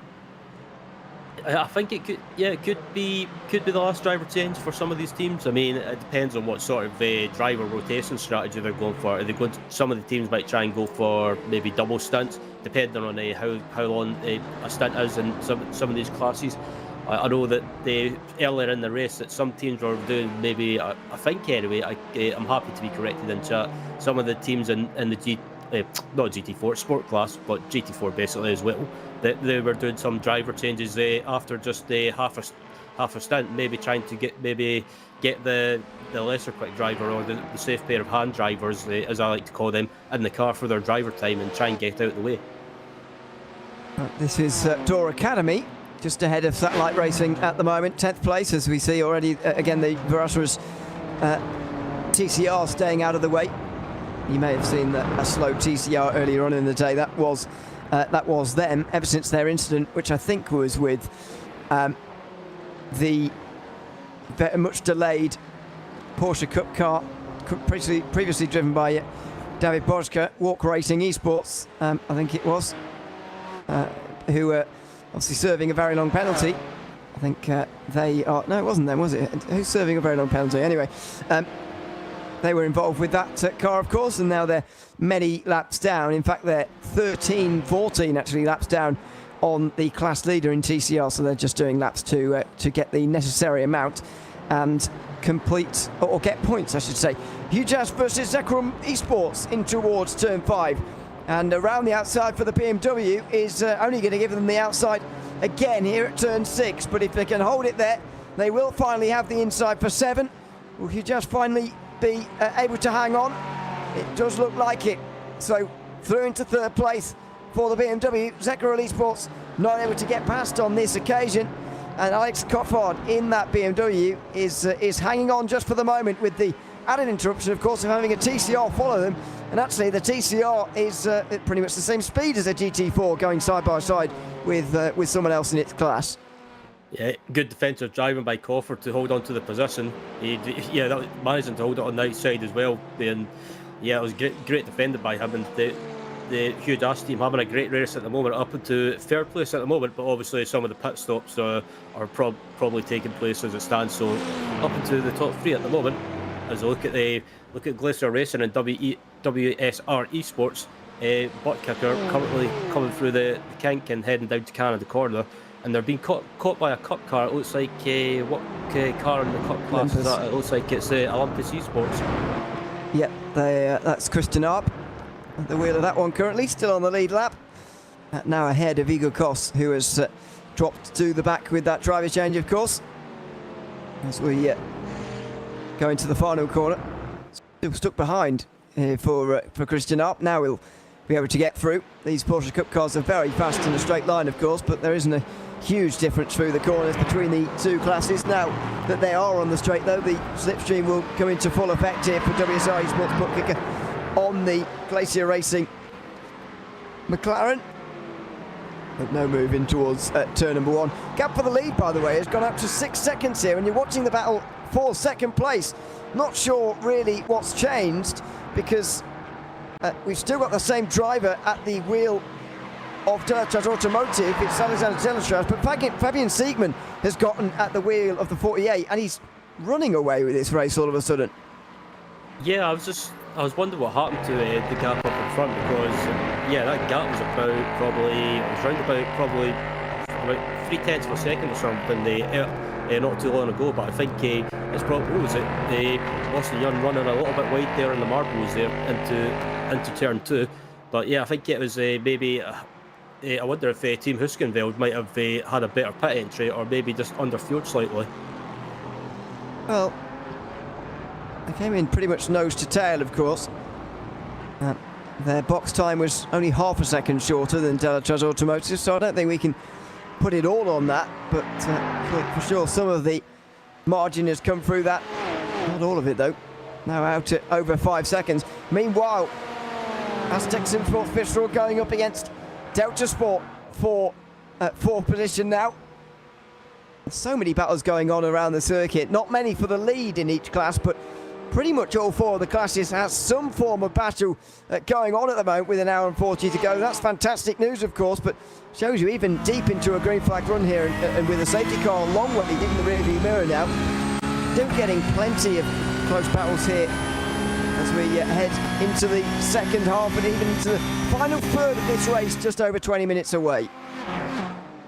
Absolutely, there's a battle for a fourth place in the Cup class at the moment between the 996 Asetek Simsports Visceral car and 902 Delta Sport car currently coming through turn 5, and yeah, these two have been pretty much nose together for a while now, and I think just looking throughout the field as well in the Cup class, most of the cars have got some sort of dents or damage on parts of the car, just because it's been such a pretty much a chaotic race, and pretty much been some contact at some point as well, and obviously some of the restarts you're always bound to get some mayhem, especially in this class. But yeah, it's been great racing in the Cup class as well. I've been really impressed by some of the battles going on.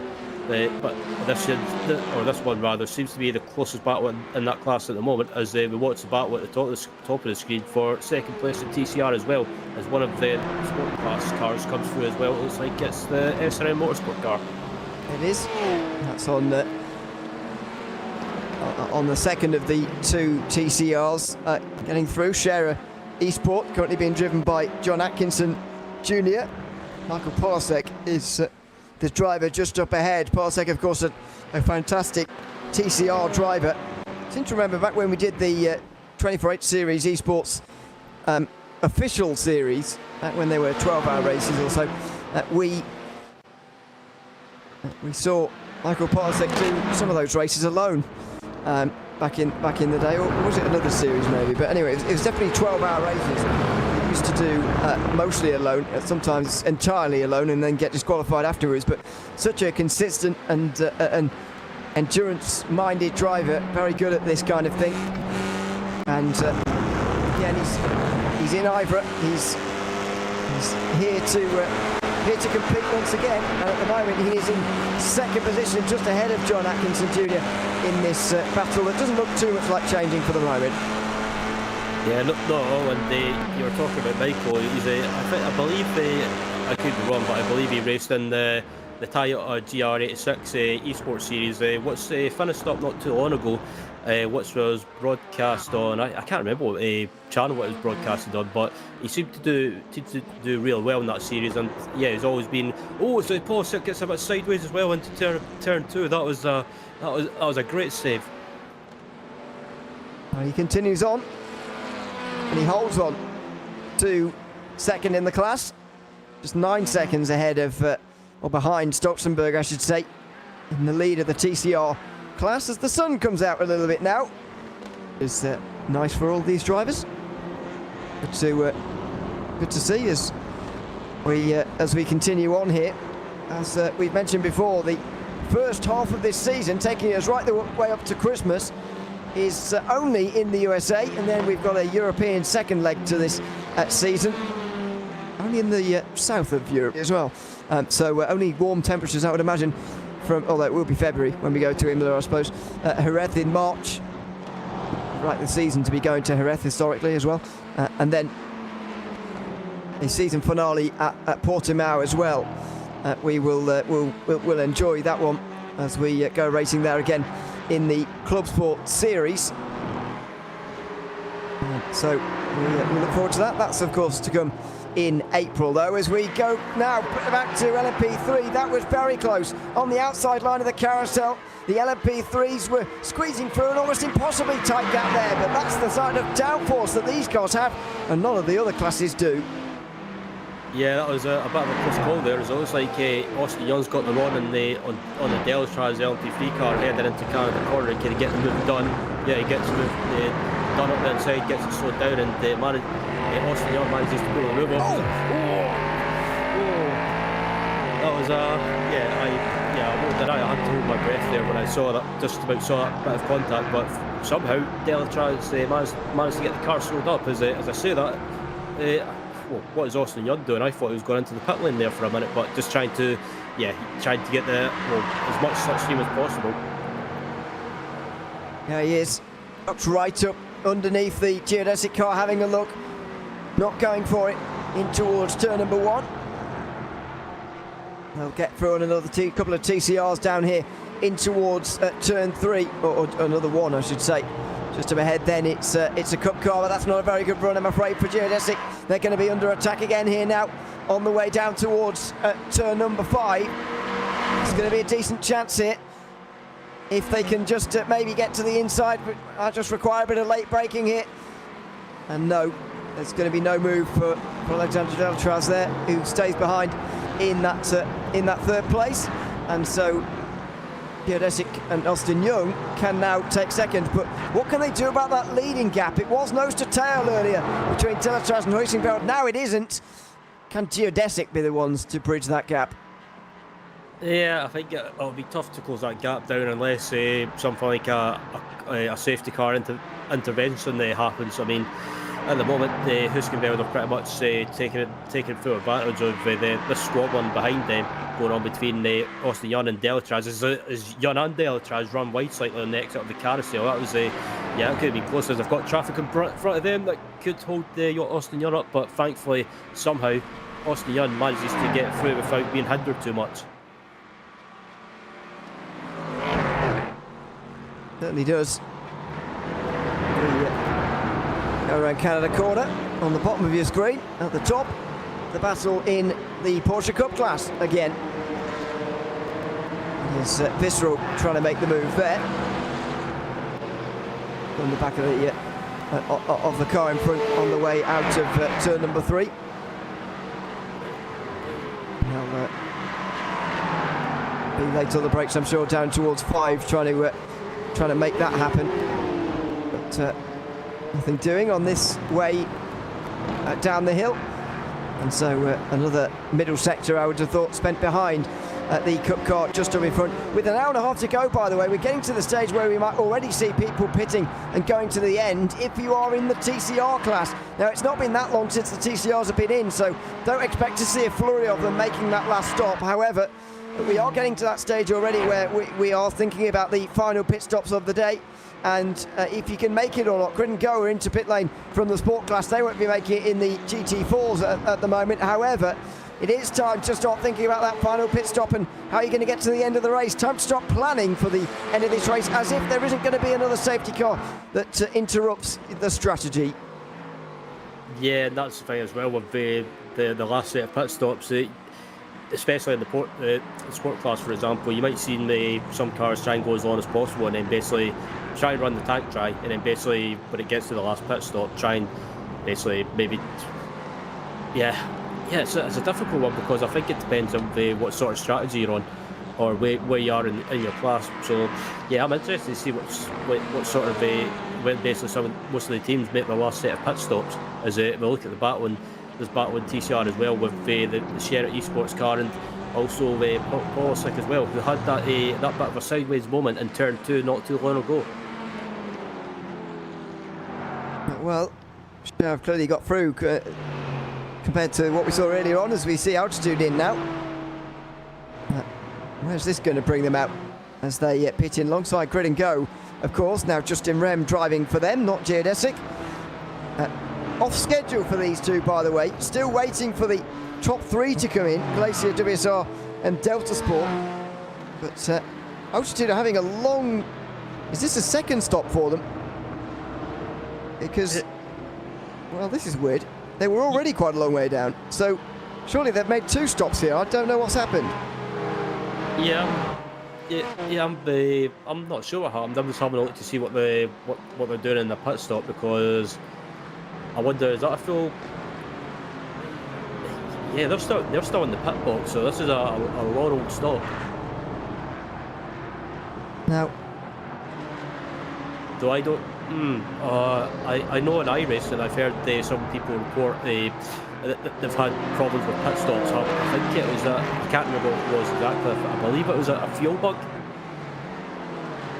Well, I think something more sinister is going on than that, because it's been over a minute in the box only now, and they should have left. If they were making a normal length pit stop, they should have left. So we need to try and get to the bottom of what's happened here. Yeah, we're hearing that there's crashed on their outlap here. Taj Edwards, thanks very much for that in YouTube. We'll get a replay of that in a few moments' time. What a shame for them. We were praising them earlier on for their drive, because it's been fantastic. Altitude have really shown themselves well, and they will, of course, be able to console themselves with pretty significant halfway points. However, they are not going to be race winners at the very end of the 4 hours here tonight, by the looks of it. They are unfortunately going to have dropped way down with this repair, by the looks of things. Yeah, let's not forget as well about altitude. Is actually, if you look at the replay, they got sideways on the inside curb there, and they just managed to miss a LP3 car, and that was so unfortunate for James Bume. He just had that. It looked like he went over that inside curve, and it might have just unsettled the car. But yeah, that's so unfortunate, because they were having a great debut, like you said, Ewan, and I was about to say, let's not forget as well, they're probably one of the quickest teams around, because they also race in the World GT Championship, which is also broadcast here on RaceSpotTV, which you can watch on a Monday night. Absolutely, plenty of racing going on in the on the RaceSpotTV channel these days, as the race continues on. I mean, that incident there, I've got to say, I don't like blaming the driver, especially on an outlap. You know, conditions are always tricky and so on, but I kind of feel like going in the grass like that, you know what's going to happen. You know there's going to be less grip, even though there is more grip in the grass these days in iRacing than there certainly used to be. You know there's going to be a lot less grip, and just looked to me as if he just seemed to keep his foot in it there and spin around almost willingly, which is a bit odd. Yeah, I guess on one hand as well, or on the other hand rather, I can understand why you want to try and be up to speed as quickly as possible, because you don't have a chance of possibly winning the race, and you don't want to lose too much time in your outlap. But it's one of those things as well. Cold tyres, you've got to be a little bit more thoughtful as well, not to do anything silly. But unfortunately, I think James Bume just got caught out by cold tyres and just being a little bit too eager on his outlap, and unfortunately it came back to bite him. Certainly did.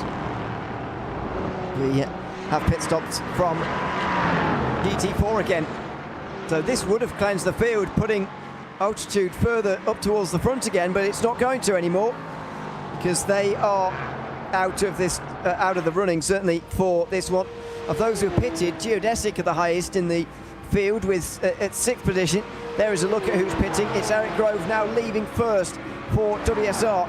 Then Bart Hosteen is the one you can see for Delta Sport, just in behind of them. That's Joni Hagner, who is in the very background there. So who's going to come out in the lead there? We will report back in a few moments' time as the battle for 8th place in Cup continues. So Olympus Esports trying to make a move, and Carlisle, who are probably struggling and wilting a little bit from their spin down at turn 5 not so long ago. Yeah, that's not something that you want, especially in this class with it being so close. But yeah, the Carla at the moment currently still going at the moment just in front of the Olympus Esports, who we ride on board at the moment, come up to the start finish line, and just in front of them, I think they've got it's GT4 traffic case rather. They coming across the line, and just in front of them as well, it looks like they've come up to the Satellite Racing 492 car rather as well, coming into turn 1. Gap for the overall lead, by the way, coming down. Just over 2 seconds now, that margin between Hoysinkveld and Geodesic as well. Very strong drive in these last few moments from Austin Young, who's sort of bringing Delatraz back with him all over again here, so we could be about to have a 3-car battle for the lead in LMP3, but let's hold fire on that one, because the gap is still 3 seconds as Carlisle's Cup car passes their TCR. I'm not sure how helpful it actually is. I mean, you may have driven, Ryan, with teammates in different classes on circuit at the same time. I always think it's quite nice to look at, and it must be a nice photo opportunity, but realistically, I think I'd rather have someone on my team in my own class, really. It's not like you get a free pass from those in the lower classes who are still in your team. You know, they're still driving their race. They're not going to jump out your way any more than a normal other team would. So I don't know. I don't see it as very helpful from the outside having cars in other classes. Yeah, as I look at the replay of James Buby making another mistake on the inside of turn 5. Again, this time it's the inside curve in turn 5, catching it and just spinning around. So yeah, it's all went from going very well for Altitude Esports in their debut in the IVRA Clubsport series to, well, pretty much just going downhill, and I think it's going to be a race of what could have been for them. But yeah, going back to the question of teammates being in the same car or different classes, I think for me, from my experience, it comes down to whatever your teammates are comfortable with or what cars they like to drive and race in. For me, I always like racing, and sometimes I like to race prototypes, and sometimes my other teammates who like to race in GT cars, they would be put in a GT entry. I think it's just like I say, it just comes down to a comfort thing or whatever you enjoy racing. But when it came up to lapping them, the rule of thumb I always told myself is don't do anything silly. Even if they're in a different class, if you get held up behind them, then it's just the way it goes in multi-class racing. That certainly is. Interesting some of the circuits we've got for this calendar in terms of multi-class racing as we watch the battle for 5th place here. I'll let that play out while we're discussing this, because next time out we'll be going to Barber in the Clubsport Championship. That's the 23rd of November, followed by Sebring, which is a bit more used to multi-class racing. Imola and Jerez are quite narrow and twisty, and Portimao obviously a bit more used to it as well. So we've got roughly half and half, I think, in this series of circuits that do a lot of multi-class racing in the real world and are used to it, like Road America, although it can still be tricky.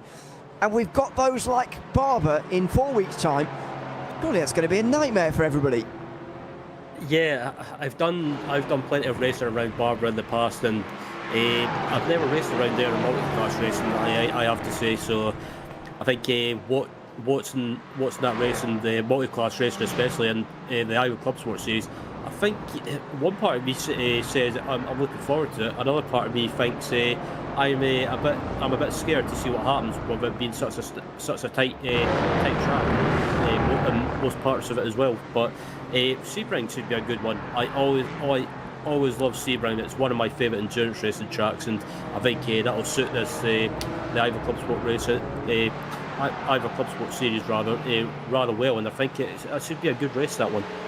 I think it will behave pretty similar to this circuit, actually, with the way that obviously a bit less bumpy here, but I think largely the traffic and so on will behave quite similarly. And yeah, I think Barber is certainly going to be one to look out for as we continue watching the battle for 5th in sport. On the bottom of your screen at the top, it's second in TCR. A lot of these battles are sort of the same from what we had about an hour ago. As I mentioned earlier on, we're very much getting settled into a long green flag run here, and have been for some time. This race is settling down. However, it is some of the same battles popping up again and again, and they're not really changing as things stand. They're just staying largely the same.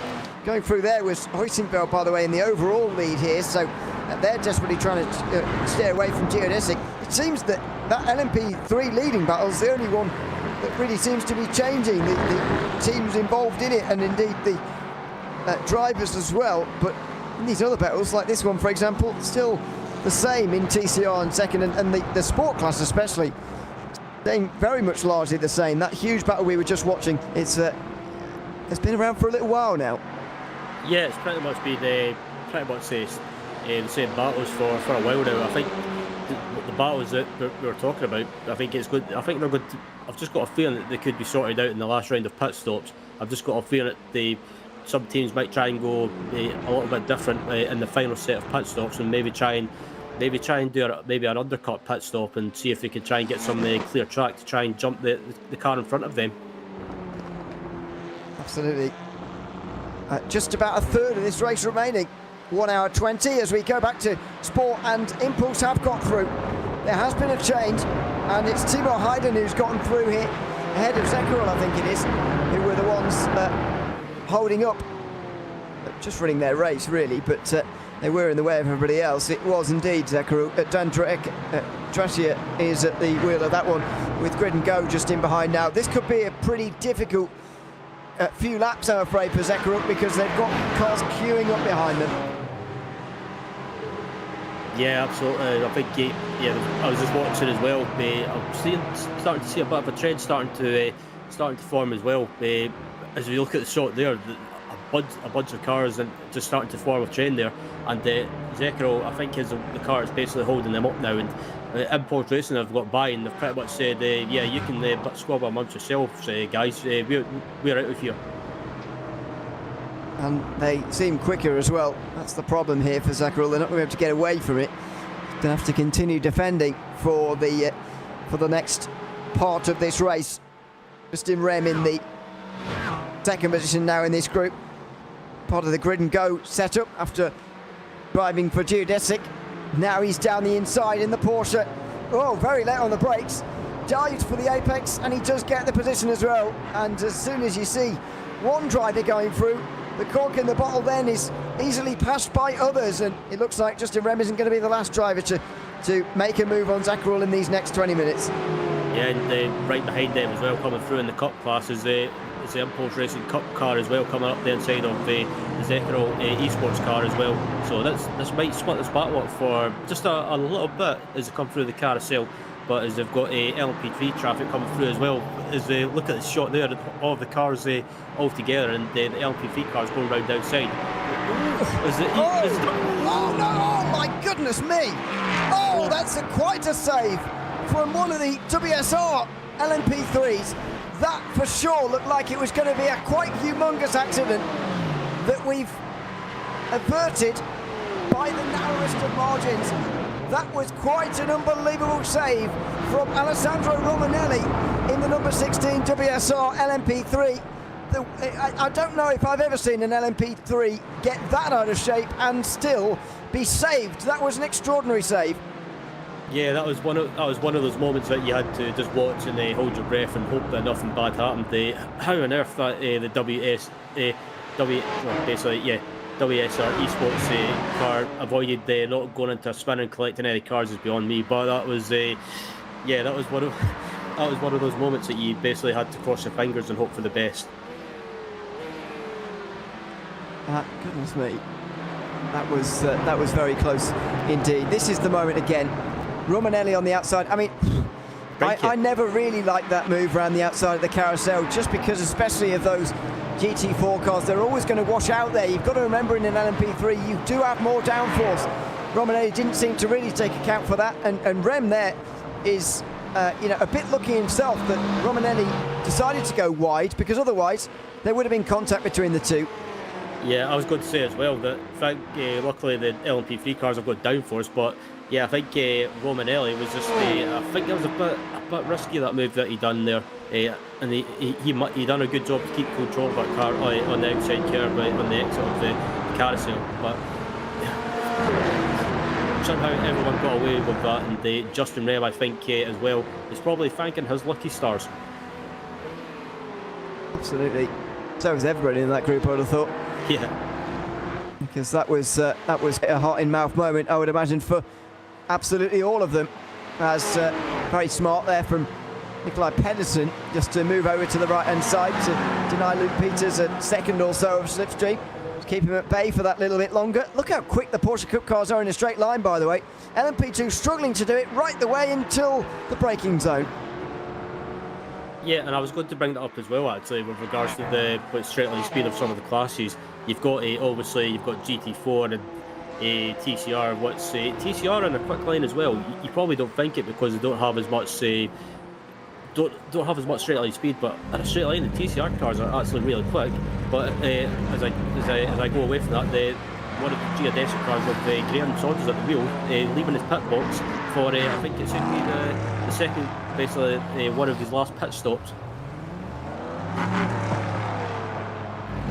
106 to go means definitely 2 pit stops remaining, doesn't it? I mean, even LMP2s could get home on one more stop after this one. So these LMP3s should be absolutely fine. As Alessandro Romanelli has turned that hot-in-mouth moment around, and now all of a sudden he's looking for a move on the way towards turn 5, right in the slipstream of Echelon, who go diving to the left-hand side just to defend. Here goes Romanelli on the outside. He doesn't brake late enough, doesn't brake anywhere near late enough, so he'll have to stay behind here for the moment. But what a turnaround.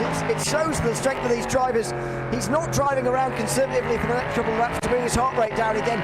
He's a racing driver as Romanelli, and he's still back on it again immediately after that near crash. Yeah, and he's right in the back of John Rice from Echelon Subsport at the moment as well, as they go by sport class traffic as well, heading up to the carousel, and they managed to get by. But yeah, John Rice, he's been caught up big time by Alessandro, and you would have thought that Alessandro would have took maybe a couple of laps to just kind of ease back into it and just relax. But nope, he's absolutely on it after the incident, or basically a minor incident on the carousel, and he's not wasting any time in trying to get by the Echelon Subsport car in his battle for 6th place at the moment, heading into Canada corner. Tiny bit wide there from John Rice, but nearly grabs the apex.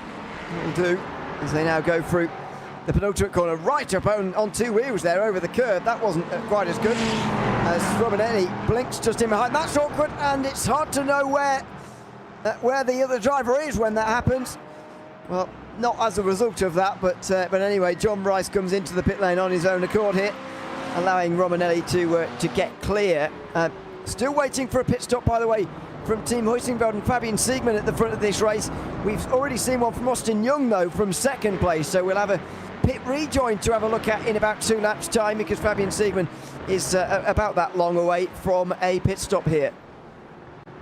Yeah, the battle for 6th place in the sport class at the moment is still really close at the moment. I mean, you look at the shot right now. You've got the grid and go, you've got Fiercely Forward, and you've got Zekeral Esports and Huge Ass as well. 4 cars all together in the battle for 6th place at the moment. And I think if you're Huge Ass as well, on the back of this train, I think if you're them, I would be more than happy just to sit there and use that slipstream and maybe do a bit of lifting course as well to save some fuel. Because the further you can go, the less fuel the less fuel you could possibly take at the pit stop, which might work in their favour. I would agree actually normally, but I don't think we're a bit late in the race for that kind of thing now. I mean, it's an hour 13 remaining. We might yet have another safety car, but even if we don't, I mean, there's only one more pit stop to go, I would have thought, for these GT4 machines that can go to the end, I think, on just one more stop. They're 4 for the day for most of their cars. And so I kind of think, well, normally, yes, but actually at this stage, it might be worth getting the track position here. It may be because of a late safety car, but more importantly, because we are getting towards the end of the race now, and you've got to use the pace while there's still time left. Oh, Huge Ass go for the move on the Zekeral Esports car of Dan Dresia at the moment, and Alex Crawford taking that position as well as he tries to hold it on the outside, and actually both of them still side by side heading up to the carousel. Can Alex get the move done? He's still up the inside. Can he get the move done as they're still side by side mid corner, and Alex Crawford from Huge Ass Racing manages to take that position. So I think you could be onto something, Ewan. Well, the inside of the carousel, they were always going to eventually get there, and now they do, into 8th place overall in the sport class. Meanwhile, this is going on in TCR. Impulse are going to be slow on the penultimate corner here, and they're going to be closed in on. Looking on the outside line. Oh, that was close to the grass there for Grow Racing Team and Marcelo Eusebio. All Hyundai battle, of course, as they pull to the inside. Delage doesn't have the speed, though. The LMP3 will go through easily on the right-hand side. Look at them go.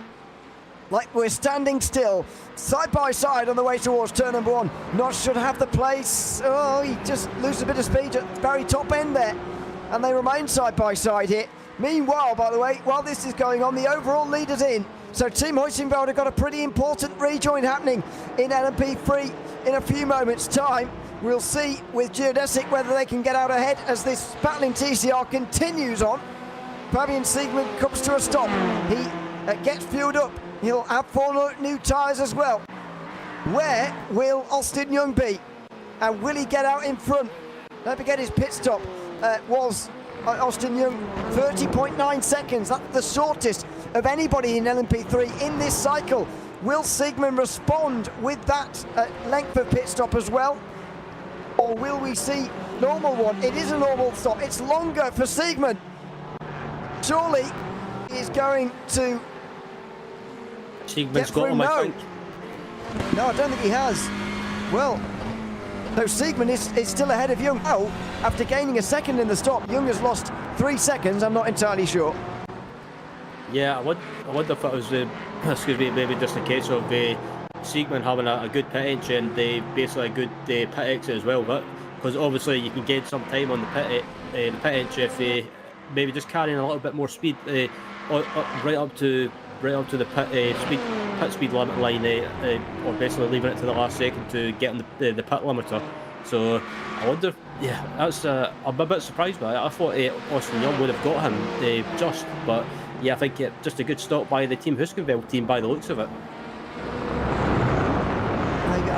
I don't know. I think this is going to be something to do with outlaps and inlaps and traffic on either of those. It's very difficult to know which is what lap is best to pit on to avoid all the traffic, especially at this stage in the race where all 4 classes are strewn right across the road and you've got all sorts of drivers to overtake. It can be very, very tricky indeed to when you're going to pit, but it is so crucial when you think about it. When you are out there on the circuit on your own, you can go a lot quicker than you can when you're in a lot of traffic. But also, Austin Young was probably fuel limited there. We know that he's been coming in a couple of laps shorter than the Heusinger car now in the lead of the race, and maybe that's just holding them back a little bit. It was certainly giving them a longer final stop if it stays like this. Yeah, and we just had the confirmation from Andrew in the chat as well that it could have possibly been the tyres taking a lap or two to get up to speed, because obviously you've got cold tyres on the outlap, so you're not up to speed straight away. So yeah, thanks again, Andrew, for that. Maybe a combination of the two, because Siegmund is losing time now to Young as he gets his tyres warmed up. It's the battle for Sport class honours again.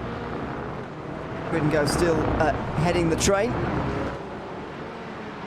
As behind them, queuing up is Fisley Forward now, who are in 6th. Fujas at 7th, then Zekero in the group as well. Impulse are now longer part of this. They pitted. So GT4's getting towards that time in the race again, but I don't think these guys can pit and make it to the end just yet.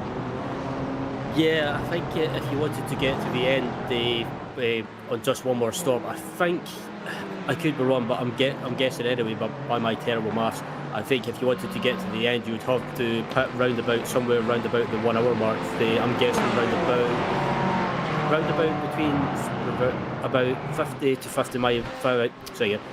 55 minutes remaining. So yeah, I think round about that is where you want to get to if you wanted to try and make it to the end. A little bit of a look from Justin Rem on the TCR, but couldn't do it because there was an LMP3 coming through as well on the inside at Canada corner, and so couldn't make the move. But now you're seeing the speed difference between GT4 and TCR. There really is very little difference here between the two classes, and now they'll get through on the outside line of the final corner. Griddengo get through.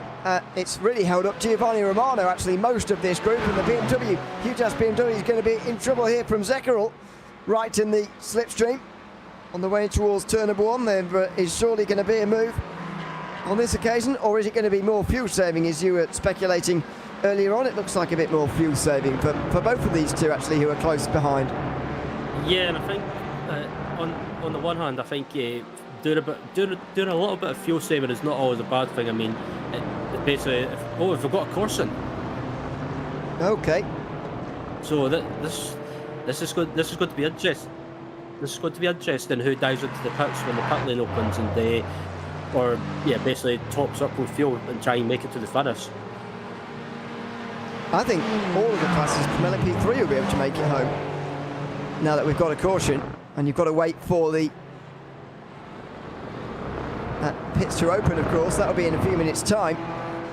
So we'll try and get a view as to what this is for in a few moments' time, and a replay of what it is for. I can tell you that Orbit, Drop Bear, Venus are in pit lane as things stand, and their stop is getting quite long. We've also got we've had Borussia's racing team in for a while. And Geodesic's TCR is also into pit lane. This is the moment. Oh, it's a big crash for Stephen Walker, who has hit the wall very hard, and effectively hasn't got a working right side, and so couldn't get that car back. Has to just pull it up next to the concrete wall. That's not a place where you can retrieve a car without a safety car. And so the Geodesic TCR is the reason of that caution, and that was a very big hit on the wall. Yeah, and excuse me, I think I never caught what number of the standard Nomad the LMP3 car it was, but I think whatever one it was, I think they could be getting a penalty, and that could be coming their way quite soon, because as I look at the replay now, Stephen Walker in the 162 Geodesic car, he doesn't. I don't like to try and force and blame you in, but I think Stephen was just trying to hold his line as much as possible, trying to keep to the inside as much as possible, but unfortunately he got tagged, and unfortunately that could be a race ending the incident for the 162 Geodesic TCR car, and so unfortunate because they looked like they were doing well from what I was seeing. But this is exactly why Borussia's racing team have stayed in the race, despite being so far behind. Geodesic have decided, or have crashed now, so they could gain a place, but they're in the pit lane now, Borussia, so they're not going to gain any positions from there. Penalties that have come in, by the way, during our time here include a stop-go for the number 996 in the Cup class. That is the Visceral Esports car, currently driven by Luke Peters. And the 29 has also, that's an LMP3, has got a 10-second penalty. That is Echelon Simsport for misjudging the speed of a Cup car and causing a collision at turn number 1. So that's what they've got their penalty for as well. So the drivers will now get themselves to the end of the safety car queue. If they're caught between their class leader and the overall leader, they will be waved by. There is the Hoisenberg car slowing down because it knows that all of the other cars will be right behind it, and then we'll have to do an initial wave by, whereas I say those caught between their class leader and the overall leader will get waved on through, and then we'll have the pit stops opening, and that's the main attraction of this caution period we've got here to come. Indeed, and now the question is, what do you do if you're maybe some of the teams that are maybe lower down in your class? Look at the sport class, for example. Some of the teams that are maybe just on the fringe of the top 10 or inside the top, or maybe just outside the top 10. Do you come in and maybe take fuel and take new tyres and basically just go full push for the finish, or do you stay out and try basically just stay out a little bit longer, and maybe what we got about 1 hour and 2 minutes remaining? If you can stay out until maybe the 1 hour remaining mark, and then dive into the pit lane when the pit lane is open and top up with fuel, I think I could be wrong, but I think if you do it from here, you could be able to make it to the finish. There is the track conditions, by the way. 20 degrees Celsius on the circuit. That's in the 70s for those of you on the other side of the pond. Just past 4 p.m. in the evening. We'll finish at about 10 past 5 virtual standard time, and that will be not quite enough for darkness even in the end of October. So we'll look out for that as we make our way now through the first wave by.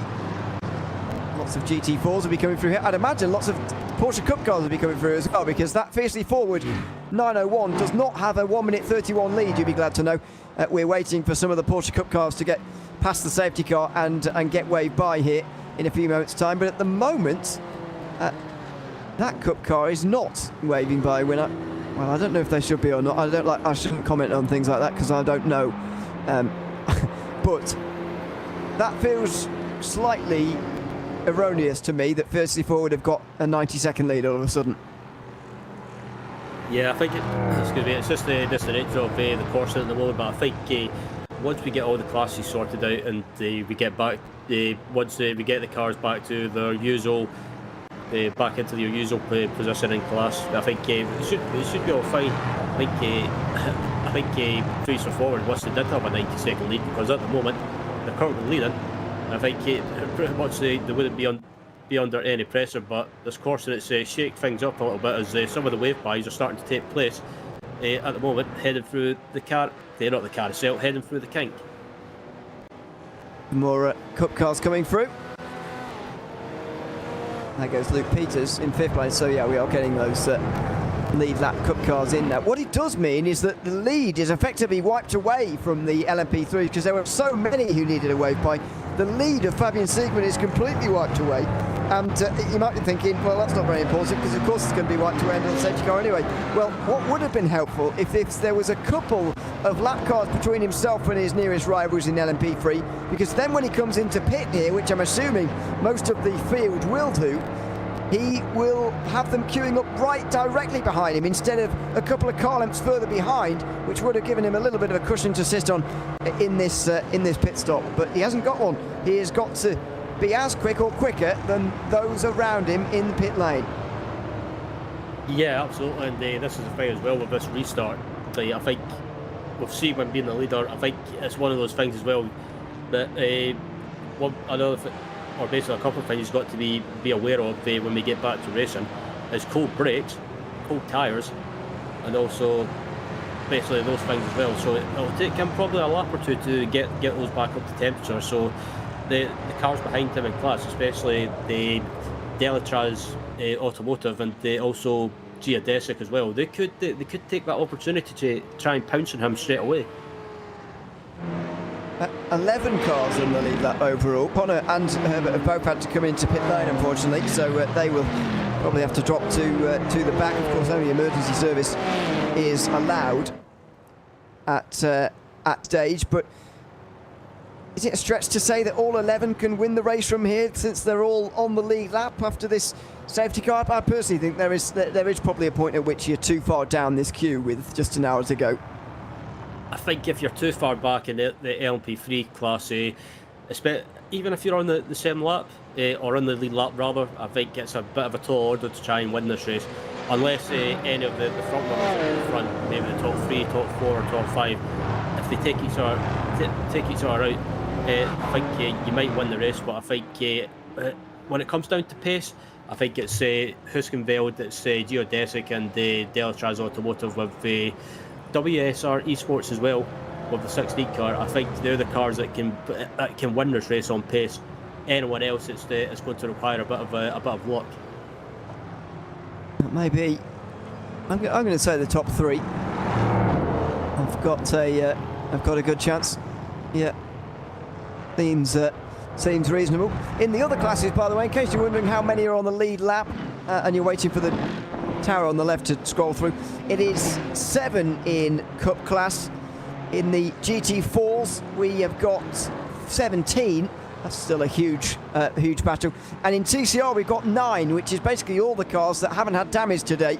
So actually, the Cup class is rather low for the amount of entries that it has, but what a sport battle we're going to have for the remainder here. 17 on the lead lap. Yeah, I was about to say that as well. 17. It's amazing, really. 17 cars in the sport class on the lead lap. That's like unbelievable, considering the mayhem we've had for most of this race. But nevertheless, that's great to see. And again, I think I don't think all 17 cars have a chance of winning the race in that class. But you never know if you get any late race mayhem drama happening. You never know. Someone further back in the class could win that race. But I think again, if it comes down to pace, I think it could be Geodesic with the 462 or WSR with the 461. Huge ass. I can't believe I'm saying it. Huge ass with the 439 could have a chance of winning this race. But again, I think it all comes down to the closing stage of the race and just trying to keep out of trouble, because towards the end of the race, that's where it's similar to a real life Michelin Pilot Challenge race. All mayhem can kick off. It certainly can. But let's just tell you while this safety car is going on, by the way, about the other racing coming up here at IVRA in the next few months. The IVRA Endurance Series starts in 1 week's time. We are going to Motegi to begin. The Motegi 300, which may seem like, well, that's quite a short race. No, it's 300 laps. That's not a short race at Motegi at all. That will end up equaling just under 1,500 kilometres, 1,480 kilometres. I think I'll get back to that if these pit stops are about to begin, but no, it doesn't look like they are. We will be staying out just for the minute.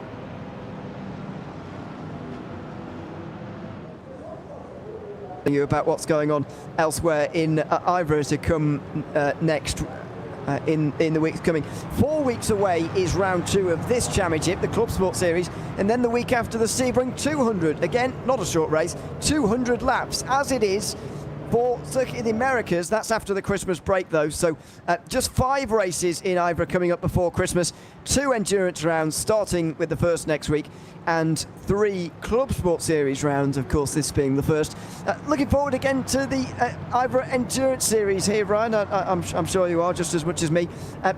Interesting classes once again, an interesting series once again. I've often thought actually for the Endurance Series, maybe we should do away with the Pro GT3 class and the standard GT3 class. I don't know if I like classes like that. I think the same in IMSA. I think let's just get rid of it. But anyway, we have gotten rid of it now. It's GTP, of course, still at the very top of competition.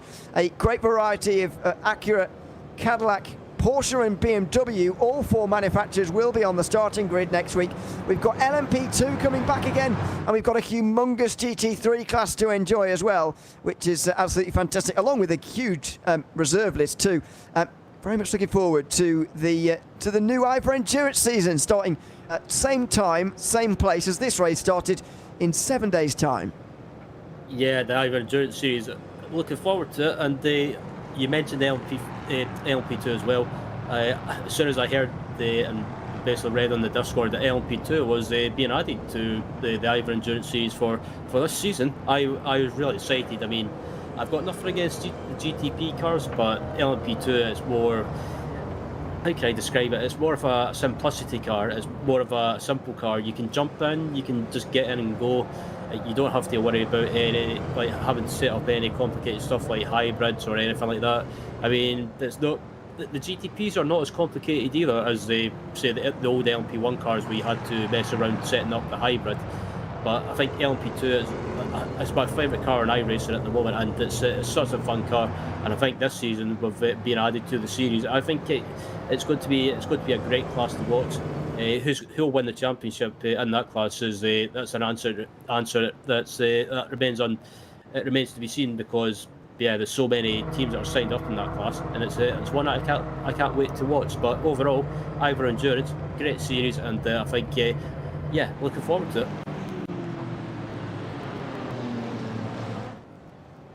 Actually, not only in IVRA, but actually everywhere. I'm not sure I remember ever seeing a race called a 300 or whatever, because it's 300 laps or whatever it is. I don't think I've ever seen that before. Well, it should take about 8 hours for those of you who are wondering at home. It's slightly longer than a standard race, although there isn't really a standard distance this season. We've got 3 races based on 100 of laps. So 300 at Motegi, 200 at Sebring and Kota. Then we've got 1,000 miles, we've got 6 hours, 1,000 kilometres, and we've got 8 hours later on in the season. So effectively, Ryan, it means that no 2 races are the same distance, which we haven't had for a while in the IVRA Endurance Series. Nice variety, but a big difference to this series, of course, which is just 6 4-hour races. Yeah, the Clubsport Series is more kind of it's kind of like a mini endurance series. It's still endurance in a way, but I guess it's kind of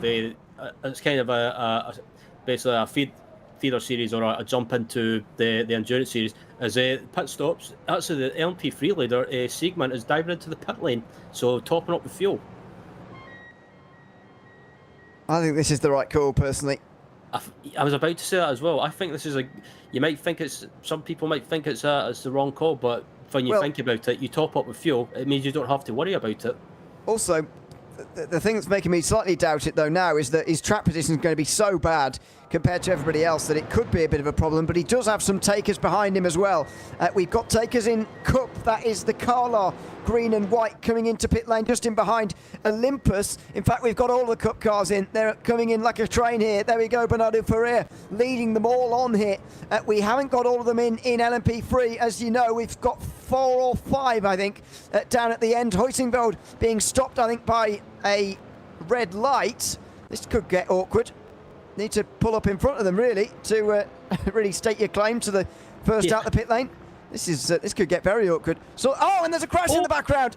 One of the TCRs came out as the Impulse Cup car was coming in, and it spun around in the background. It's WSR's TCR that is still second after doing a 360 in pit lane. That's one of the most remarkable things I've seen for some time in a in a Clubsport Series race. But Stolzenberg holds on, and he will be second.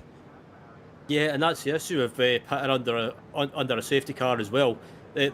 Especially when it's crowded, there's a higher chance of being caught up with another car in pit lane, especially when you leave the pit box.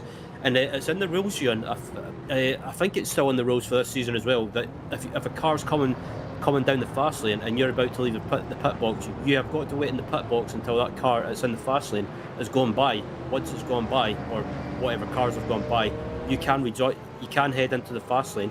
But it looks like there was a bit of a misunderstanding or a miscommunication.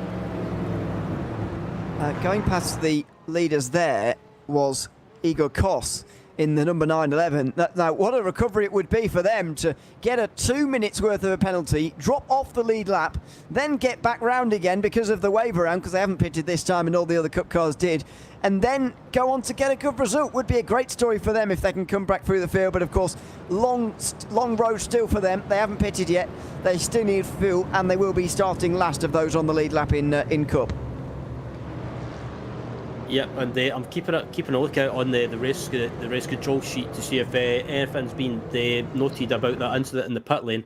I can't see anything at the moment. All I can see is some incidents involving cars number 8, 441, 56, 162, and car 162. All it says on the sheet at the moment is under review, so nothing about that pit lane incident by the looks of it at the moment. So maybe race controls maybe looking at it, but it could be.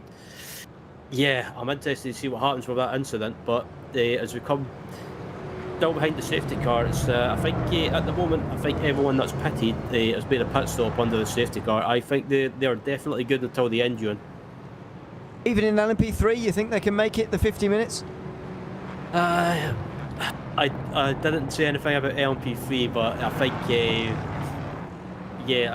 teams that did pit in LMP3, the likes of Huskenveld, one of the geodesic cars, and I can't remember the other car.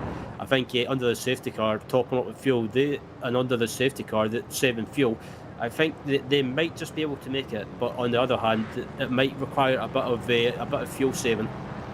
Of course, Sim Racing also pitted, and so did the two Prestanda Nomads. They are last and second last. Looks like we're going to have at least one more lap under safety car here.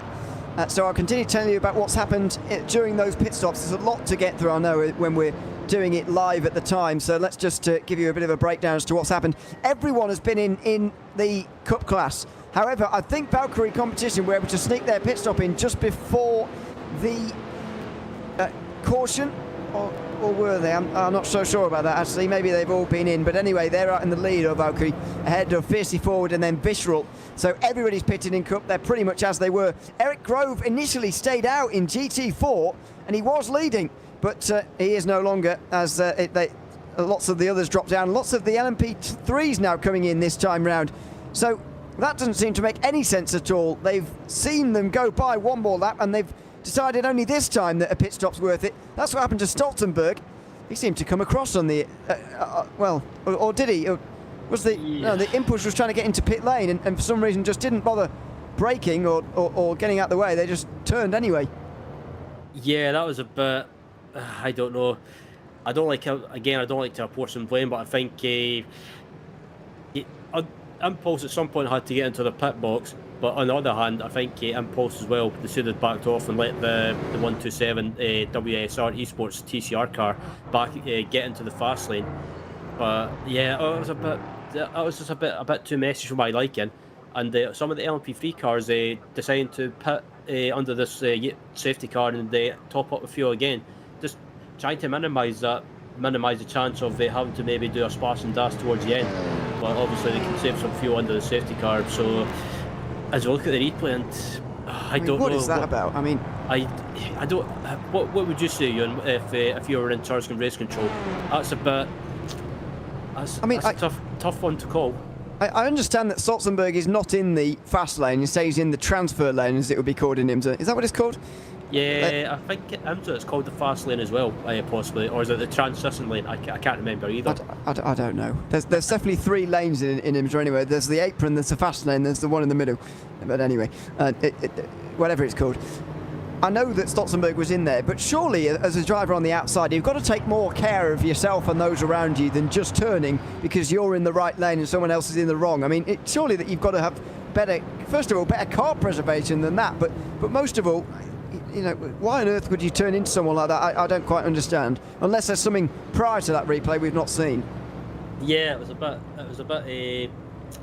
a bit messy for sure. So I'm interested to see what race control do with regards to that. But I am looking at the race control sheet now, and it has been noted that the car 915, which is the Impulse racing car, I believe, and the 127, the WSR Esports TCR car, that incident has been noted on the race control sheet, but there's no decision being made yet. And actually, as I say that, it's just popped up that it's under review. Yep, it is. One of 4 incidents, in fact, that's under review, so it might be a little while yet. Might be a little while until we go green as well. The lights are still on at the top of the pace car. Not entirely sure what we're waiting for now. As we have a look, this is Rafael Burgess' view. You can see he's there, and he gets hit in the rear again. You can see the Impulse car has had, well, that's not his first hit of the rear, let's put it that way, for that one. So there you go. That gives them even more damage. Lights are still on top of the pace car, so I can tell you a little bit about what's happening in sport, because it was a very interesting pit stop phase, I've got to tell you. Some of the drivers and teams were able to come in just before the caution. So PS Turner already pitted, Soward fiercely forward and Grid and Go. So they're now 1, 2 and 3 in GT4 class, with Contaguinas of the, Contaguinas I should say, of the Team 75 team in 4th place. They were the best of the stroppers, but you're always sort of fighting with one hand tied behind your back if you are indeed up against those who have already pitted before the safety car, as more LMP3s now coming in. Surely those who have stayed out up until this point have made a very big error. Yeah, I think I don't know what to make of the calls to come back in again. It's one. I mean, I can understand in a way that you want to try and minimise the chance of trying not having to do a splash and dash, but yeah, I think on the other hand as well, after the restart, when you're behind other cars at the restart after the safety car comes in, you're kind of yeah, I think it's the wrong call, because you're having to come through traffic, or not traffic, but other LMP3 cars in your class, and maybe other cars that are maybe having to fuel save slightly, or on older tyres that are maybe holding you up. So I think. Yeah, I think it's definitely the wrong call to come back in. I think at this point you just stay out. Team 75 are getting through here, as some of them are dropping back now. Well, now I don't really understand what's happening. Team 75 are getting to the front. Did the others pit under caution before they were meant to? Solpeck and Echelon are also now dropping back, which allows Huizinga to come back into the lead of this race. This is all getting very bizarre now, this safety car.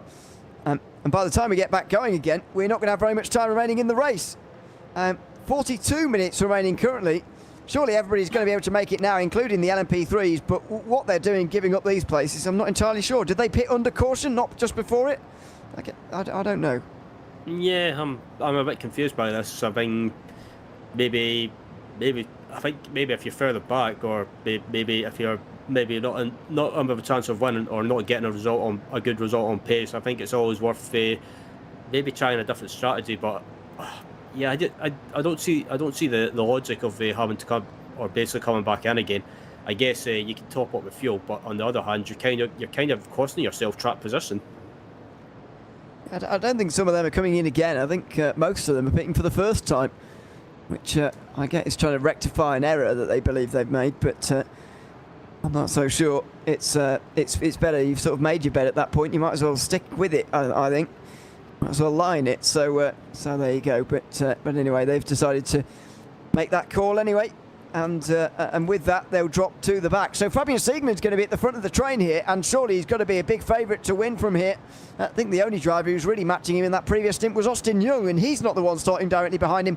It'll be Pascal Stix instead. Yep, I think if you're Team Huskenveld, I think you're kind of hoping that you can try and get away as quickly as possible up at the front, because if they can try and pull away, then build a bit of a gap, maybe.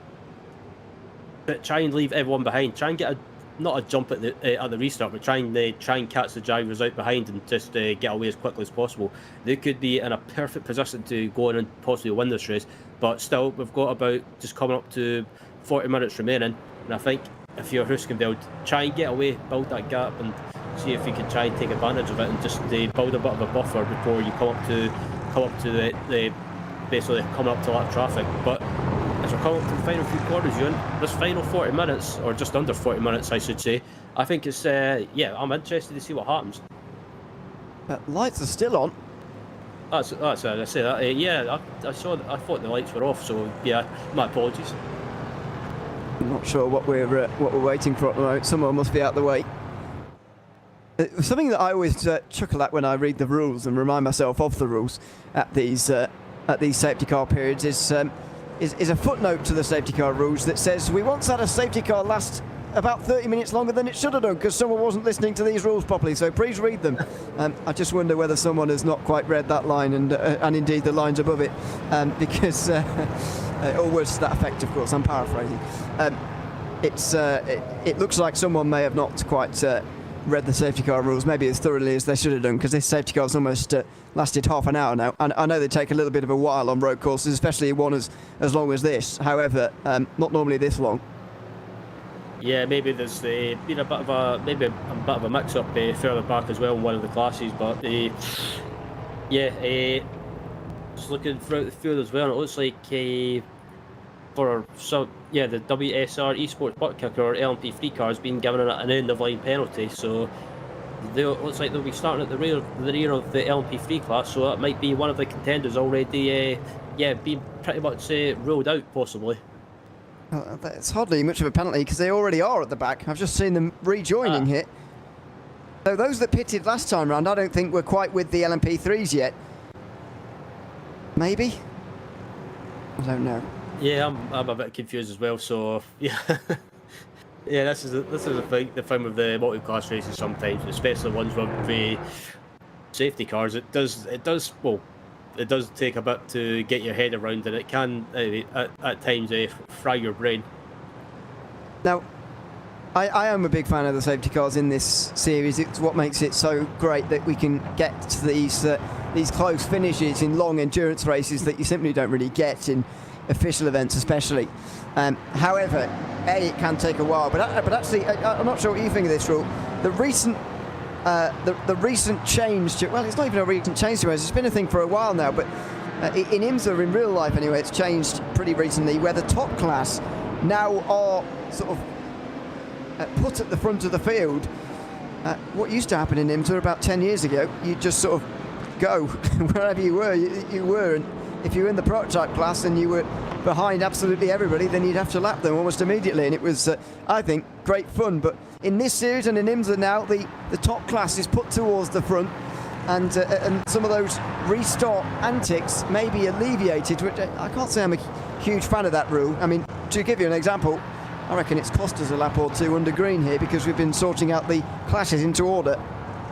Yeah, excuse me. Yeah, it's one of those things that I remember I know what you're talking about with regards to the real life IMSA series. When they used to, instead of doing all the wave around stuff, there was pretty much wherever you were in the pack, that's where you started. And I agree, it made it great fun to watch on TV, but for the drivers, maybe not so much fun having to navigate through slower class traffic or GT cars, or basically the GT cars or GT drivers having to kind of just basically get thrown in at the deep end.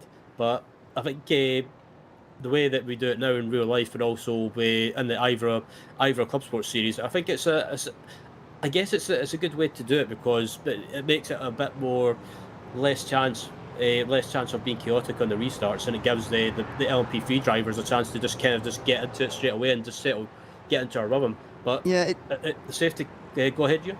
So yeah, it just makes it feel a bit sanitised to me. I'm not sure I really like it, but there you go. That's just my opinion.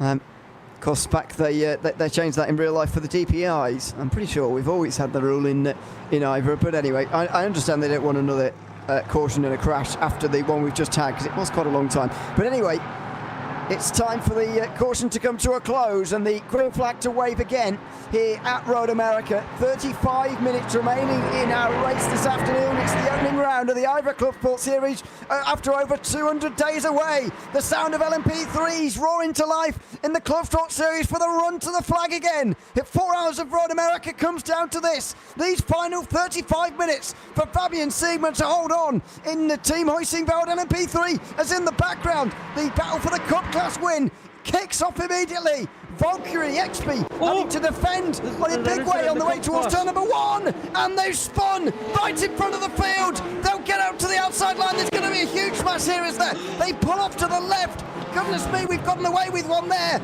as Valkyrie from the lead of this race go from a spin, and now they're down behind all of the GT4s. Yeah, I was watching the restart in the Cup Class, and that was just the Valkyrie competition and fiercely forward goal, just battling down to turn 1, not willing to give an inch. And unfortunately, the Valkyrie competition, of course, got car of Jeremy and Lamia, got forced around. They just trying to stay up the inside and kind of just, the thing with the door-to-door racing is unfortunately you get caught up in an incident, and unfortunately the Valkyrie competition Cup car got spun around. But Hoisingveld are going to be loving this. Pascal 6 had to go on the defensive there on the way towards turn 8, and look at the gap, 1.4 seconds for Team Hoisingveld, who hold that lead now over Course Sim Racing, still over Course Sim Racing I should say, from the restart. Then it's Magnus M Squad and Nathan Olsen, then it's Delastras, and then Geodesic to round up the top 5. This is the incident for Jeremy Lamia, and there was a big smash there with someone on the outside line, but it's a bit of a miracle it wasn't a bigger crash than that. Yeah, that was just, I had a feeling that was going to happen as soon as both of them started doing a bit of door banging, and unfortunately Bernardo Faria in the fiercely forward gold car is off track and had to take a tow to the pits. I believe he was leading at the time. He's certainly around that mark. This is what happened further back for Jack Stiles, I'm afraid. RaceSpotTV's very own. Oh dear. Well, I think he was rather stunted there. Couldn't really see what was happening to the right of the camera, but I think it was a concertina effect. Oh no, no, no, no, no. Oh no, what a terrible way to lose the lead. Bernardo Faria has had to avoid a reckless LMP3, I've got to say, coming back onto the circuit. They've damaged his car almost beyond repair as well. That is a huge, huge shame. That was so unfortunate for Bernardo and the fiercely forward Gold Cup car, because no. If Conor Maddock was here, he would be having kittens with that rejoin. Well, for good reason, I think. There's another look at turn 1. Trying to work out who smashed the wall there. It was Olympus by the looks of things, and they've got big damage as well. This has been a very messy restart indeed, but that's the one that's taken it for me. I mean, Visceral of course in the lead now, and they'll happily take that. They're not going to say no, but what a shame to receive the lead in that circumstance. Faria's driven really well today. To have it taken away through some driving like that is really difficult to take. Yeah, so unfortunate for that team, fiercely forward gold, because they were having a great run. They were up in the lead, and they done well. They managed to get up to the lead in the class through strategy, but yeah, I think there's not going to be a lot of happy drivers for Valkyrie or fiercely forward. I think there'll be a lot of after the race anyway. There'll be a lot of not fisticuffs, but a lot of exchanges of heated words being exchanged. I can imagine there is. After all of this, it's high stakes business, and fine margins is what it comes down to. And I'm afraid we've seen some of them in the last 5 minutes. Corsim Racing again on the defensive here, effectively giving Team Huizinga a huge lead. Pascal Stix is, of course, doing what anyone would in this situation, which is defend second, but he's costing them time round the outside for more of the Zem squad as they try and make their way through into second position. Nathan Olsen giving this a right good go on the outside. Oh, he's got it through turn 3. Great overtake, and now under the bricks they go. Here comes the 4th place car as well, looking for a move. Oh, Stix doesn't know where to look. Does he look at left? Does he look right? Where can he get through here back into second place all over again? It's a big group heading down to turn 5. Yeah, and they were heading down to turn 5, and there was a load of bump drafting going on between the 3 cars. And I think Nathan Olsen is probably laughing at this point because everyone behind him is scrapping away.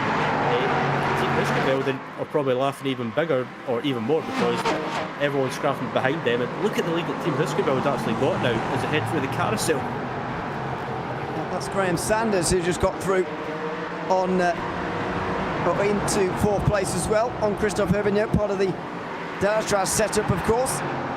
And with half an hour to go, giving himself some time to try and chase down those ahead. But you know, even with half an hour to go, it's only nearly 5 seconds is a big enough margin for Siegmann as through the kink go a couple side by side a little bit further back. It's a huge group in LMP3 that's just not really going away. Yeah, and it's come through Canada corner now. Olsen is just slowly pulling away as Stix and one of the geodesic cars, geodesic cars are squabbling away, and it looks like it's Sanders at the moment behind Stix. So yeah, the battle for 3rd place still going on, and Olsen just got a bit of a comfortable margin. But at the top of the screen, we're looking at the battle for 2nd in the sport class coming through the carousel, and it looks like the sport class, the battle as well, it's between Impulse and geodesic racer rather, 462 and Glacier Racer, and it looks like it's Huge Ass that's involved as well. Huge Ass, I keep giving them praise, but I think on this occasion they deserve it because they've been there and thereabouts. They're lurking again. Gunter Griner leading the way now by just over a second in the sport class. It's just calmed down a little bit in LMP3, but only a little bit. Pascal Stix still under a lot of pressure, and Sanders getting very close behind. You can tell Sanders is quick, but I just think they've given themselves all a bit too much to do here, even with half an hour left. Absolutely, and just look at, actually talking of the sport class as well, that battle, the car 455, the Glacier Racing driver Johnny Hagner has got a 20-second penalty for circumventing the pit speed limit. I'm not sure what that really means. Does that mean? Yeah, I was about to say I'm a bit confused by that. I think it means entering at a higher speed and then slowing down to try and not get a penalty, or doing that thing where you sort of change gear and try and speed without getting caught, if you see what I mean. And if you do that, I think you might get a penalty. Although that's pure speculation, by the way. I need to have a look at the rules properly to see what that actually means. But I think it is effectively manipulating your speed to effectively break the rules without getting caught.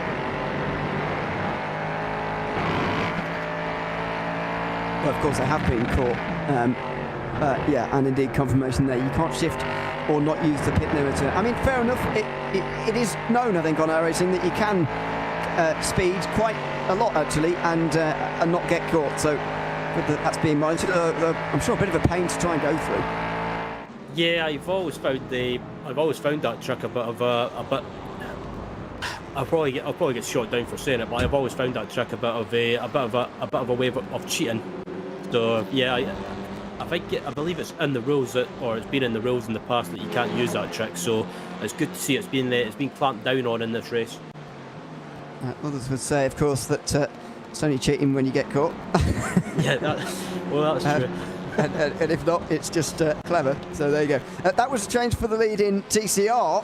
Sport are leading the way now, ahead of G-Sport Racing, G-Force Racing rather, and Semper Racing just in behind as well. Scherer and Semper right up here, confusing us all, as they battle for the lead on board in towards the kink. And don't forget, these are the glorious few moments for these TCRs where they're not being overtaken by lap traffic. As soon as the LMP3s get to them, that will pretty much be the last lap where they're unaffected and unbothered by other classes. Yep, so the battle for third and TCR coming down to Canada corner, and it's Share at Esports currently leading, running a little bit wide in the exit of Canada corner, but yeah, I think the top three here, they don't have to worry about anything like fuel. They can just go flat out if they want to. The only thing they may have to worry about is looking after those tyres as we look at the dejected Bernardo Faria in pit lane at the moment. Currently, or probably thinking of what could have been. It's such a big shame for Bernardo Faria, because they're also the 901, but they're also not reigning champions, so I don't really understand what they're doing there. But anyway, that's down in the Cup class as we go back to LMP3 here and have a look at the battle for third position on the way down towards turn number 1. Dear me. Oh, there was a bit of door banging there, and I thought that was going to end up in a big incident there, but thankfully, and somehow they managed to make it through turn 1 unscathed. They do, and still, Geodesic and WSR find themselves stuck here, really, behind Solpec, who, with all respect, I don't think quite have the speed of the two teams behind them. They are a quick team, though, Solpec, don't forget. And so certainly want to be watched as WSR get close again towards turn 5, and no move this time round. Side by side for the lead in TCR again, by the way, as GeForce and Scherer battle it out. It looks like Polasek, who's got through in his. Down the inside at turn number 8 this time. He's got it done. Head of Scherer, that must have started quite a while ago, because you don't see moves come out of nowhere down the inside through there. John Atkinson Jr. has lost the lead now to Michael Polasek, who is out front. And for how much longer? In my opinion, you really want to be ahead by the time the traffic gets to you. Here they come. This is a huge overtake, and well timed from Michael Polasek as well.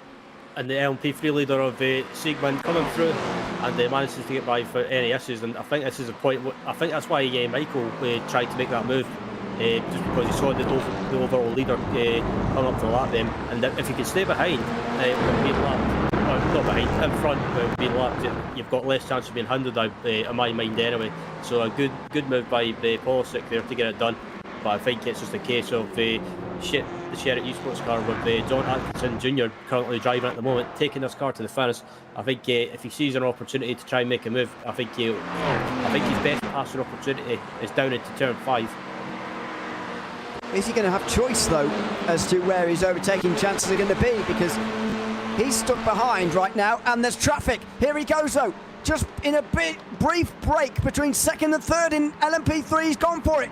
Inside lining towards turn number 1. Outside for Polasek, who's right out into the curb and all sorts. He gets to run down the hill here. Scherer going to be holding on dearly to the inside line. Atkinson breaks later. He's hoping to put Polasek off, and he does. Atkinson through. Semper Racing are going to have the best run out of all of them, but are they going to be able to do anything with it? Because the LMP3s are here. They're making their way on the outside line, and they can't quite go anywhere right now. Polasek looking. He's having that half look on Atkinson for the moment. Here goes Semper Racing on the outside line as well. They're almost blocking the LMP3s, not on purpose. They're just in their own fight here. Late on the break for Polasek. He goes round the outside. He will stay behind on the way up the hill, and Atkinson gets his lead back for Scherer, only briefly though. Polasek round the outside through Corvette. He's up the curb, he's in the grass, but this time he can't do it. Atkinson hangs on, and he retakes that lead he lost about here 1 lap ago.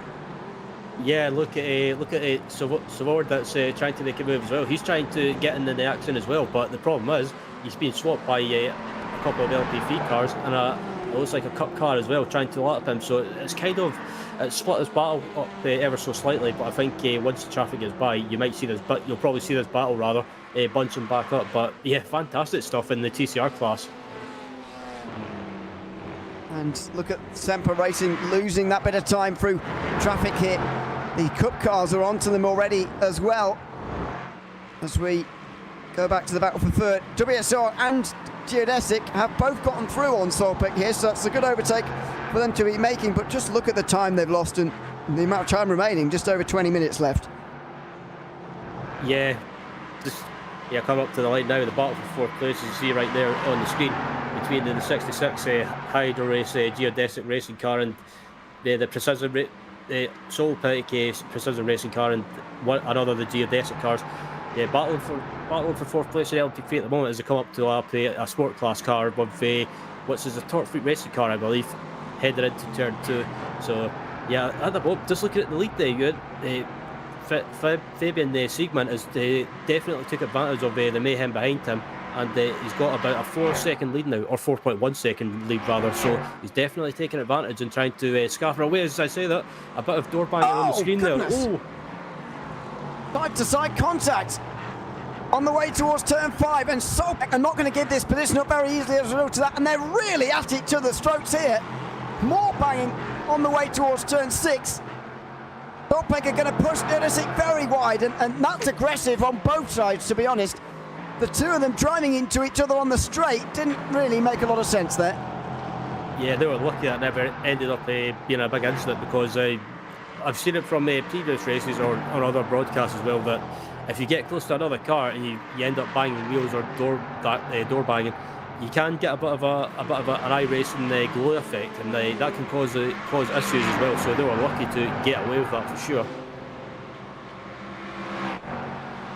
We have got that confirmation through, by the way, from the pit lane incident, Konstantin Stotzenberg. He was given a warning for failing to merge for about 8 seconds when they were next to the Cup car. They were given the benefit of the doubt that they would have merged eventually by the end of the pit lane, so only given a warning, but that's the outcome of that one.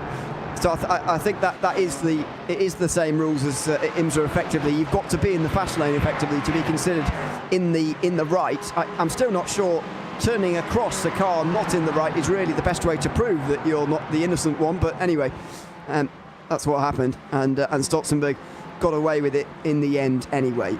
Side by side in sport class, as we get the LMP3s through on them. That's SRN being pushed very wide. Of course, the sport class has the most on the lead lap of any class, and Conte Guine at the moment is the leader of them by nearly 3 seconds.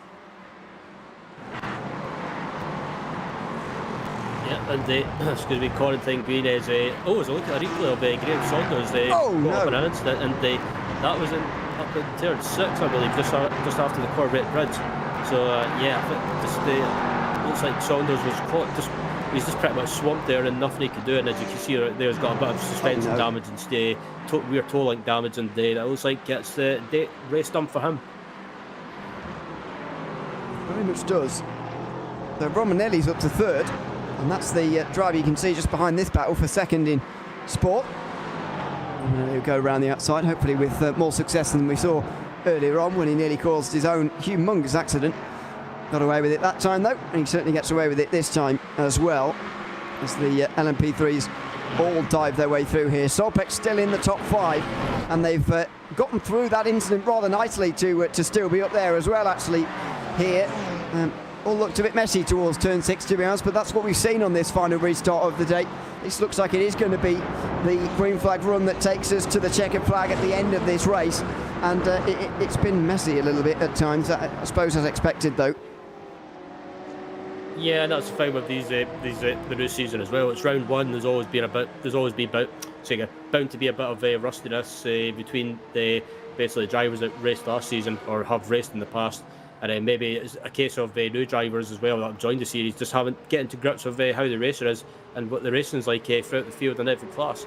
As they look at the battle for 6th place between Carla Esports and Olympus Esports with the 960 and the 921 car, and it looks like they might go side by side under the Corvette bridge, and it looks like Olympus Esports trying to make the move, but as I say that, Carla managed to hold the position, but it looks like there was a bit of slight side by side contact.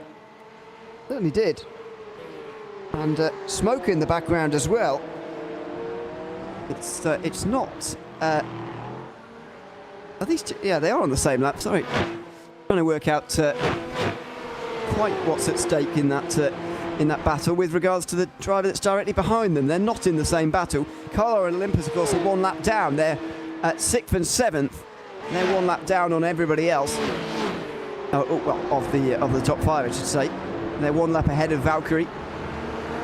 Delta Sport also a lap behind them with SimCity Racing and Sim Racing.school. So it's a bizarre cup situation.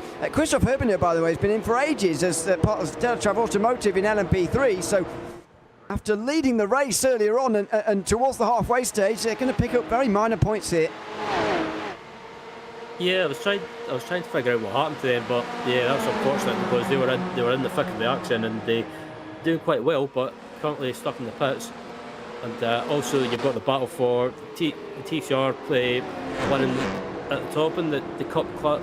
Oh, as I say that as well, at the bottom, it looks like the Impulse Racing cup car just got pushed wide there slightly on the exit of turn 1. So yeah, it's definitely spicing up as we get to the closing stages of this race with about 15.5 minutes left in the race.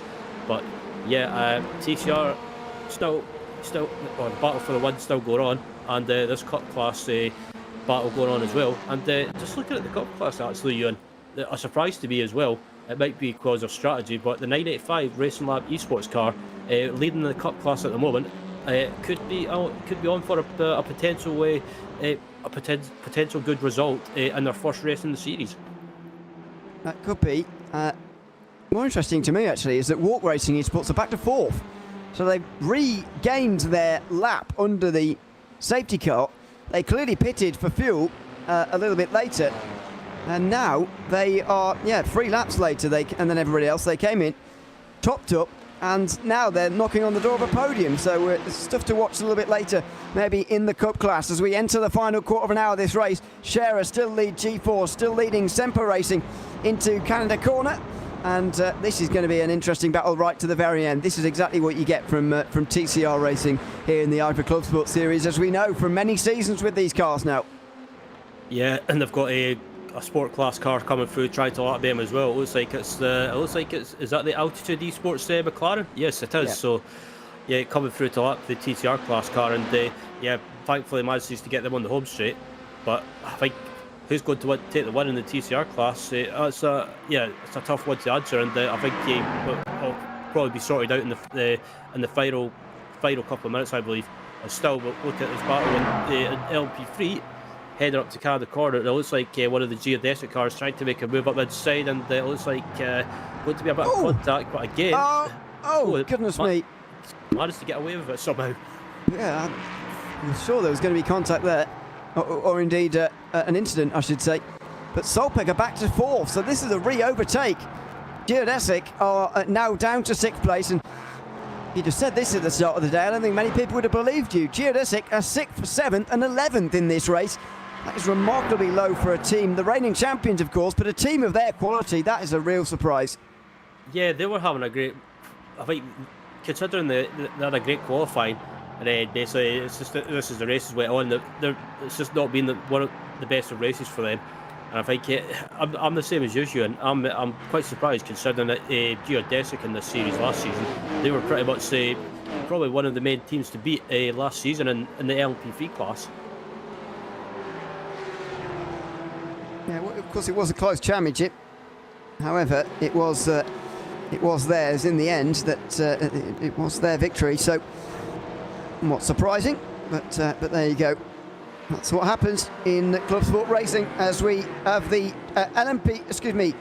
Cup leader really slowed by TCR. That's the Carlisle TCR really getting in the way of Racing Lab Esports, who are being chased now by Visceral. You can see moving through on the inside. Walk Racing Esports have managed it as well. Surely they can't pull off this most unbelievable comeback.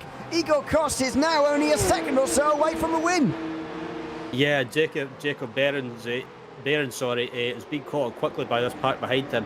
I think it's just a matter of time before the Racing Lab Esports car got caught by these cars behind him, because they're so much quicker when it comes to pace. And I think Racing Lab Esports decided to try something different on the strategy. Well, it's got them to the front, and I commend them for that. But with the strength of these teams that are behind him, that have been in IVRA competition for a very, very long time, I think it's just, and know this car inside out, it's just a matter of time before they were caught And just ahead, they've got an Impulse Racing TCR car, which could they hinder the leader in the cup class heading up to turn 1. Can Baron get by? Yes, he can. Only just though. Oh goodness, the Impulse car wanted to take the apex there. I suppose why wouldn't they? But certainly weren't leaving any space in towards turn 3. And Walk Racing Esports make the dive. Ollie Peacock, the one who's on the defence from them at the moment, and Racing Lab are going to be able to maybe race away as a result of this. 3 wide, LMP2's coming through as well here. Is that the Huizinga car, maybe? I think it is. And they are going to be really slow by this. Fabian Siegman needs to be careful here. He's going to be closed by Nathan Olsen in a big, big way. 3 of the classes all in amongst this big group right now. Siegman will get to the inside of a 3 wide moment. He'll get clear. That's a scare for Huizenveld put into the rearview mirror. But goodness me, this is a very busy part of the racetrack.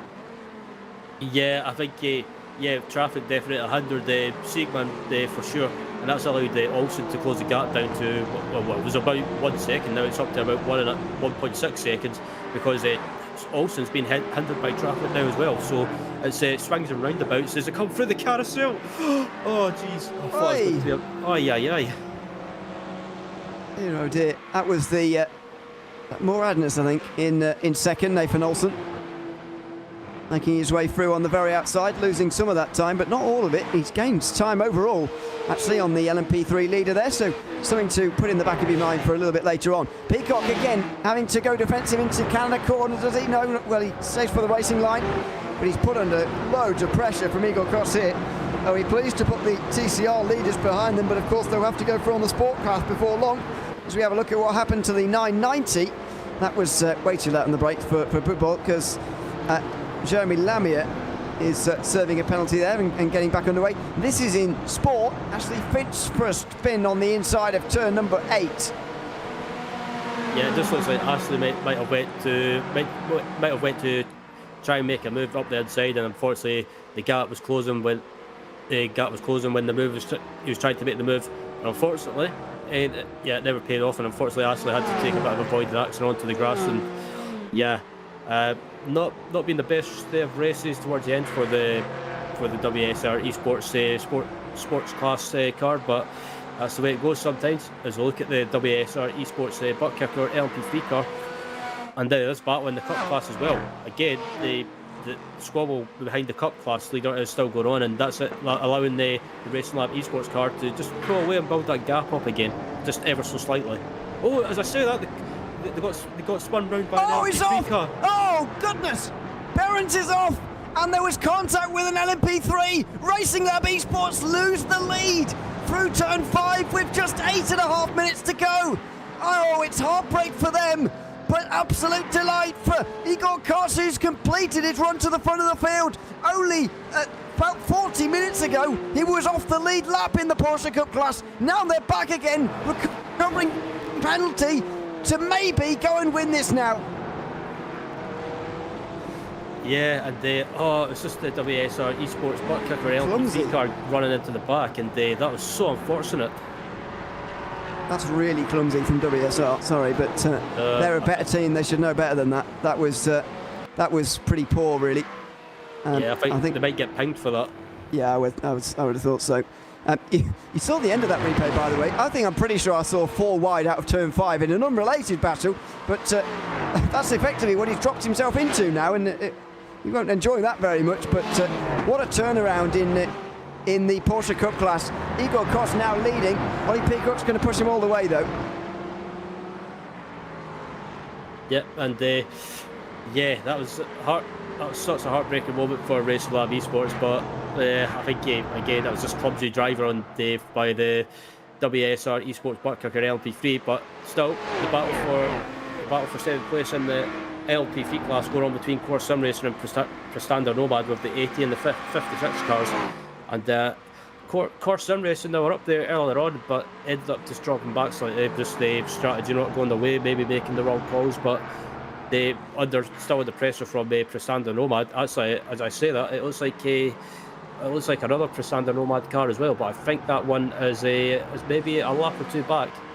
Yeah, it is. They've got one a lap down. Well, they did earlier, as long as it is still.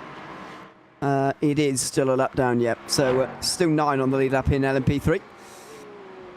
Yeah, I don't know. I think Core Sim Racing have just struggled for that little bit of speed right at the very end of this race here. They've strategized their way okay. And they were second on the restart, of course, but they just weren't quite quick enough to hold on to that podium place, unfortunately. Battle for second is all there really is to focus on now in TCR, because John Atkinson Jr. is gone. The battle is fierce for second, though, and it's Konstantin Stoltenberg trying to get it this time from Michael Polasek. There's contact. Stoltenberg turns into Polasek. He lifts off the ground and he goes from 3rd to 6th in that one move.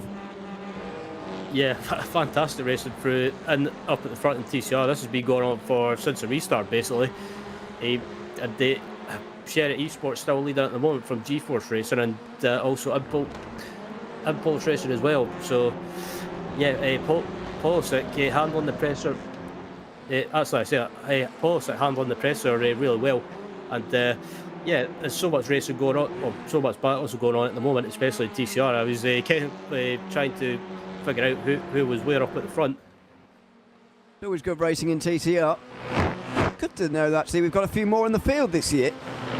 Sometimes we do have slightly lower numbers for TCR than all the other classes, but actually it's been well attended today, and plenty of them staying in the race right to the very end as well, as exemplified by this group and this battle here. Porsche Cup cars coming back through though. That's not the Visceral car in second. Instead, that is a little bit further down the field, so maybe they're detached from the rest of the Porsche Cup class, but there's not many laps here to go. The overall leader has come over the line not too long ago to begin 3 to go now in this one. Absolutely. So yeah, the excuse me, the LP3 class lead or gap between the first and second is about 3.3 seconds now. So Huskenveld's managed to build that gap back up once he got some clear air. So Huskenveld, after that bit of a wobble in traffic, they managed to keep their composure, and Siegman as well, just handling that pressure brilliantly. And I think it just shown why Huskenveld is one of the top teams in sim racing and in the IVRA competition, as well. Watch Siegman coming through the kink, and just in front of him, it looks like one of the geodesic cars just pulling over to let him by. Yeah, that's a car now going 4 laps down, I think, as a result of that. Graham Sanders as side by side for the lead. Wow, side by side for the lead in the Porsche Cup class. Ollie Peacock right up on the inside, but Igor Kost squeezes him as much as possible. He knows the outside's not going to be the place to be in the carousel. Oh, Peacock slides, he saves, but he's still second. Igor Kost there squeezed him as much as he possibly could, because he knew he was on the bad line, and he's on a bad line through the kink as well here. He's surely going to be eaten up now by Ollie Peacock on the way towards Canada Corner, as there's another LMP3 going to be diving down his inside on the way into the 90-degree right. Here he goes on the outside. Peacock will close. This leading battle's going to go down to the very wire with 2 to go at the line. Yeah, that was a bit. Yeah, somehow Peacock managed to hold that on the inside of the carousel. I thought I was going to end up in contact between both the cars, but somehow they managed to get away with it as they come up to the line with about 3 minutes and 10 seconds remaining. So yeah, it'll be, I'm guessing, around about another 2 laps for the Cup class, I believe. This is unbelievable. Yeah, this is. I kid you not, I was literally watching that and I was holding my breath. I don't know how many times I've seen someone successfully go around the outside of the carousel in a Cup car like that, but there you go. And that was pretty hair-raising too, into the kink. Goodness me, this is going to go down to the wire. Where can Ollie Peacock get through though? He's got to find an opening in these last 2 laps. He's got to run out of turn 3 this time. The late braking in towards turn 5 has been a very successful place so far, but Koss is not going to give him the inside line. He's going to squeeze him as much as possible. He's being aggressive, of course, in this battle for the race win. Peacock pulls back to the inside. He's going to have a run off the corner, but there's almost no time until you're hitting the brakes again in time for turn 6. So 1 more chance down at turn 5. How many more chances will Peacock get overall? It wasn't a good run through turn 6 there for Koss, who's now, it's Peacock's turn to go wide. He's now on the defensive, and Peacock is not going to get through. He's not going to have many more chances here, the Visceral driver. Yeah, I think Koss needs to be careful, because he's moving around slightly under braking, and that's a bit of a Yeah, moving twice is basically, if you move more than once, that's the in remove to reaction to the car behind. There's a little bit of a slide through the carousel there for Koss. Better will know on the exit and through the kink. There's no chance into Canada corner this time round for Ollie Peacock. And anyway, at the end of the lap, he maybe doesn't seem quite as strong. Seems to be closer at the start of the lap. As meanwhile, Team Hoisting Belt are beginning the last lap of the race, I think, right about now in this race. It is going to be they who take the checker flag first, I believe, but still unsure as to who's going to take it first here in the Porsche Cup class as they make their way up towards the line now to begin one final lap to go. 7 tenths is a big gap to cross for Ollie Peacock here. Yeah, I think both of these drivers are struggling with tyres now, because I'm watching Koss and he's sliding around a lot, and I think Peacock's starting to struggle with tyres as well, because he can't get a good exit either. So yeah, starting the last lap, and look at the Cup class as well. Yeah, terrific racing, and I think what can you say about this team, Ewan? They've pretty much been, after the last restart, they've been in command. We kind of questioned their strategy under the last safety car, but I think they've absolutely nailed it.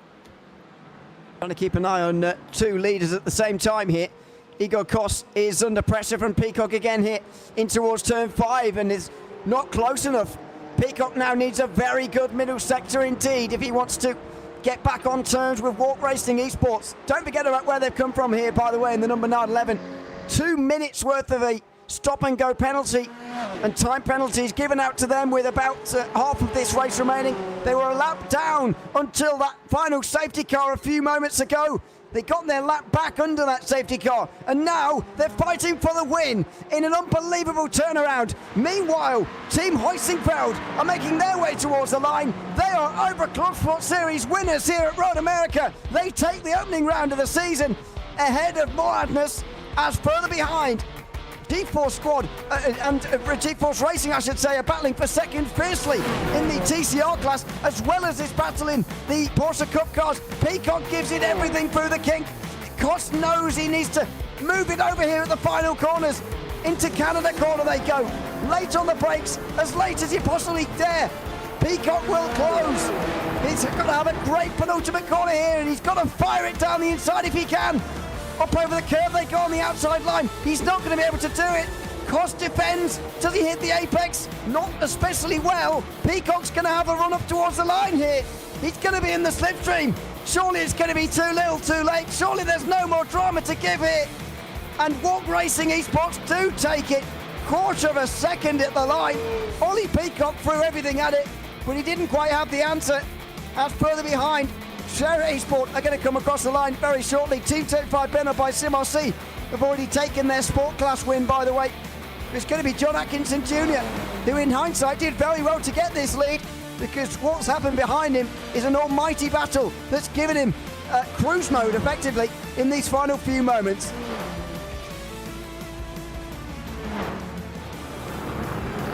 Yeah, absolutely.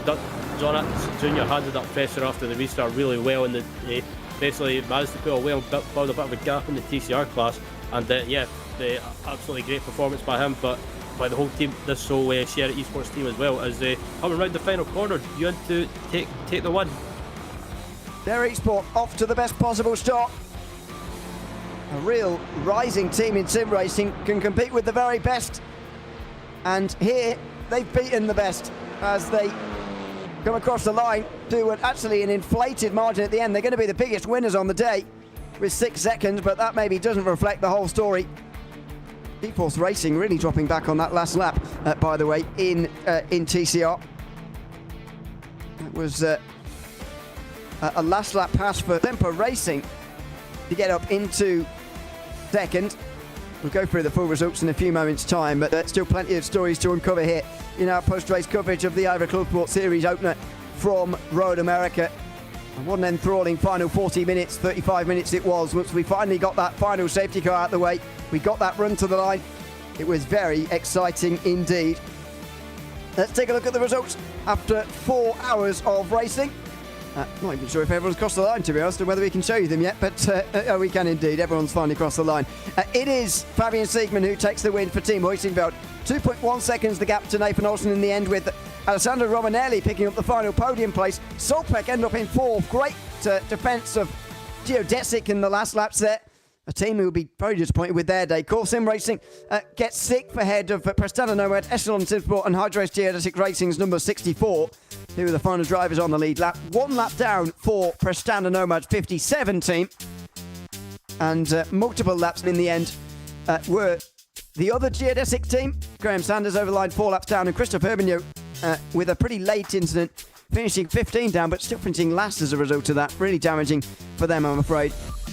In sports, Contact Guine wins by 3.8 seconds in an Porsche 1-2. Timo Hayden second, ahead of Geodesic Racing, Glacier Racing. 2 McLarens next. It's Mercedes 5th for Delta Sport. PS Turner in the BMW ahead of Hugh Jass in 6th and 7th. Then Aston Martin to round out 8th for all the manufacturers. Grid & Go and Zacharol Esports round out the top 10. This, of course, the biggest class for those who finished on the lead lap. They also included Pearsley Forward, who got onto there ahead of Door Academy. Talk Freak Racing, SRM Motorsports and WSR Esports. Orbit drop there were 1 lap down with Rusty Spatulas and Altitude Esports, who did well to get back to just 1 lap down actually. Orion Racing were 2 laps down. Zenith Esports had issues very early in the first half of that race indeed, and retired as a result. Only 37 laps computed for them today. That's only just over an hour. Cup Series Racing was won by Igor Kost. 2 attempts to a second at Ollie Peacock, with Rafael Burge finishing in 3rd place. Racing Lamp Esports and Aztec Simsports Visceral round out the top 5. Lubov Vodovskaya beat Jan Winters in the battle for 6th place, 1 lap down. Valkyrie were 3 down after their spin on the restart. Delta Sport and SimCity Racing were both 4 down at the end of that one, but all Cup cars did at least get to the end, which is a positive. And in the TCR class, excuse me, I didn't quite get all to the end. I didn't realise there were more. SimRacing.school and Piercy Forward were at the back. And then in TCR, it's Honda 1 and 2 with Share Esport winning, Semper Racing winning the battle for second, ahead of, get this, Impulse Racing, WSR Esports, Grow Racing Team and G-Force Racing. Michael Polsek was second on the last lap, dropped to 6th in the end. Carlar Esports finished just ahead of RD Simsport. SimMotion were 1 down. Geodesic were 6 down in 10th place in the end, and there were a couple more as well. As we scroll down to the very end, many laps down and returning pretty early on from that race. Veracious Racing Team, although they did get back out there towards the end, they would finish 14 laps down, as far as I can tell. Oh, maybe a bit more than that, 15 down, I think. No, more on that one. 23. There we go. I couldn't do the maths. Had to get someone else to do it for me. There you go. That is the margin at the end of the day. Let's bring in 2 overall race winners from this one. Fabian Siegman and Jan Sikorsky as well of Team Hoisingveld. Welcome in both. Good to have you with us. Let's start with you, Fabian. You are a race winner for the first time this season in the IVRA Clubsport Series. You held on with that safety car restart by about 2 seconds. Tell us about that last restart and how you're feeling through that final stint of the race. Yeah, it was the last safety car was quite intense. We were absolutely not sure whether to pit or whether not to pit. We thought that everyone would pitting, so then we pitted 2, and it turned out that we were the only one to pit in that lap. So then for a short moment we thought that this wasn't the best idea, but then in the end it was enough. We could make it to the finish with just a tiny bit of fuel saving, and yeah, it was good fun, especially the first laps after the caution with no traffic was really enjoyable, and then afterwards it was basically most about surviving. Yeah, and Jan, I'm sure you were involved in that discussions for the final safety car there and whether to come in or not. What was the thing that made you tip the scale for you and made you make that pit stop? Because as Fabian says, it wasn't a popular choice to come in on the lap you did under safety car. Like, I have to say, I was the only one who said we should stay out. So I'm kind of the wrong one to ask there, but in the end it was a team decision. Because yeah, that was kind of like we thought it was more of a 50-50, whatever happens if there's another caution or whatever happens in the last hour. Like with both strategies we could have, yeah, kind of ended up quite far back. Fabian, you mentioned that the end of this race was about survival. What do you think Barber's going to be like then? If it was survival here, what's it going to be next round? I think it's gonna be chaos. I mean, for me, it was the first time not being in the slowest class, first time LMP3 for me, and I think that track was quite nice to come into that. But yeah, Barber is much tighter, and I think also much shorter laps, so traffic will be much worse there. So yeah, probably it's all about surviving, not getting penalties, keeping the car alive, and then be fast after the last safety car. Jan, any thoughts on Barber for yourself as well? Bit scared, I'd say. But yeah, right now just relieved. Good points, and yeah, we'll try to, as Fabian said, survive and then keep the car clean. It's, I think, the hardest part on that track, because like it doesn't even just come down to us. It comes down to basically everyone. Sometimes it isn't even your fault. So, or maybe two other cars get tangled up and you're just the unlucky third one. So yeah, really just hoping to have again a good pace like today. I was really happy with it, and yeah, from that and with the clean car, I hope we can do some good work.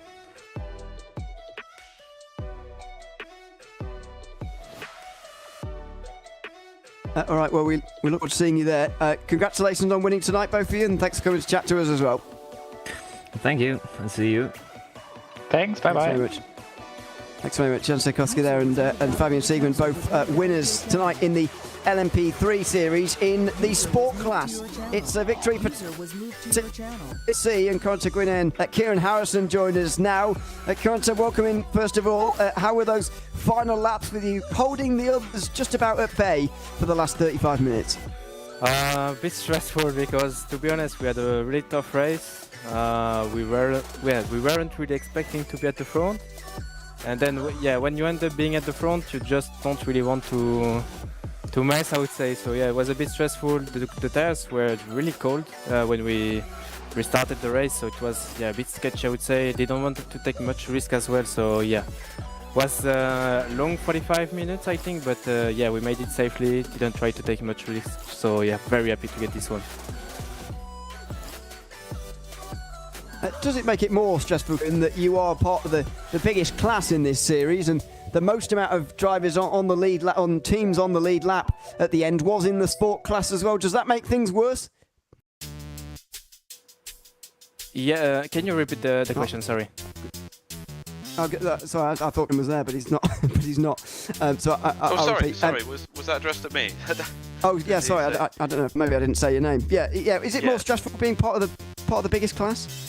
Yeah, I think so. But it's quite nice It's quite nice as well because it's a bit more of a sense of achievement, I guess, winning against the bigger class. But yeah, I think we missed a bit of a trick early on with the first safety cars, so kind of repaid us in the end with timing on that last one. But yeah, Corrington drove a great race at the end there, just slowly managing to build a gap, managing to keep the stress relatively low towards the end. So really pleased with it. Yeah, congratulations to you both on the win tonight. Thanks for coming to us, and we'll see you next round. Thank you. Thank you. Thanks very much, Kieran Harrison there and Sanguine as well, joining us from SimRC. John Atkinson, the race-winning driver for Share Esport in TCR, has also popped himself in, so we'll chat to him as well. Welcome in, John. Good to have you with us as well. I mean, a great drive at the end there from yourself, a big battle as well. Tell us about what it's like to be part of a TCR battle like that in the last 30 minutes of an endurance race. Hi guys, it was insane. Polashek overtook me, I overtook him back. Was so frustrated because I can't give a gap to him, and yeah, it was absolutely incredible. But in the end, I had some space and yeah, could bring it home. Is this a window into the things we're going to see for the rest of the season in TCR, or do you think this is Road America is a circuit very well suited to TCR racing that we might well not see again quite like this this season? There are some special tracks, and we hope that we are prepared for them as well. But we were well prepared for Road America with a lot of practice, many hours. incredible setup work, and yeah, we hope it continues, but yeah, we need to prepare for it, and we'll see. Absolutely. Well, good luck for the next round, of course, in Barber in 4 weeks' time. Thanks for coming to chat to us tonight, and congratulations on the win.